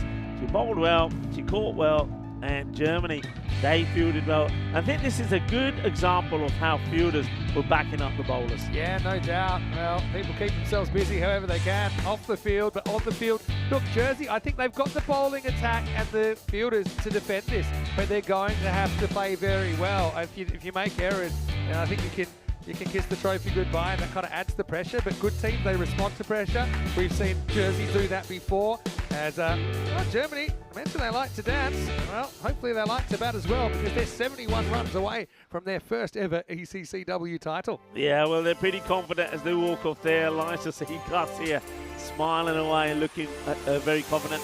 And the thing is, you've got to be confident because you've restricted a very good, solid batting lineup of Jersey to 70 runs. So needing to go at 7s, but we do know if you don't get off to a good start, if they get 2 or 3 good tight overs in here, then once again, if they fall behind that rate, if they get them up to about 8 and over, it becomes pretty difficult from there on in. Pretty good team effort as well from Germany. See that everyone won the battle with 20. Just good, solid team effort. Coley is standard, obviously 4 for 11, including the big wicket of Aikenhead, who hold out the big wicket for 33, but no one else for Jersey were able to get past 8. So it's going to be a really, really interesting game. 71 the victory target. So yeah, just kind of my analysis of this so far is that Jersey, they do have the bowling and fielding to be able to defend this. I don't think they're ahead, obviously, at this stage. But I think about Germany, and remember, against Austria, I think they were only chasing 54 or something like that, and they found themselves behind the game. There have been other times that we've seen Jersey with a little bit of a, I suppose, not really looking to be aggressive early. But I think this is one sort of target, especially with Goff up the top. She'll just look to be scoring early. I think the Dots need to drive in the power play for Germany if they're to get ahead and stay ahead. But really, really excited to finish this ECC-W with one more innings that will decide the trophy. Yeah, and I think one thing that they've done well with that fielding performance, and you touched on it, that they could have and still could make a change to the batting lineup. And I think if the score got to 85, 90, they may have done that. But I think now when they look at that score and they've seen what their openers can do, they'll just say, you know what, we don't have to go crazy. You two have done this before when you're out there. Do it at your own pace. We should get to these runs pretty comfortably. So I'll be surprised if they do now make a change. All right, well, hold on to your hair pieces because we've got one more innings to decide this one. Vinny Satter here, Mr. Maxwell, with Rico full. 71 for Germany to win, or can Jersey defend 70 and become the first ever ECC-W champions in the Challenger Division? See you in a few minutes' time. An exciting second innings right here at the ECC-W.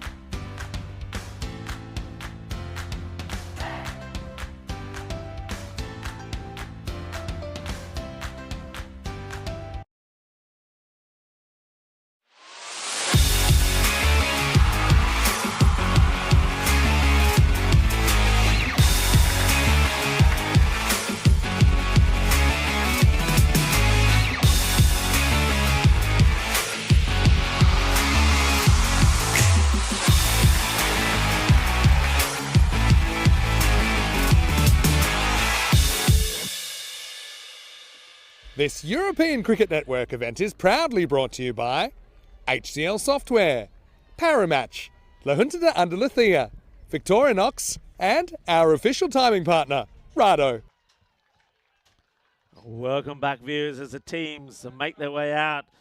And this final of the Challenger Division, once again, you would say that the bowling side after the first innings holds the upper hand, and that would be Germany after restricting their opponents just to 70. And who knows, listen, back on this day in 1960, Australia and the West Indies played out Test cricket's first tie in a sensational finish in Brisbane, needing 233 to win. Australia started the last, at that time, 8-ball over with West Hall on 227-7, only managed 6 runs in a crazy over. Well, can history repeat itself? And can, as a lot of people might be talking about already, could this be a tie? And we go to the golden ball. We'll have to wait and see. Of course, Jersey will need the perfect start. And I think I'll say the same thing about this innings from Jersey as I said about Germany against Spain in that qualifier.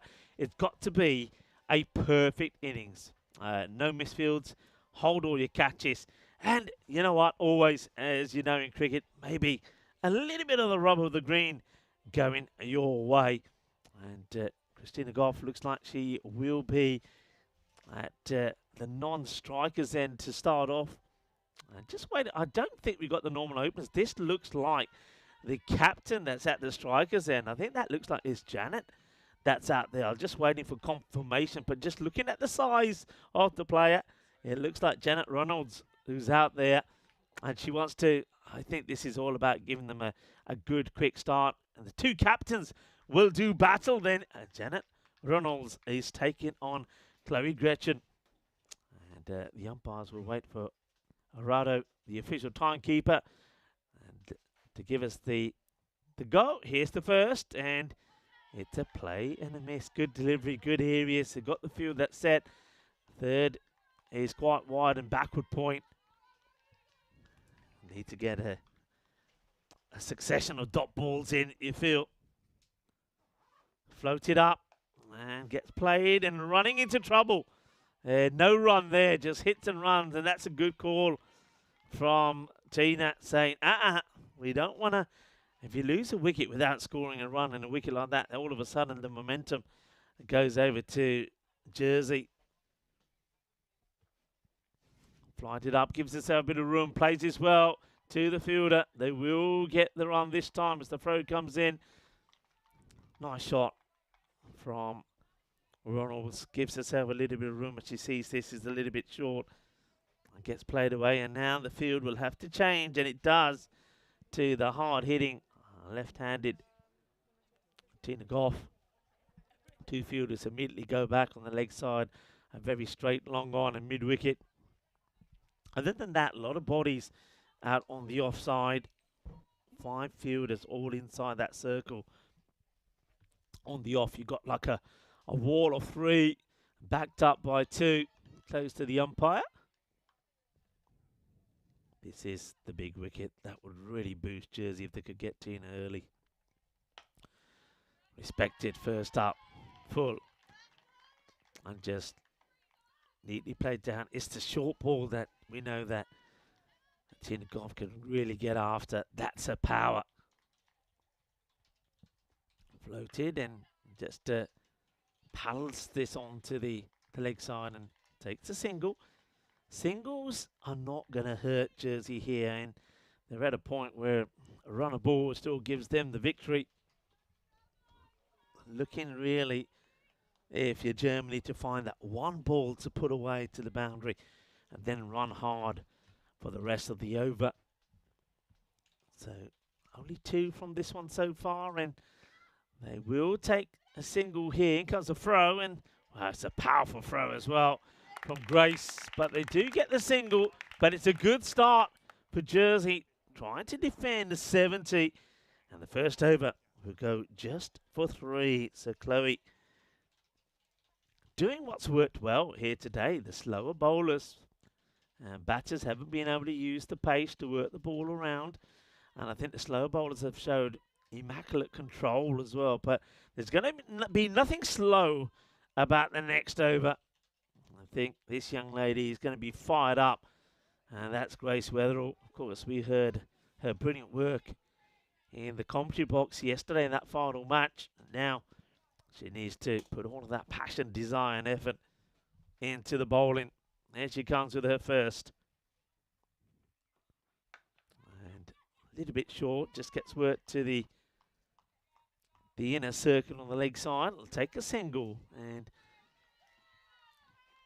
now it's about making the adjustment to Christina. I'm wondering if they will give the bowler some protection there on the square leg or backward square area, because that's, we know, where Tina can be pretty dangerous, and they do. So one fielder is being deployed and pushed back on the boundary, but that means that, yeah, I was going to say that means that one of the fielders out the offside has to come in, and it is the backward point comes into the ring, and they're pretty deep, aren't they, to Tina?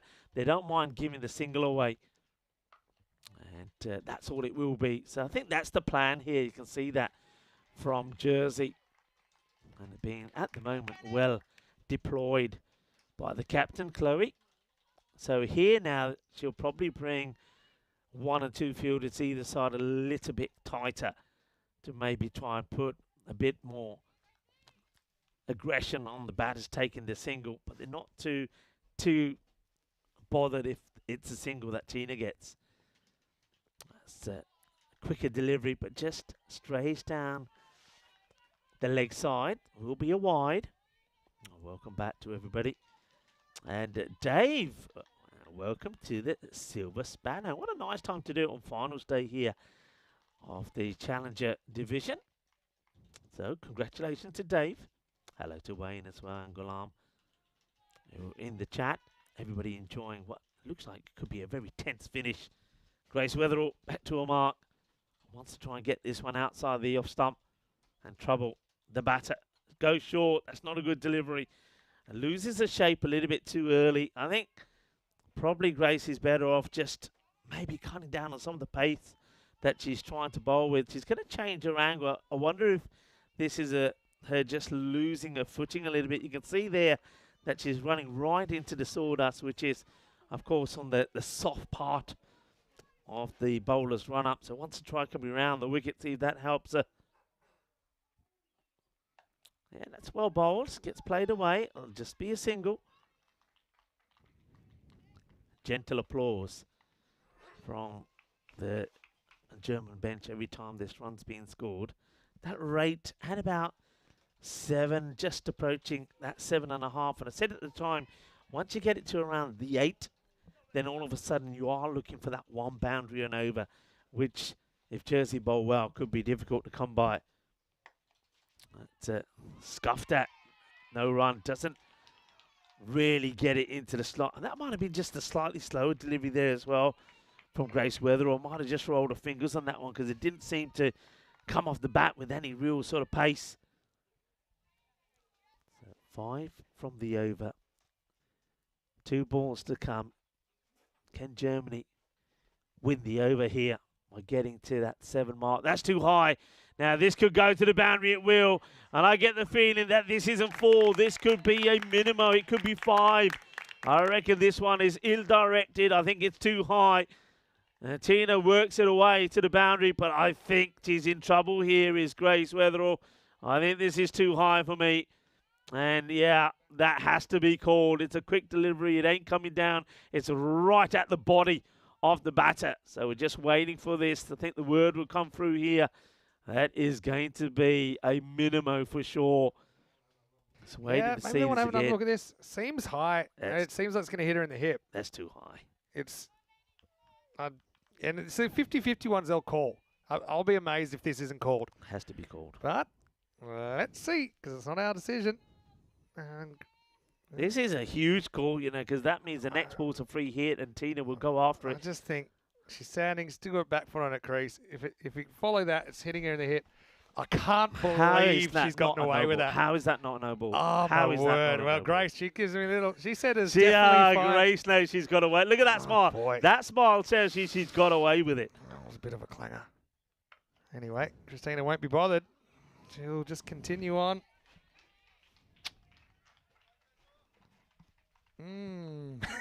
There's some things that They I do won't reluctant, understand, don't and you, that's mate? one of them.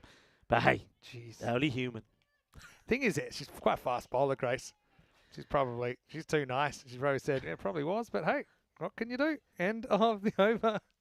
And the score is 13 without loss. Remember, the difference in ECN regulations is if it's waist high or above, rather than, it doesn't have to be above waist height. So technically, the ball's hitting the waist. Should be a no ball. So, yeah.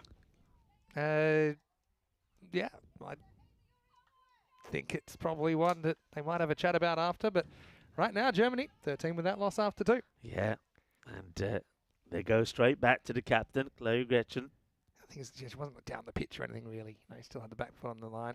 Didn't have too long to go before it reached the crease. But anyway, here we go with over number 3.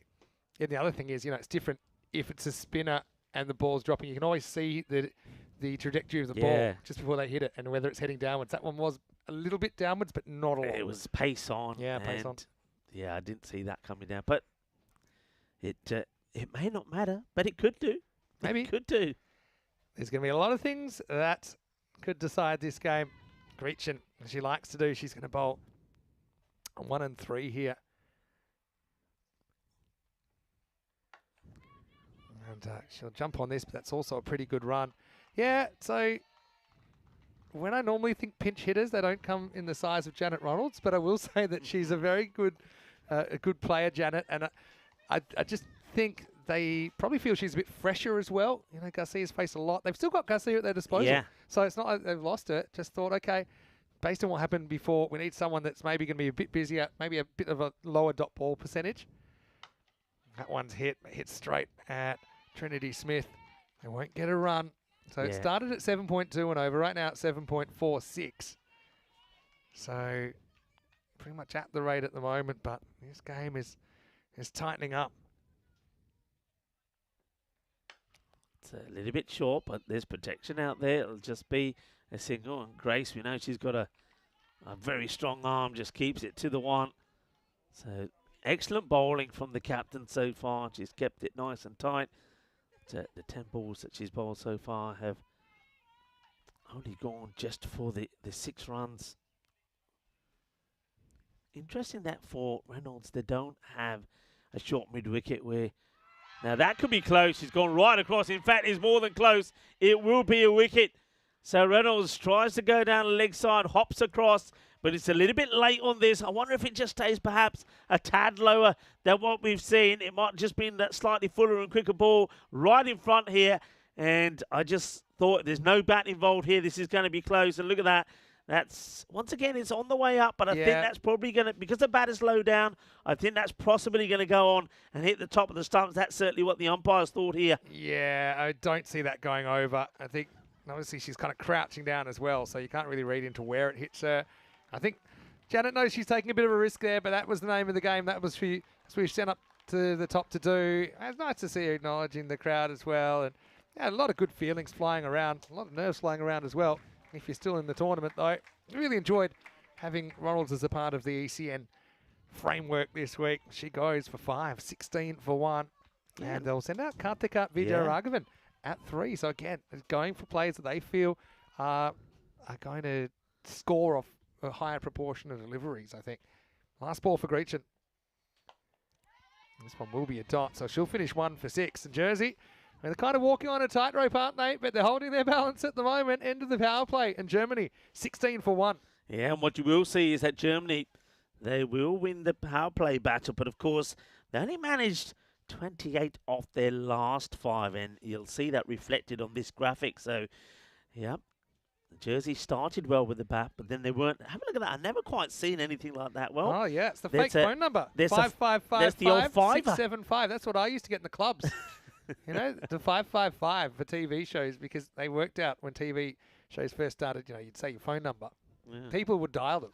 So in America, 555, they don't go anywhere. So that's why. Yeah. Oh, well, good to be consistent. Okay, now it looks like Florence Stange has the ball. The field is being set here to Tina. So, of course, that's the end of the power play. So 2 more. Or 3 more now can go out. You can have 5 out. That's something, hey, did you know that's something that I didn't know, and it really threw me when I was in Rome. What's that? That when it's T20 International Women's, great delivery. Is he straight? Yep, it is. His straight is on the money. And, well, hold that thought for a moment because this is a big moment in the match. Tina Goff will go for 9. It's the first delivery from Florence Tanguy, and she has got it on the money, and that is out. Another LBW decision. Let's have a look. Looking for one thing, does it straighten or not? The angle's taking it down leg side. So it's drifting in, but then hits a pretty full. Is it turning? It's a tight one. It's a really, really tight one. But Metaguch feels it's going to get a piece of the stumps. Again, we'll have a look one more time. But Tanguy beats the inside edge of the bat. Question is, if this ball was to continue on, is it going to hit or not? The answers are solid, maybe. You know, you can kind of see 2 stumps there, but, you know, I can understand. It hits her full, hits her on the back leg, actually, as the back leg's trailing through, and that's a huge strike for Florence, as Christina Goff has to go and see what the percentages make of this. But it will be the second wicket down, 16 for 2. So if Germany are going to get over the line, they're going to get their middle order up and ticking. Goff goes for 9 off 10. Yeah, and they don't go for Garcia now. I thought Garcia would have been on standby in case we saw the wicket of Tina, but no. So they're going for kind of strike rate overruns on the board, which, to be honest, is probably not a bad strategy because you've always got Garcia up your sleeve. That's the thing. Should run here, and they will get the single. It's well backed up by array of players. Yeah, well, I didn't get, and it was only Prabhat that had to mention it to me in Rome because I was having a look at some of the field set. 4 fielders and out. 4 fielders out, and I'm thinking, but why aren't they going for the 5th? And of course, they didn't. I was made aware of the fact that in women's T20 International only 4. That's true. So here we do. So just to clarify that to people who know that, here in T10 and we women's have the cricket, same regs. Yeah. Because we feel, give something back to the fielding side. Yeah, so you have 5 here. So a few people might be thinking 5. Yep. Smaller 5 boundaries to around. protect as well. All right, Vijay Raghavan on strike. Now That's been caught. But there's not a, well, she's walking, which probably isn't very smart because we could have an incident here. Very smart. Oh, dear me. Very smart from the wicket keeper this, from Mia Maguire, because even though the catch is taken now, I think it might have been dipping, but we'll see. But nah. Oh, that's a no-y. Now, Maguire straight away. Keep an eye on Maguire. Maguire says, give it to me, because if it is a no-y, I can get the run out here. Now, either way, because the ball is still live. The ball is still live. So even if this is called a no ball, which I think, well, we got away with one. We Surely got not going to two get. things going. Now that, for me, it's high. You know, at the crease, it's still waist high. But then there's the other thing here, which is, and did she take off for a run? But I think what they've decided is that she's left the field assuming she's out, which is a separate law. And so either Jersey aren't appealing or the umpires have determined she wasn't attempting a run there and she was leaving under a misapprehension that she was out. So I have a better feeling about that. Of course, we saw an incident earlier in the day, which some people had opinions on, but I didn't really have a problem with it. So Vijay Raghavan survives. Let's be honest, she wasn't really trying a run there, but if she did kind of make a motion to run, I think she would have been run out. Now, free hit, and it's going to get hit up in the air. This might be caught. It is caught. Pretty good. No, trouble. no. It's a free hit. Keep running if you want to. Well, there's 2 balls in a row where no one's known what's going on. And it's one to the fielding side, one to the batting side. You know, I've seen, on this ground, I've seen a fielder throw the ball over the boundary in that scenario after taking a catch off a free hit. So Vijay Raghavan is off the mark in bizarre circumstances. Look at Chloe pulling her hair out there saying, no, go get the ball. You're right, it could have been thrown over the boundary. Oh, dear. It's all happening in the final. It's all happening in the final. Gee, interesting. Good catch, by the way, from Trinity. Good catch. I'm glad you didn't throw that ball. All right, I'm so glad to go with the boundary. Well, that one hits in front as well, but this time, I think with that angle, it's going to be tough. You have to really rip it back. Yeah, probably pitching just outside the leg. Let's have a look. Yeah. Look at the stance outside the leg. She does spin the ball a bit. It's Jeez. not a bad shout, but you've got to be right back on your back foot to get them. All right, in the air this time. Not going too far, though. Just a single. Yeah, so just to clarify that law, I mean, everyone's got a slightly different interpretation of it. But my feeling is if you were to hit it and get caught, if you were in the process of running when you got caught, you're still fair game because you've gone to take a run, right? But they're all kind of situational. That time she never looked like she ran. She just kind of walked off after the shot. So maybe that was the call. Well bowled from Tangi. Hits her spot. End of the over. And if we were nervous before, we're just getting more nervous and more nervous as this game draws to its conclusion. Tangi with a brilliant over, 1 for 4, and it's 20 for 2 at the end of the 4th over. A brilliant over that had everything in it. You had the no ball, and then you had that, I've seen it given run out because, again, you could say that you could argue the fact that the batter should be alert to that. So I've seen it given. Maybe there was a bit of sportsmanship there. And then the catch, the celebrations from half the team, but of course it was a free hit. We don't know whether Jersey withdrew the appeal, which would be pretty sporting. Spirit of the game is a funny thing, isn't it? Sometimes you can't really capture every situation in black and white, but no, I'm happy Vijay Raghavan gets to survive. Anyway, here's Aaron Duffy in over 5. Good start, but even better shot, actually. Cracked through the covers. They'll get 1. Both these two teams, there's a lot of good throwing arms out there, aren't there? Not too many 2s on offer. Well, is Duffy going to be the German batting order destroyer? Has bowled well. Oh, I love the chat as well. They're enjoying this as much as we are. Hello to Jacob in Estonia. Great to see you, as always, Tere. Hello to Ravi Panchal as well. A few face palm moments, but hey, that's what pressure does. We see it in all competitions, don't we? Especially when you get down to the final. Duffy, good seamer. Good areas again. They go on contact. It's a good throw in. Did that hit the stumps? No. Didn't they hit the stumps direct? I thought it flicked the stumps on the way through to Maguire. But if they've gotten through, they've done very well there. Yeah, let's have a look at this again. I think it... No, she's in anyway. It did. Yeah, It does hit the stump. Jeez, that's a very good run because that's you backing up, coming back and saving it. Yeah, I thought for a moment that may have been the foot of the wicketkeeper. Because that is a perfect bit of fielding. She picked it up, she hit direct, but still, Culturum was able to beat out the throw. Tidy stuff. Yeah. 8.6 now, started at 7.2. Well, bowled again from Duffy. Probably no mistake that we've seen two teams giving up very little extras at the business end of the tournament here, making the batters work for their runs. Hello, a lot of people, we've got a lot of people who watch a lot of ECN cricket all year, but this probably has a bit more of a balance in it, doesn't it? Bat and ball, you have to really earn your boundaries. Big time. Like the traditionalists, actually, ECN, maybe they are onto something.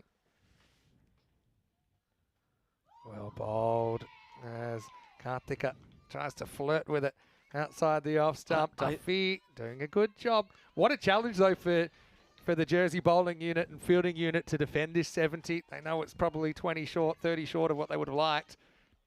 So far, they're doing a really good job. Good shot again. Probably only be one merit. Will be clean down there. I still think it's an error.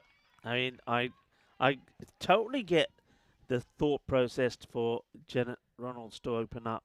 But for me, Garcia is number 3. You don't have a batter that has scored 155 runs in 5 innings, gain an average of 77.5, and not feature when your team at the time when that wicket went need something like 7 and over. She's got to come out there. So I definitely feel this an error. So here's the last ball of this one from Duffy. Thought it might have been over, but it wasn't. So she'll bowl the last ball of it, and it won't change the score. 1 iota, end of 5. Germany struggling through the first half in this chase. It's 24 for 2.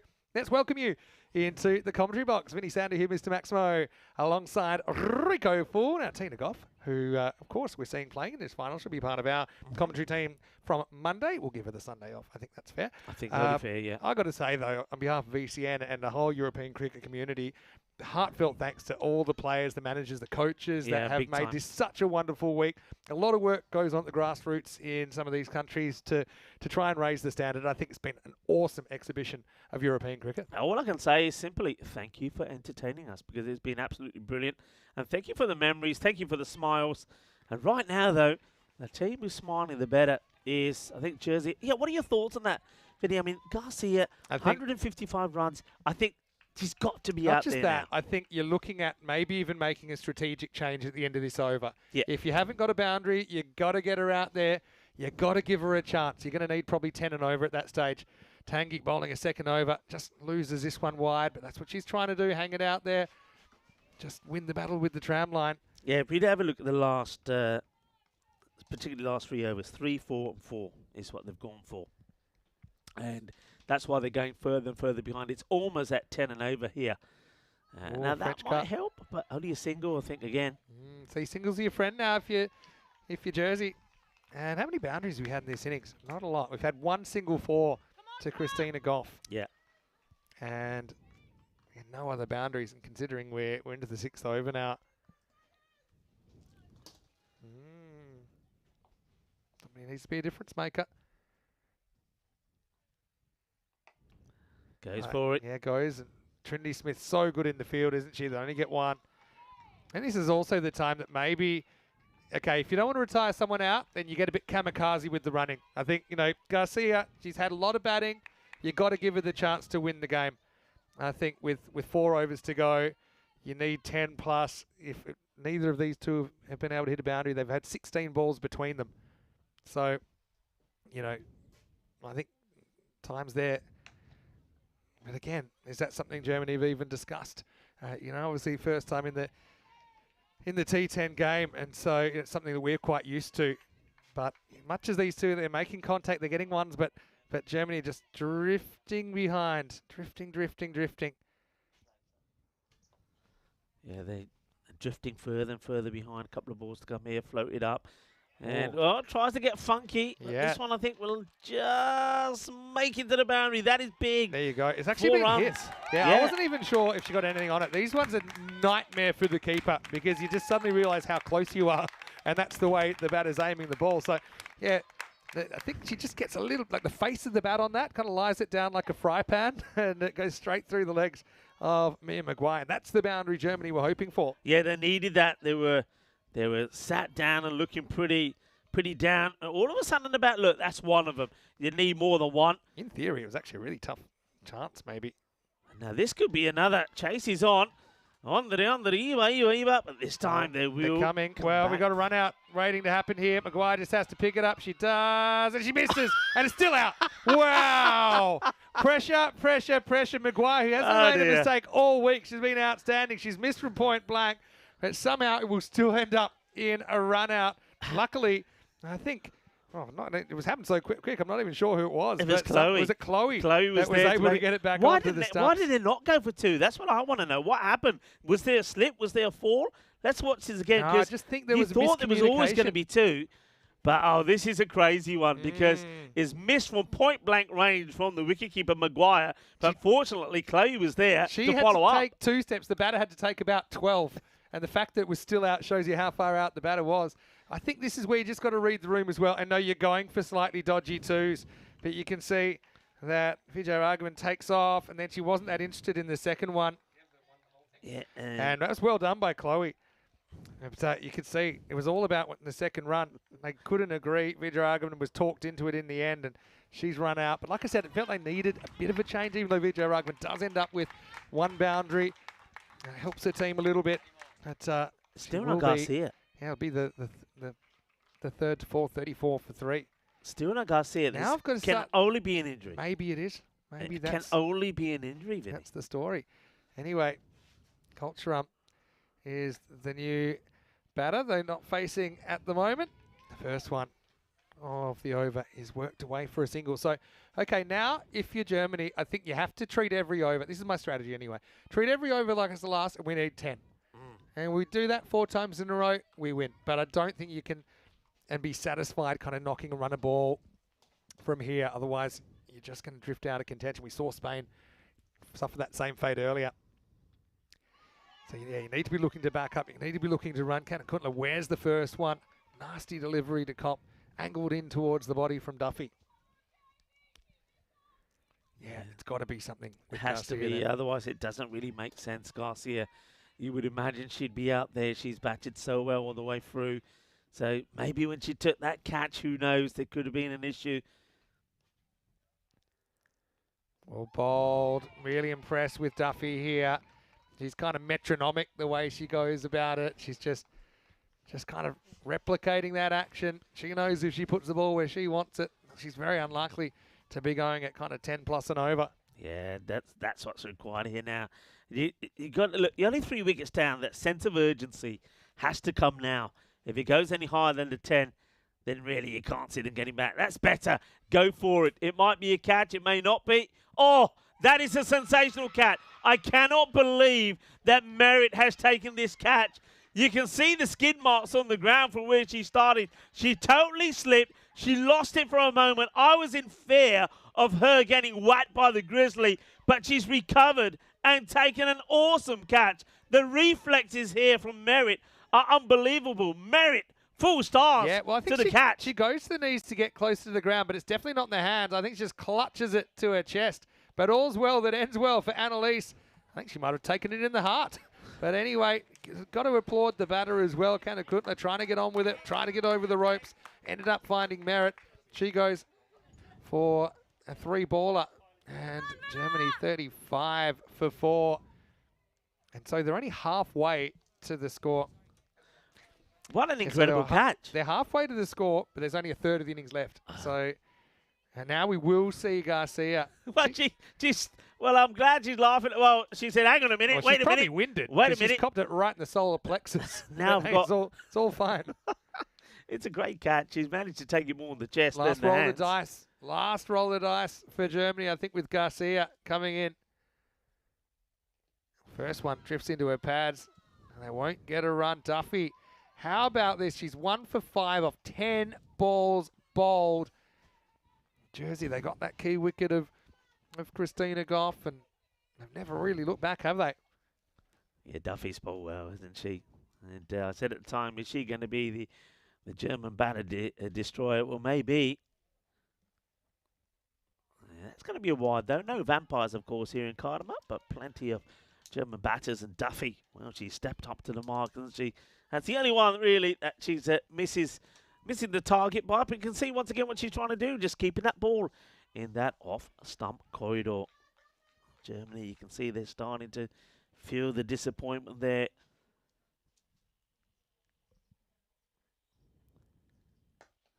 Yeah, it's a piece of it, but yeah, they need boundaries. They need them soon, don't they? They're probably looking at kind of 5 boundaries in the last 3 overs to give themselves a fighting shot, probably 6. But anyway, it's the end of the 7th over, 37 for 4. Coming up tomorrow, it's the Premier Division. So we will not have a rest day. We don't really believe in rest. Rest? You can get some. You get 4 or 5 hours, you can snatch it a night amongst all the other things we're doing. But England 11 take on Netherlands 11. First match of the day. And Scotland and Ireland, the 2 new teams to battle in match number 2. Looking forward to match number 2 because, like you said, 2 new teams. Be interesting to see who goes out there and what talents and abilities they've got. Then, of course, Italy and the Netherlands. That will be a cracker. Italy been playing some good cricket on the network of late. Merritt gets a trundle here, and the first one's going to be Edge. It's going to go past Maguire with Merritt's pace. That's running away for 4. Well, I said they needed probably 6 boundaries. 6 boundaries to win the game. There's one. That's, you can see Germany, they're kind of hoping that the tide's going to turn, that someone can get on a heater. Garcia with her first boundary. Yeah, now Garcia is one who can do it. I think she just has a good technique. Look, you can see there, all right, she don't get the middle, but because she's having a good swing at this, if she gets any contact, it will go to the boundary. So that's one of the 6 you're talking about. I think so. Good comeback, edged onto the pad. Again, there's no real agreement about whether it's a run or not. These are the kind of ones, I think, you need to eliminate the hesitation. The hesitation is just going to either cause a run out or a dot. And both of those are pretty disastrous at this stage for Germany. You just got to take your chances. Hit and run, hit and run. Okay, maybe if it's straight back to the bowler or something, but anything off the pitch, I think you're just taking off at this stage.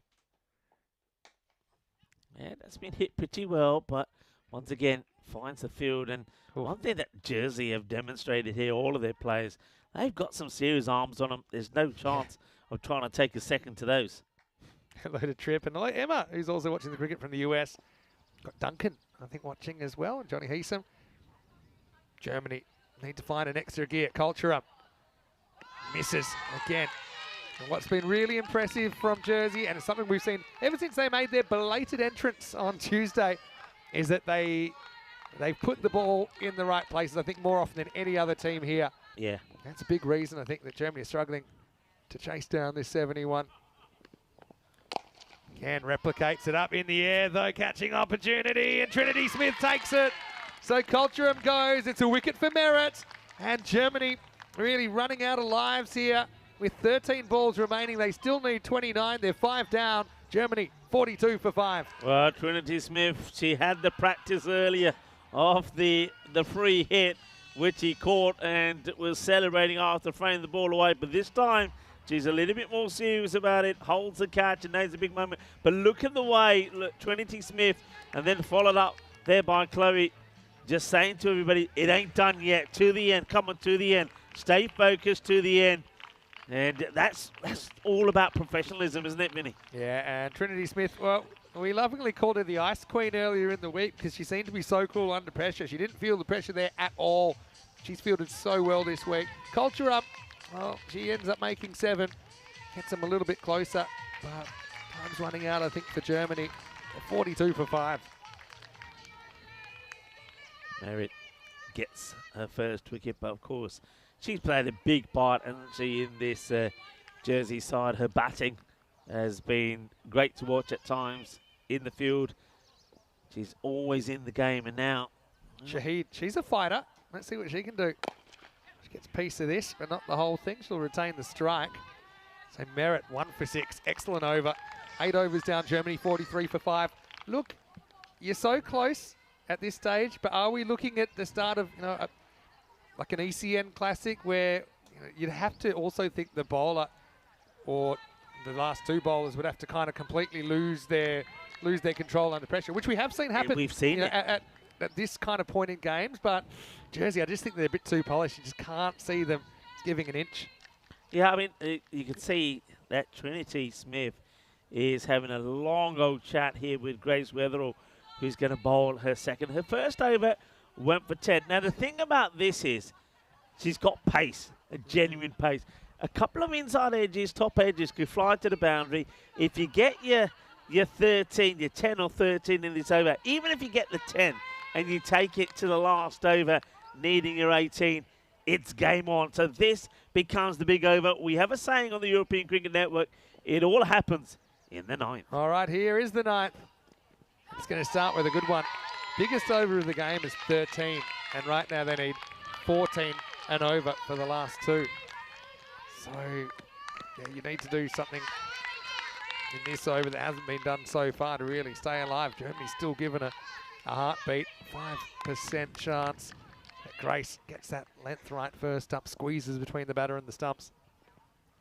Having said that, if Shahid had gotten across there, it would have been a wide. Yeah, that's exactly what I was thinking. If she just got across, take the wide, one more off the target, still got the 6 balls in the over. Grace goes back to her mark. Way to Chris Shinkle, and as well, here's Grace. Probably maybe just outside the line. Oh, there's a little bit walkabout there. Bit of chaos in this final. You wouldn't expect anything less. outside the line, and I think with the pace that Grace is bowling, you'd expect this probably to have gone over the stumps. But good pace she bowls, as long as she keeps the accuracy right. But Zahid just looking to get a couple away. Everyone makes funny mistakes at times. Just look at Maguire there. She's made like a proper clanger, but just the timing of it's like, oh well, who cares? This has worked around the corner nicely, but again, field well placed. You only get a single down to Gouge. Yeah, so imagine, for example, well, number one, the fact that Mia missed the stumps, but then she was able to get the run out anyway. It actually didn't hurt them at the time either. Yeah.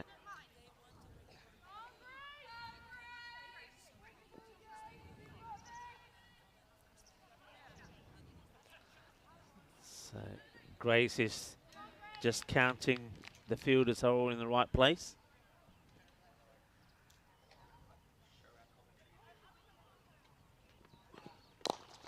So on the ground, they'll only get one here.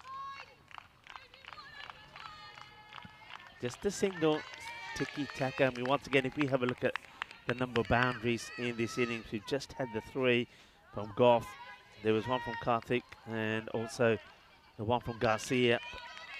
Now or never, 3 balls to go in this over. 27 still required, needing boundaries.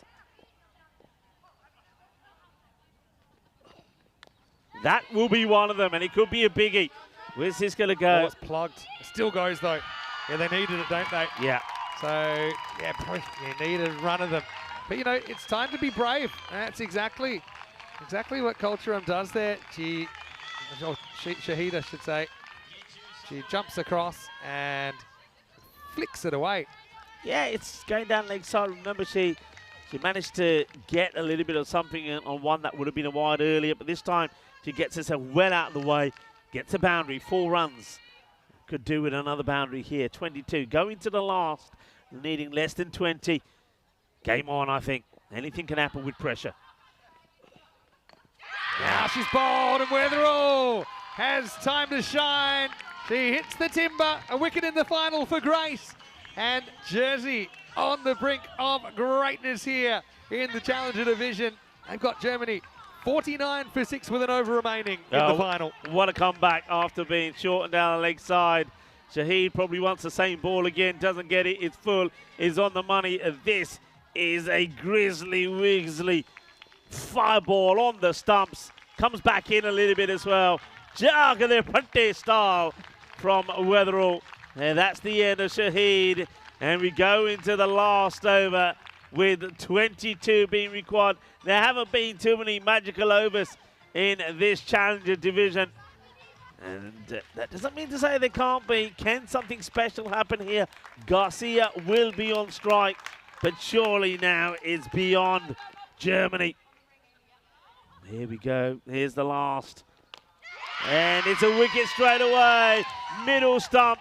And it's the end of Garcia. She had to give herself a little bit of room to try and create something from it. Won't be able to do so. Another one bites the dust. It's full. It's straight. It's on the money. The middle stump goes for a walk. Another one goes, and Garcia will take the walk back. She'll be the 7th wicket to fall. And it's 7 of 7 for her. Nicely bowled on the money.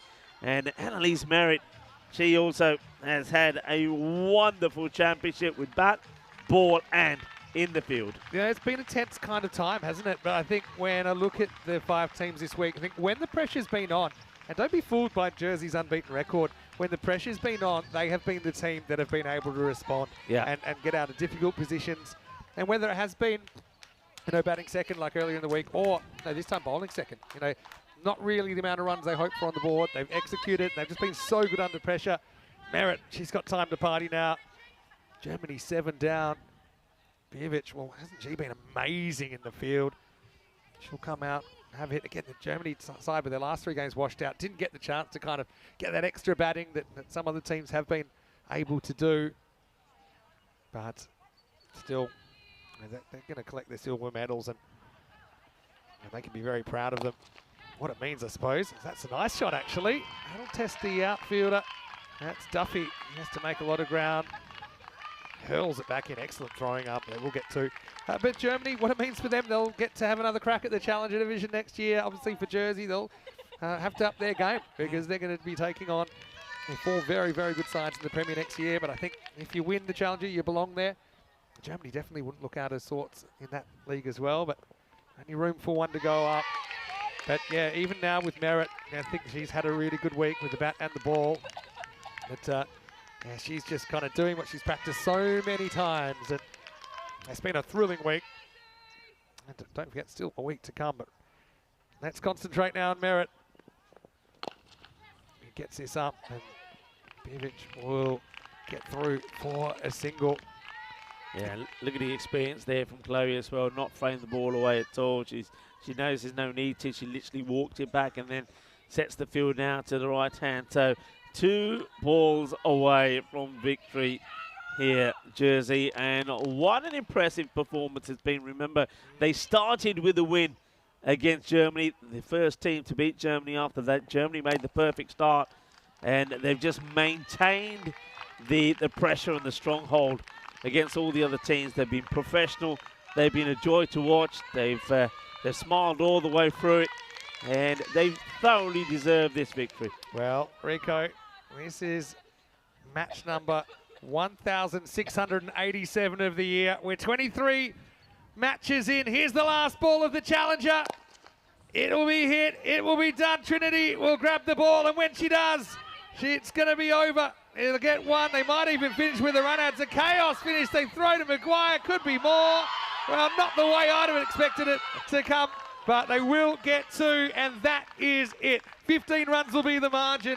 Jersey are champions in the Challenger division. The first time we've ever had this division of European cricket in the women's game, and it has been an amazing week, a festival of cricket, but Jersey undefeated champions. They will be up in the Premier Division next year. Yeah, fleecy that is to Jersey.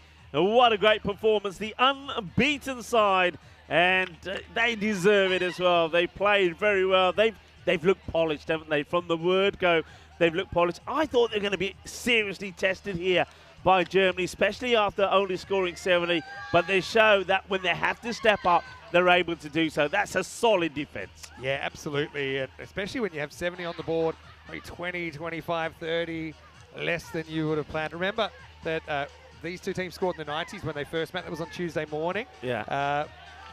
Jersey knew they had to bring their A game, but I think this is where the kind of professionalism of the coaching and the training comes in, that they are trained to perform under pressure. And they get used to those conditions. They knew exactly what they had to do. Yeah. And it starts with putting the ball in the right spots. They did that.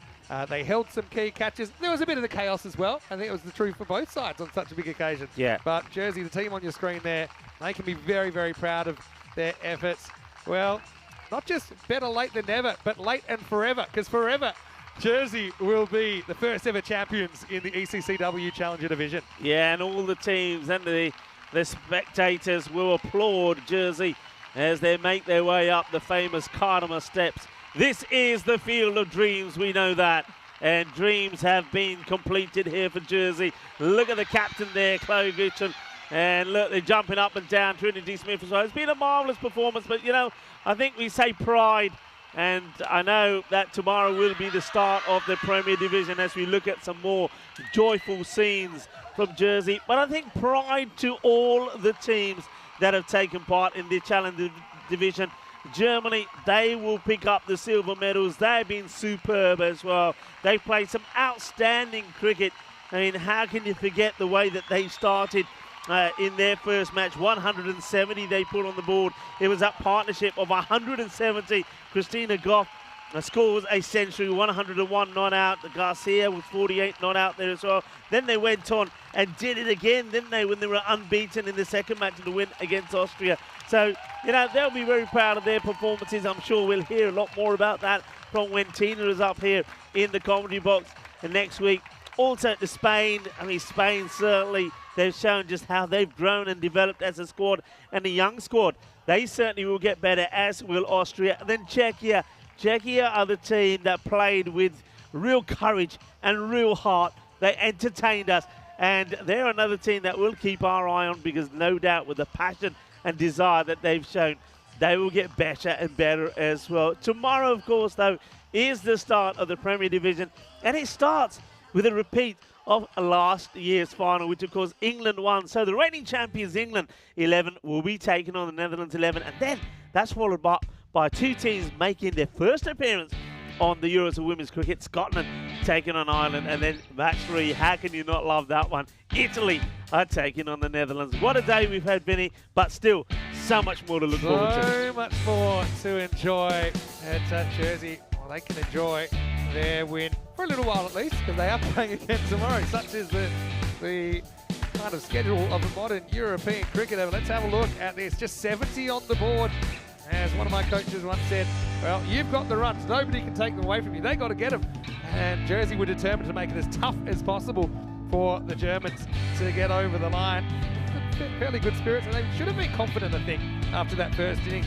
Goff, of course, I still think she's kind of in the real shortlist for the MVP, considering what she's done during the week. But yeah, Jersey, just no matter who they turned to, they generally got it right. They were asking the right questions. I think that was a good decision. Ronalds was asked to open the batting.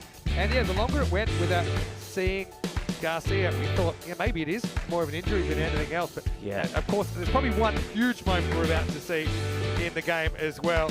And that was this, the wicket of Christina Goff. Umpire felt it was straightening and taking some of that leg stump. And that really was the moment where I think Jersey truly believed they could get their hands on this trophy. But there'd be a little bit of chaos first, including back-to-back. I don't know what's going on.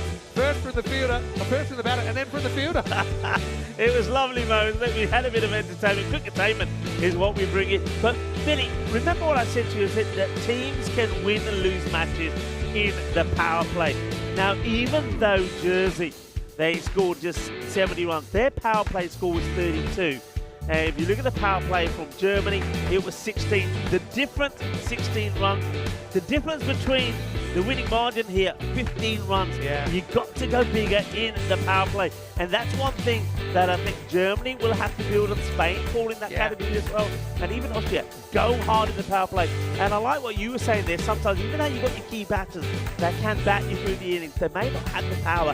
Have one or two batters that you say, go out there, give me everything in 3 overs, and then if I have to, retire them out and get the others To in. be fair, I mean, I quite liked their choice of opener. I think they were trying to do that, but I actually think it was more of a case that Jersey just didn't allow them to hit those boundaries. It made it really tough to get things away. I mean, Weatherall, we saw her disappear for a boundary here, but she would have the last laugh towards the end of her over. It's really credit to Jersey. You want to be able to stand up under pressure. That's exactly what they do. Grace celebrated at the end of the night, tilting back the leg stump. That was the end of a brave innings from Ramisha Shahid. I really liked her week. Obviously, so many players that we've gotten to know a little bit better this week, particularly on that German side as well, who we haven't had playing T10 before, at least.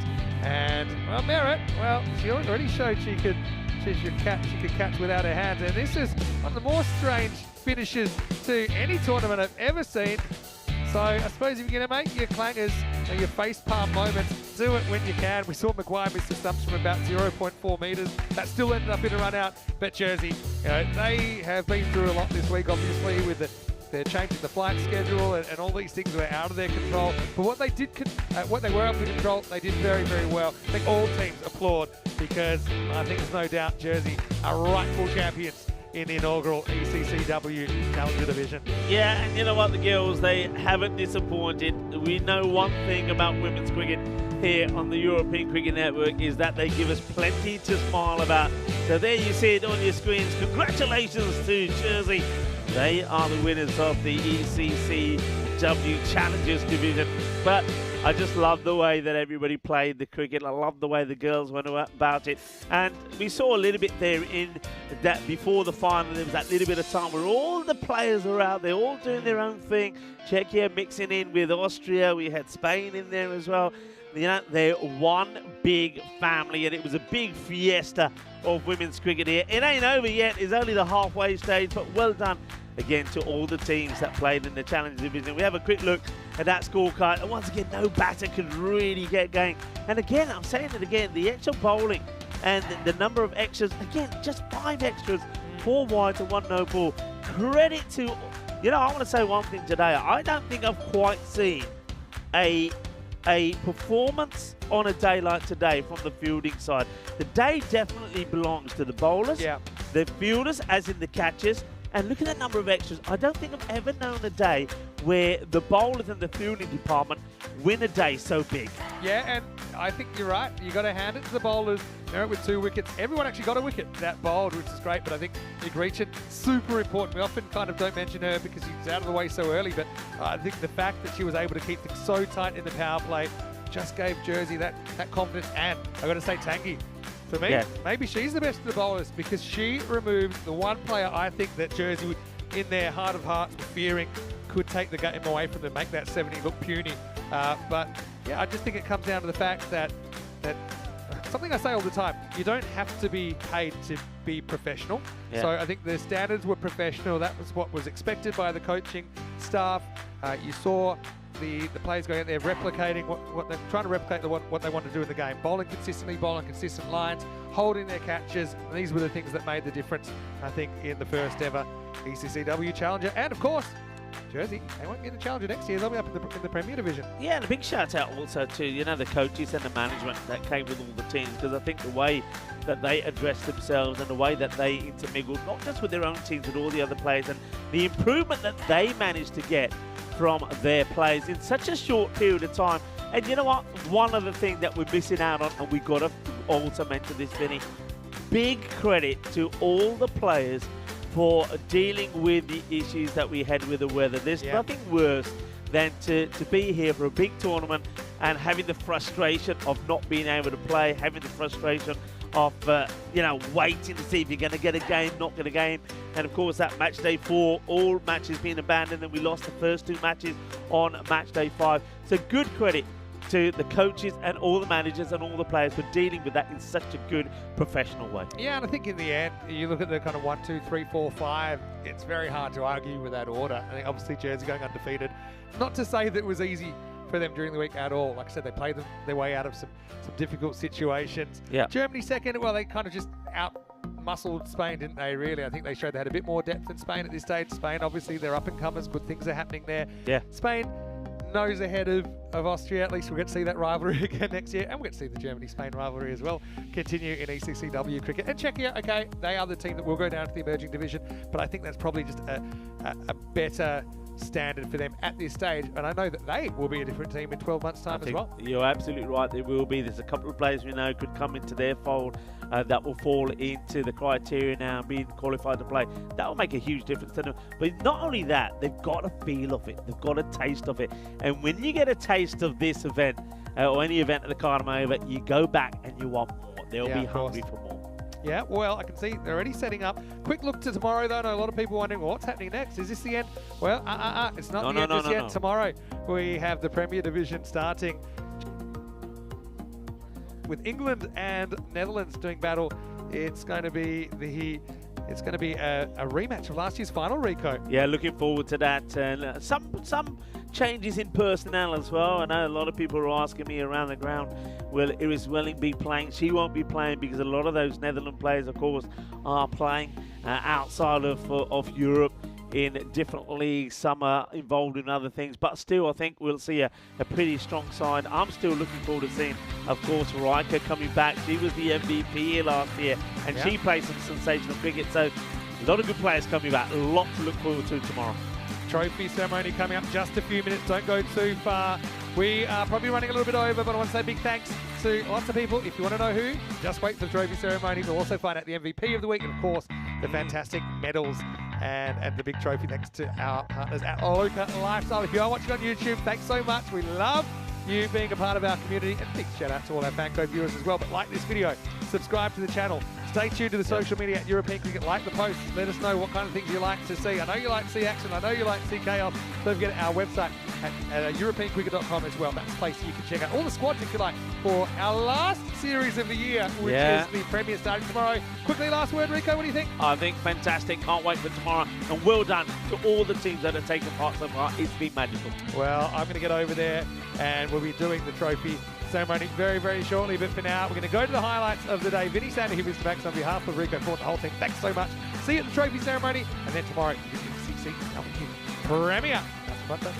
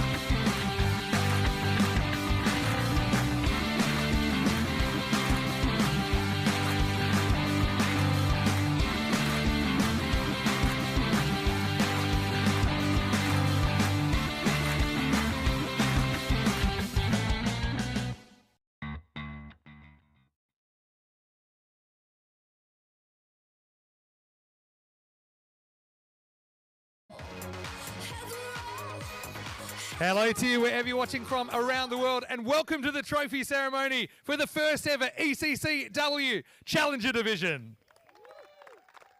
Vinny Sander here, Master of Ceremonies, as we get ready for a very special day on the calendar, and this is something we've been looking forward to for a long time. I think if you ask any of the ECN crew, the ECC-W last year was one of, if not the highlight of our season, and a wonderful way to cap off a year that, well, this year we will have had over 1,700 matches by the end of next week. We've seen new teams, we've seen new talent emerging, and we've seen new standards set in European cricket. So I've got a lot of thank yous, but our first thank you is to you, the players in particular. Thank you so much for bringing a festival of colour and excitement here to the Khartoum Oval.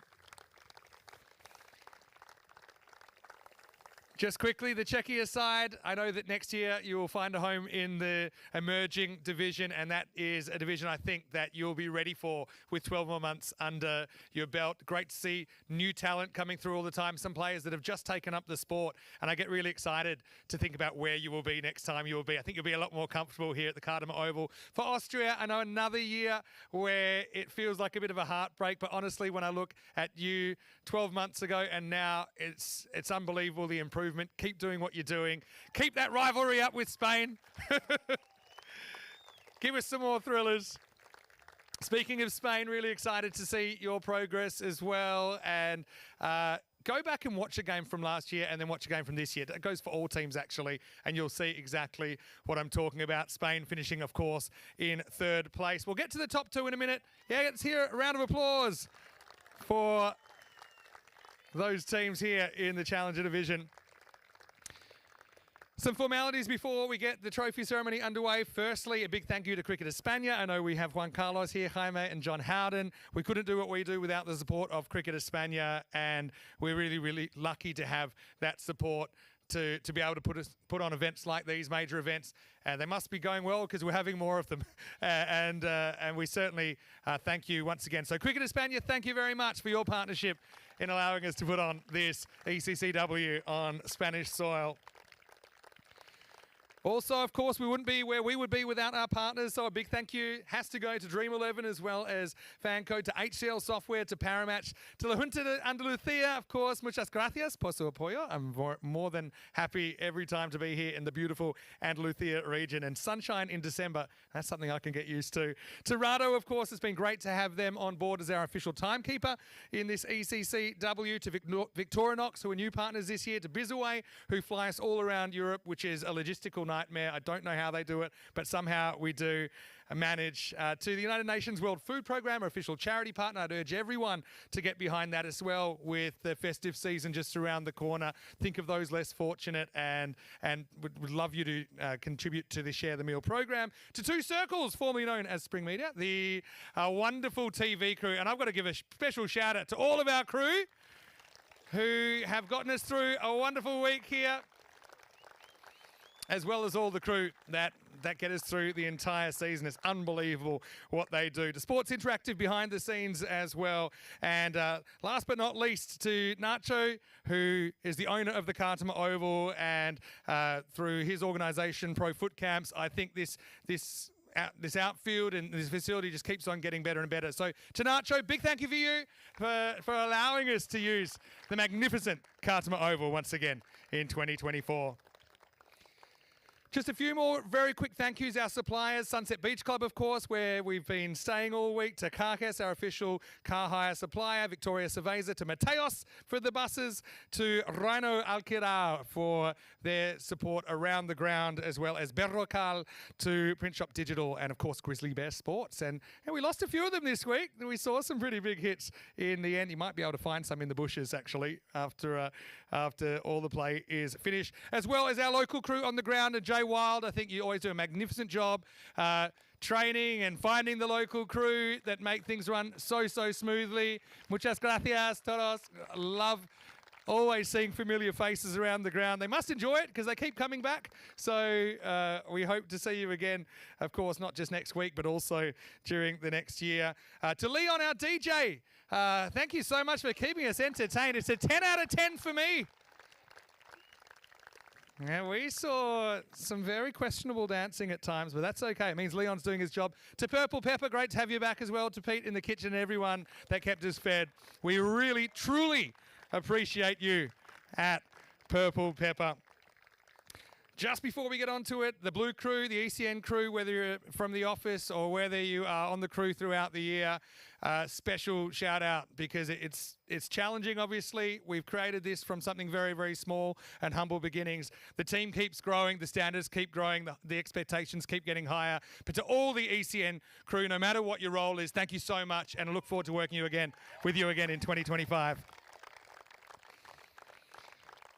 We'll just mention quickly, I might bring this up in a minute, but I'm going to mention the umpires firstly. Thank you. It's so great to have an all-female umpiring crew here on finals day. So I thought you did an absolutely magnificent job.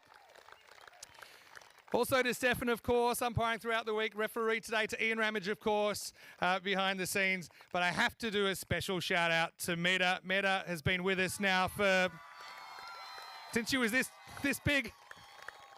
Meta, thank you so much for your sacrifices. It won't be the same without you next year, but we know we'll see you around the traps. So Meta, all the best with whatever you do next. It wouldn't be the same without you. Also, just quickly before we go on to the final kind of trophy ceremonies, and of course we have the player of the match of the final as well as the MVP of the Challenger Division. But Rico, great to spend another year with you. I know that your sacrifice is you spend more time away from home than almost anyone. So Rico, thank you so much for your contributions in the commentary box and your commitment to European cricket. Okay, so now it's time.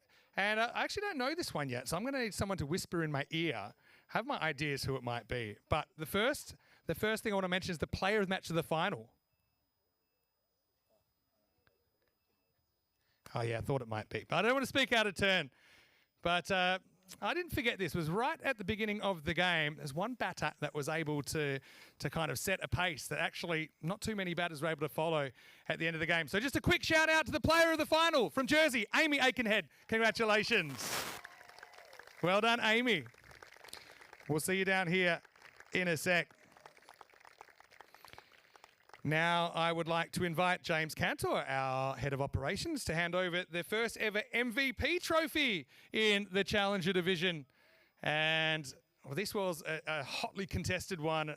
I could talk about quite a few different players from different teams, but I think I'm going to cut to the chase. And I'm going to say, with 216 runs, with 5 wickets, with a top score of 101 not out, the MVP of the Challenger Division from Germany is Christina Goff. Come on down, Tina.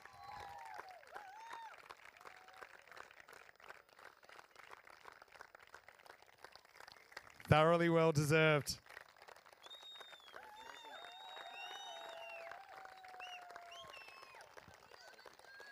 Before you go, I'm getting to know you more every day. Tina, of course, will be part of our commentary team come Monday, but how was your week? And firstly, congratulations. Yeah, I mean, the week was amazing, so thank you for everyone who put it on. Thanks to all the teams, and congrats to Jersey. They beat us thoroughly in the final and well-deserved, and good luck next year in the Premier Division. Well said. Now, I've got to say, you're a very experienced campaigner for someone so young. But how was this experience compared to some of the other experiences you've had in your cricket career?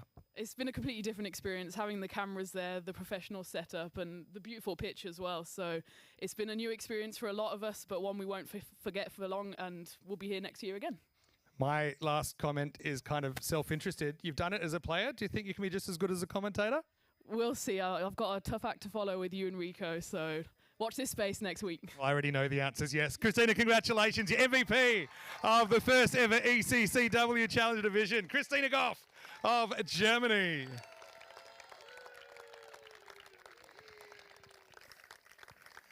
Now it is time to hand over the second place medals, the silver medals, on behalf of our wonderful trophy and and silverware partner Loca Lifestyle. These will be handed over by James and Jason as well of ECN.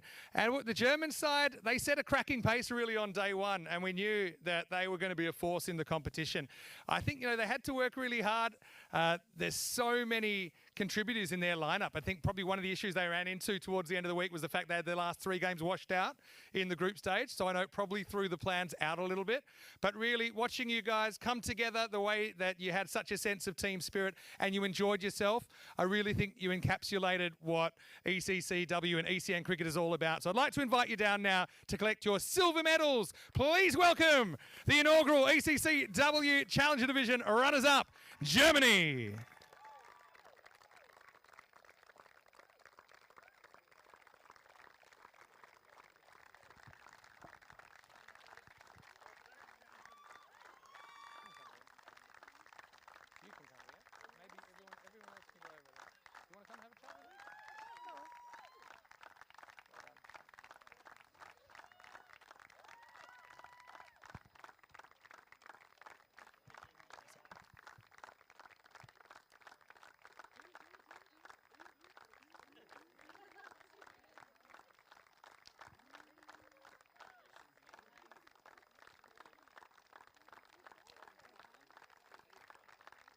Congratulations once again. And I've got Janet Ronalds here, the German skipper, for a quick word. Janet, firstly, commiserations, but also congratulations. It was a tough competition and you ended up in second place. How did you enjoy the week? Yeah, we've had a fantastic week. So obviously we didn't get over the line at the end, but we have so many positives to take from the week. We've all had a fantastic time together, got to learn more about our games, and yeah, like I said, just taking lots and lots of positives from the week. Yeah, no doubt. And you've got a lot of talent in there. Sometimes I call this kind of cricket boot camp because it's so many matches in such a short period of time. But it's pretty nerve-wracking as well. How did you find the kind of the big show, all the cameras and the kind of added pressure that brought to the table? Yeah, it's kind of nice.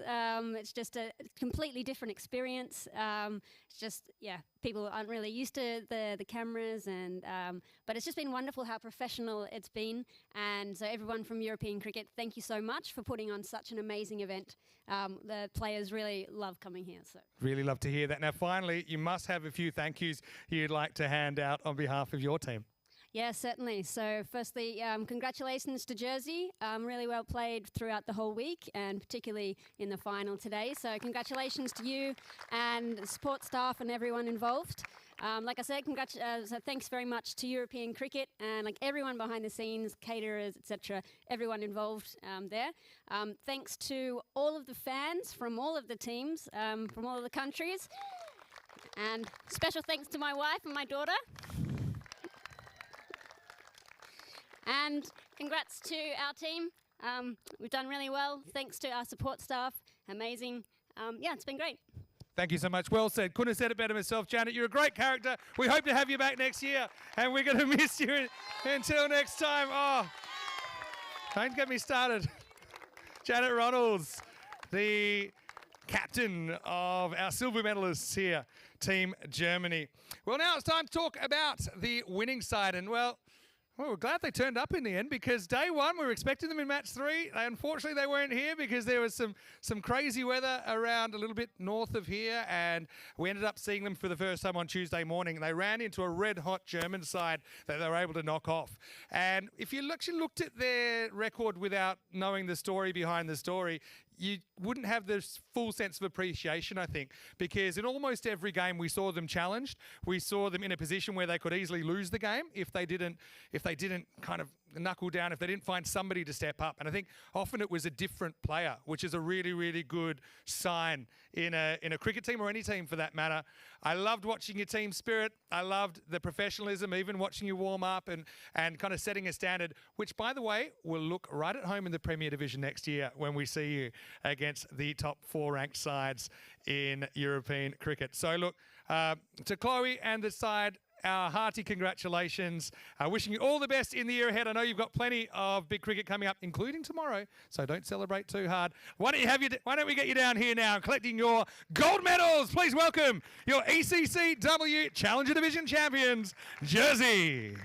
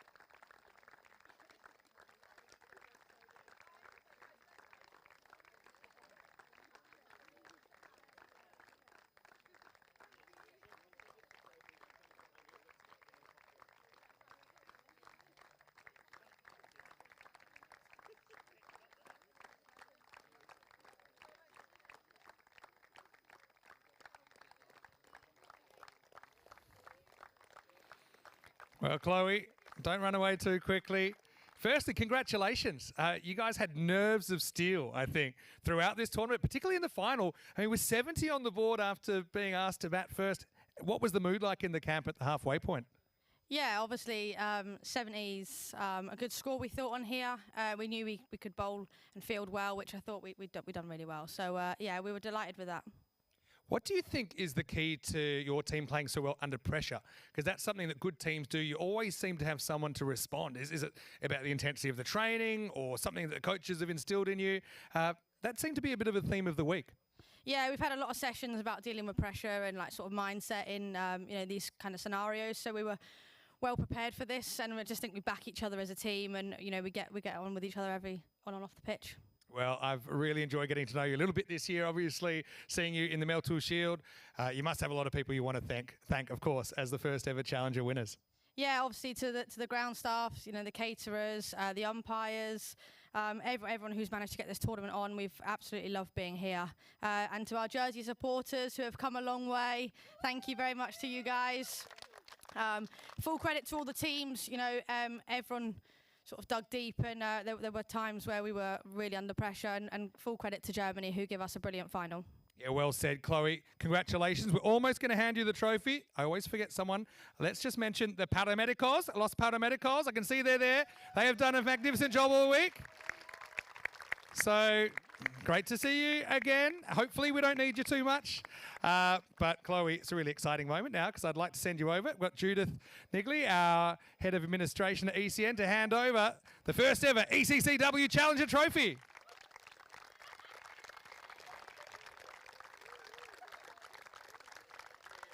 And now for the really fun bit, Chloe. We'll get you to go behind the champion's banner and lift it with your side. Please give a big round of applause for Jersey!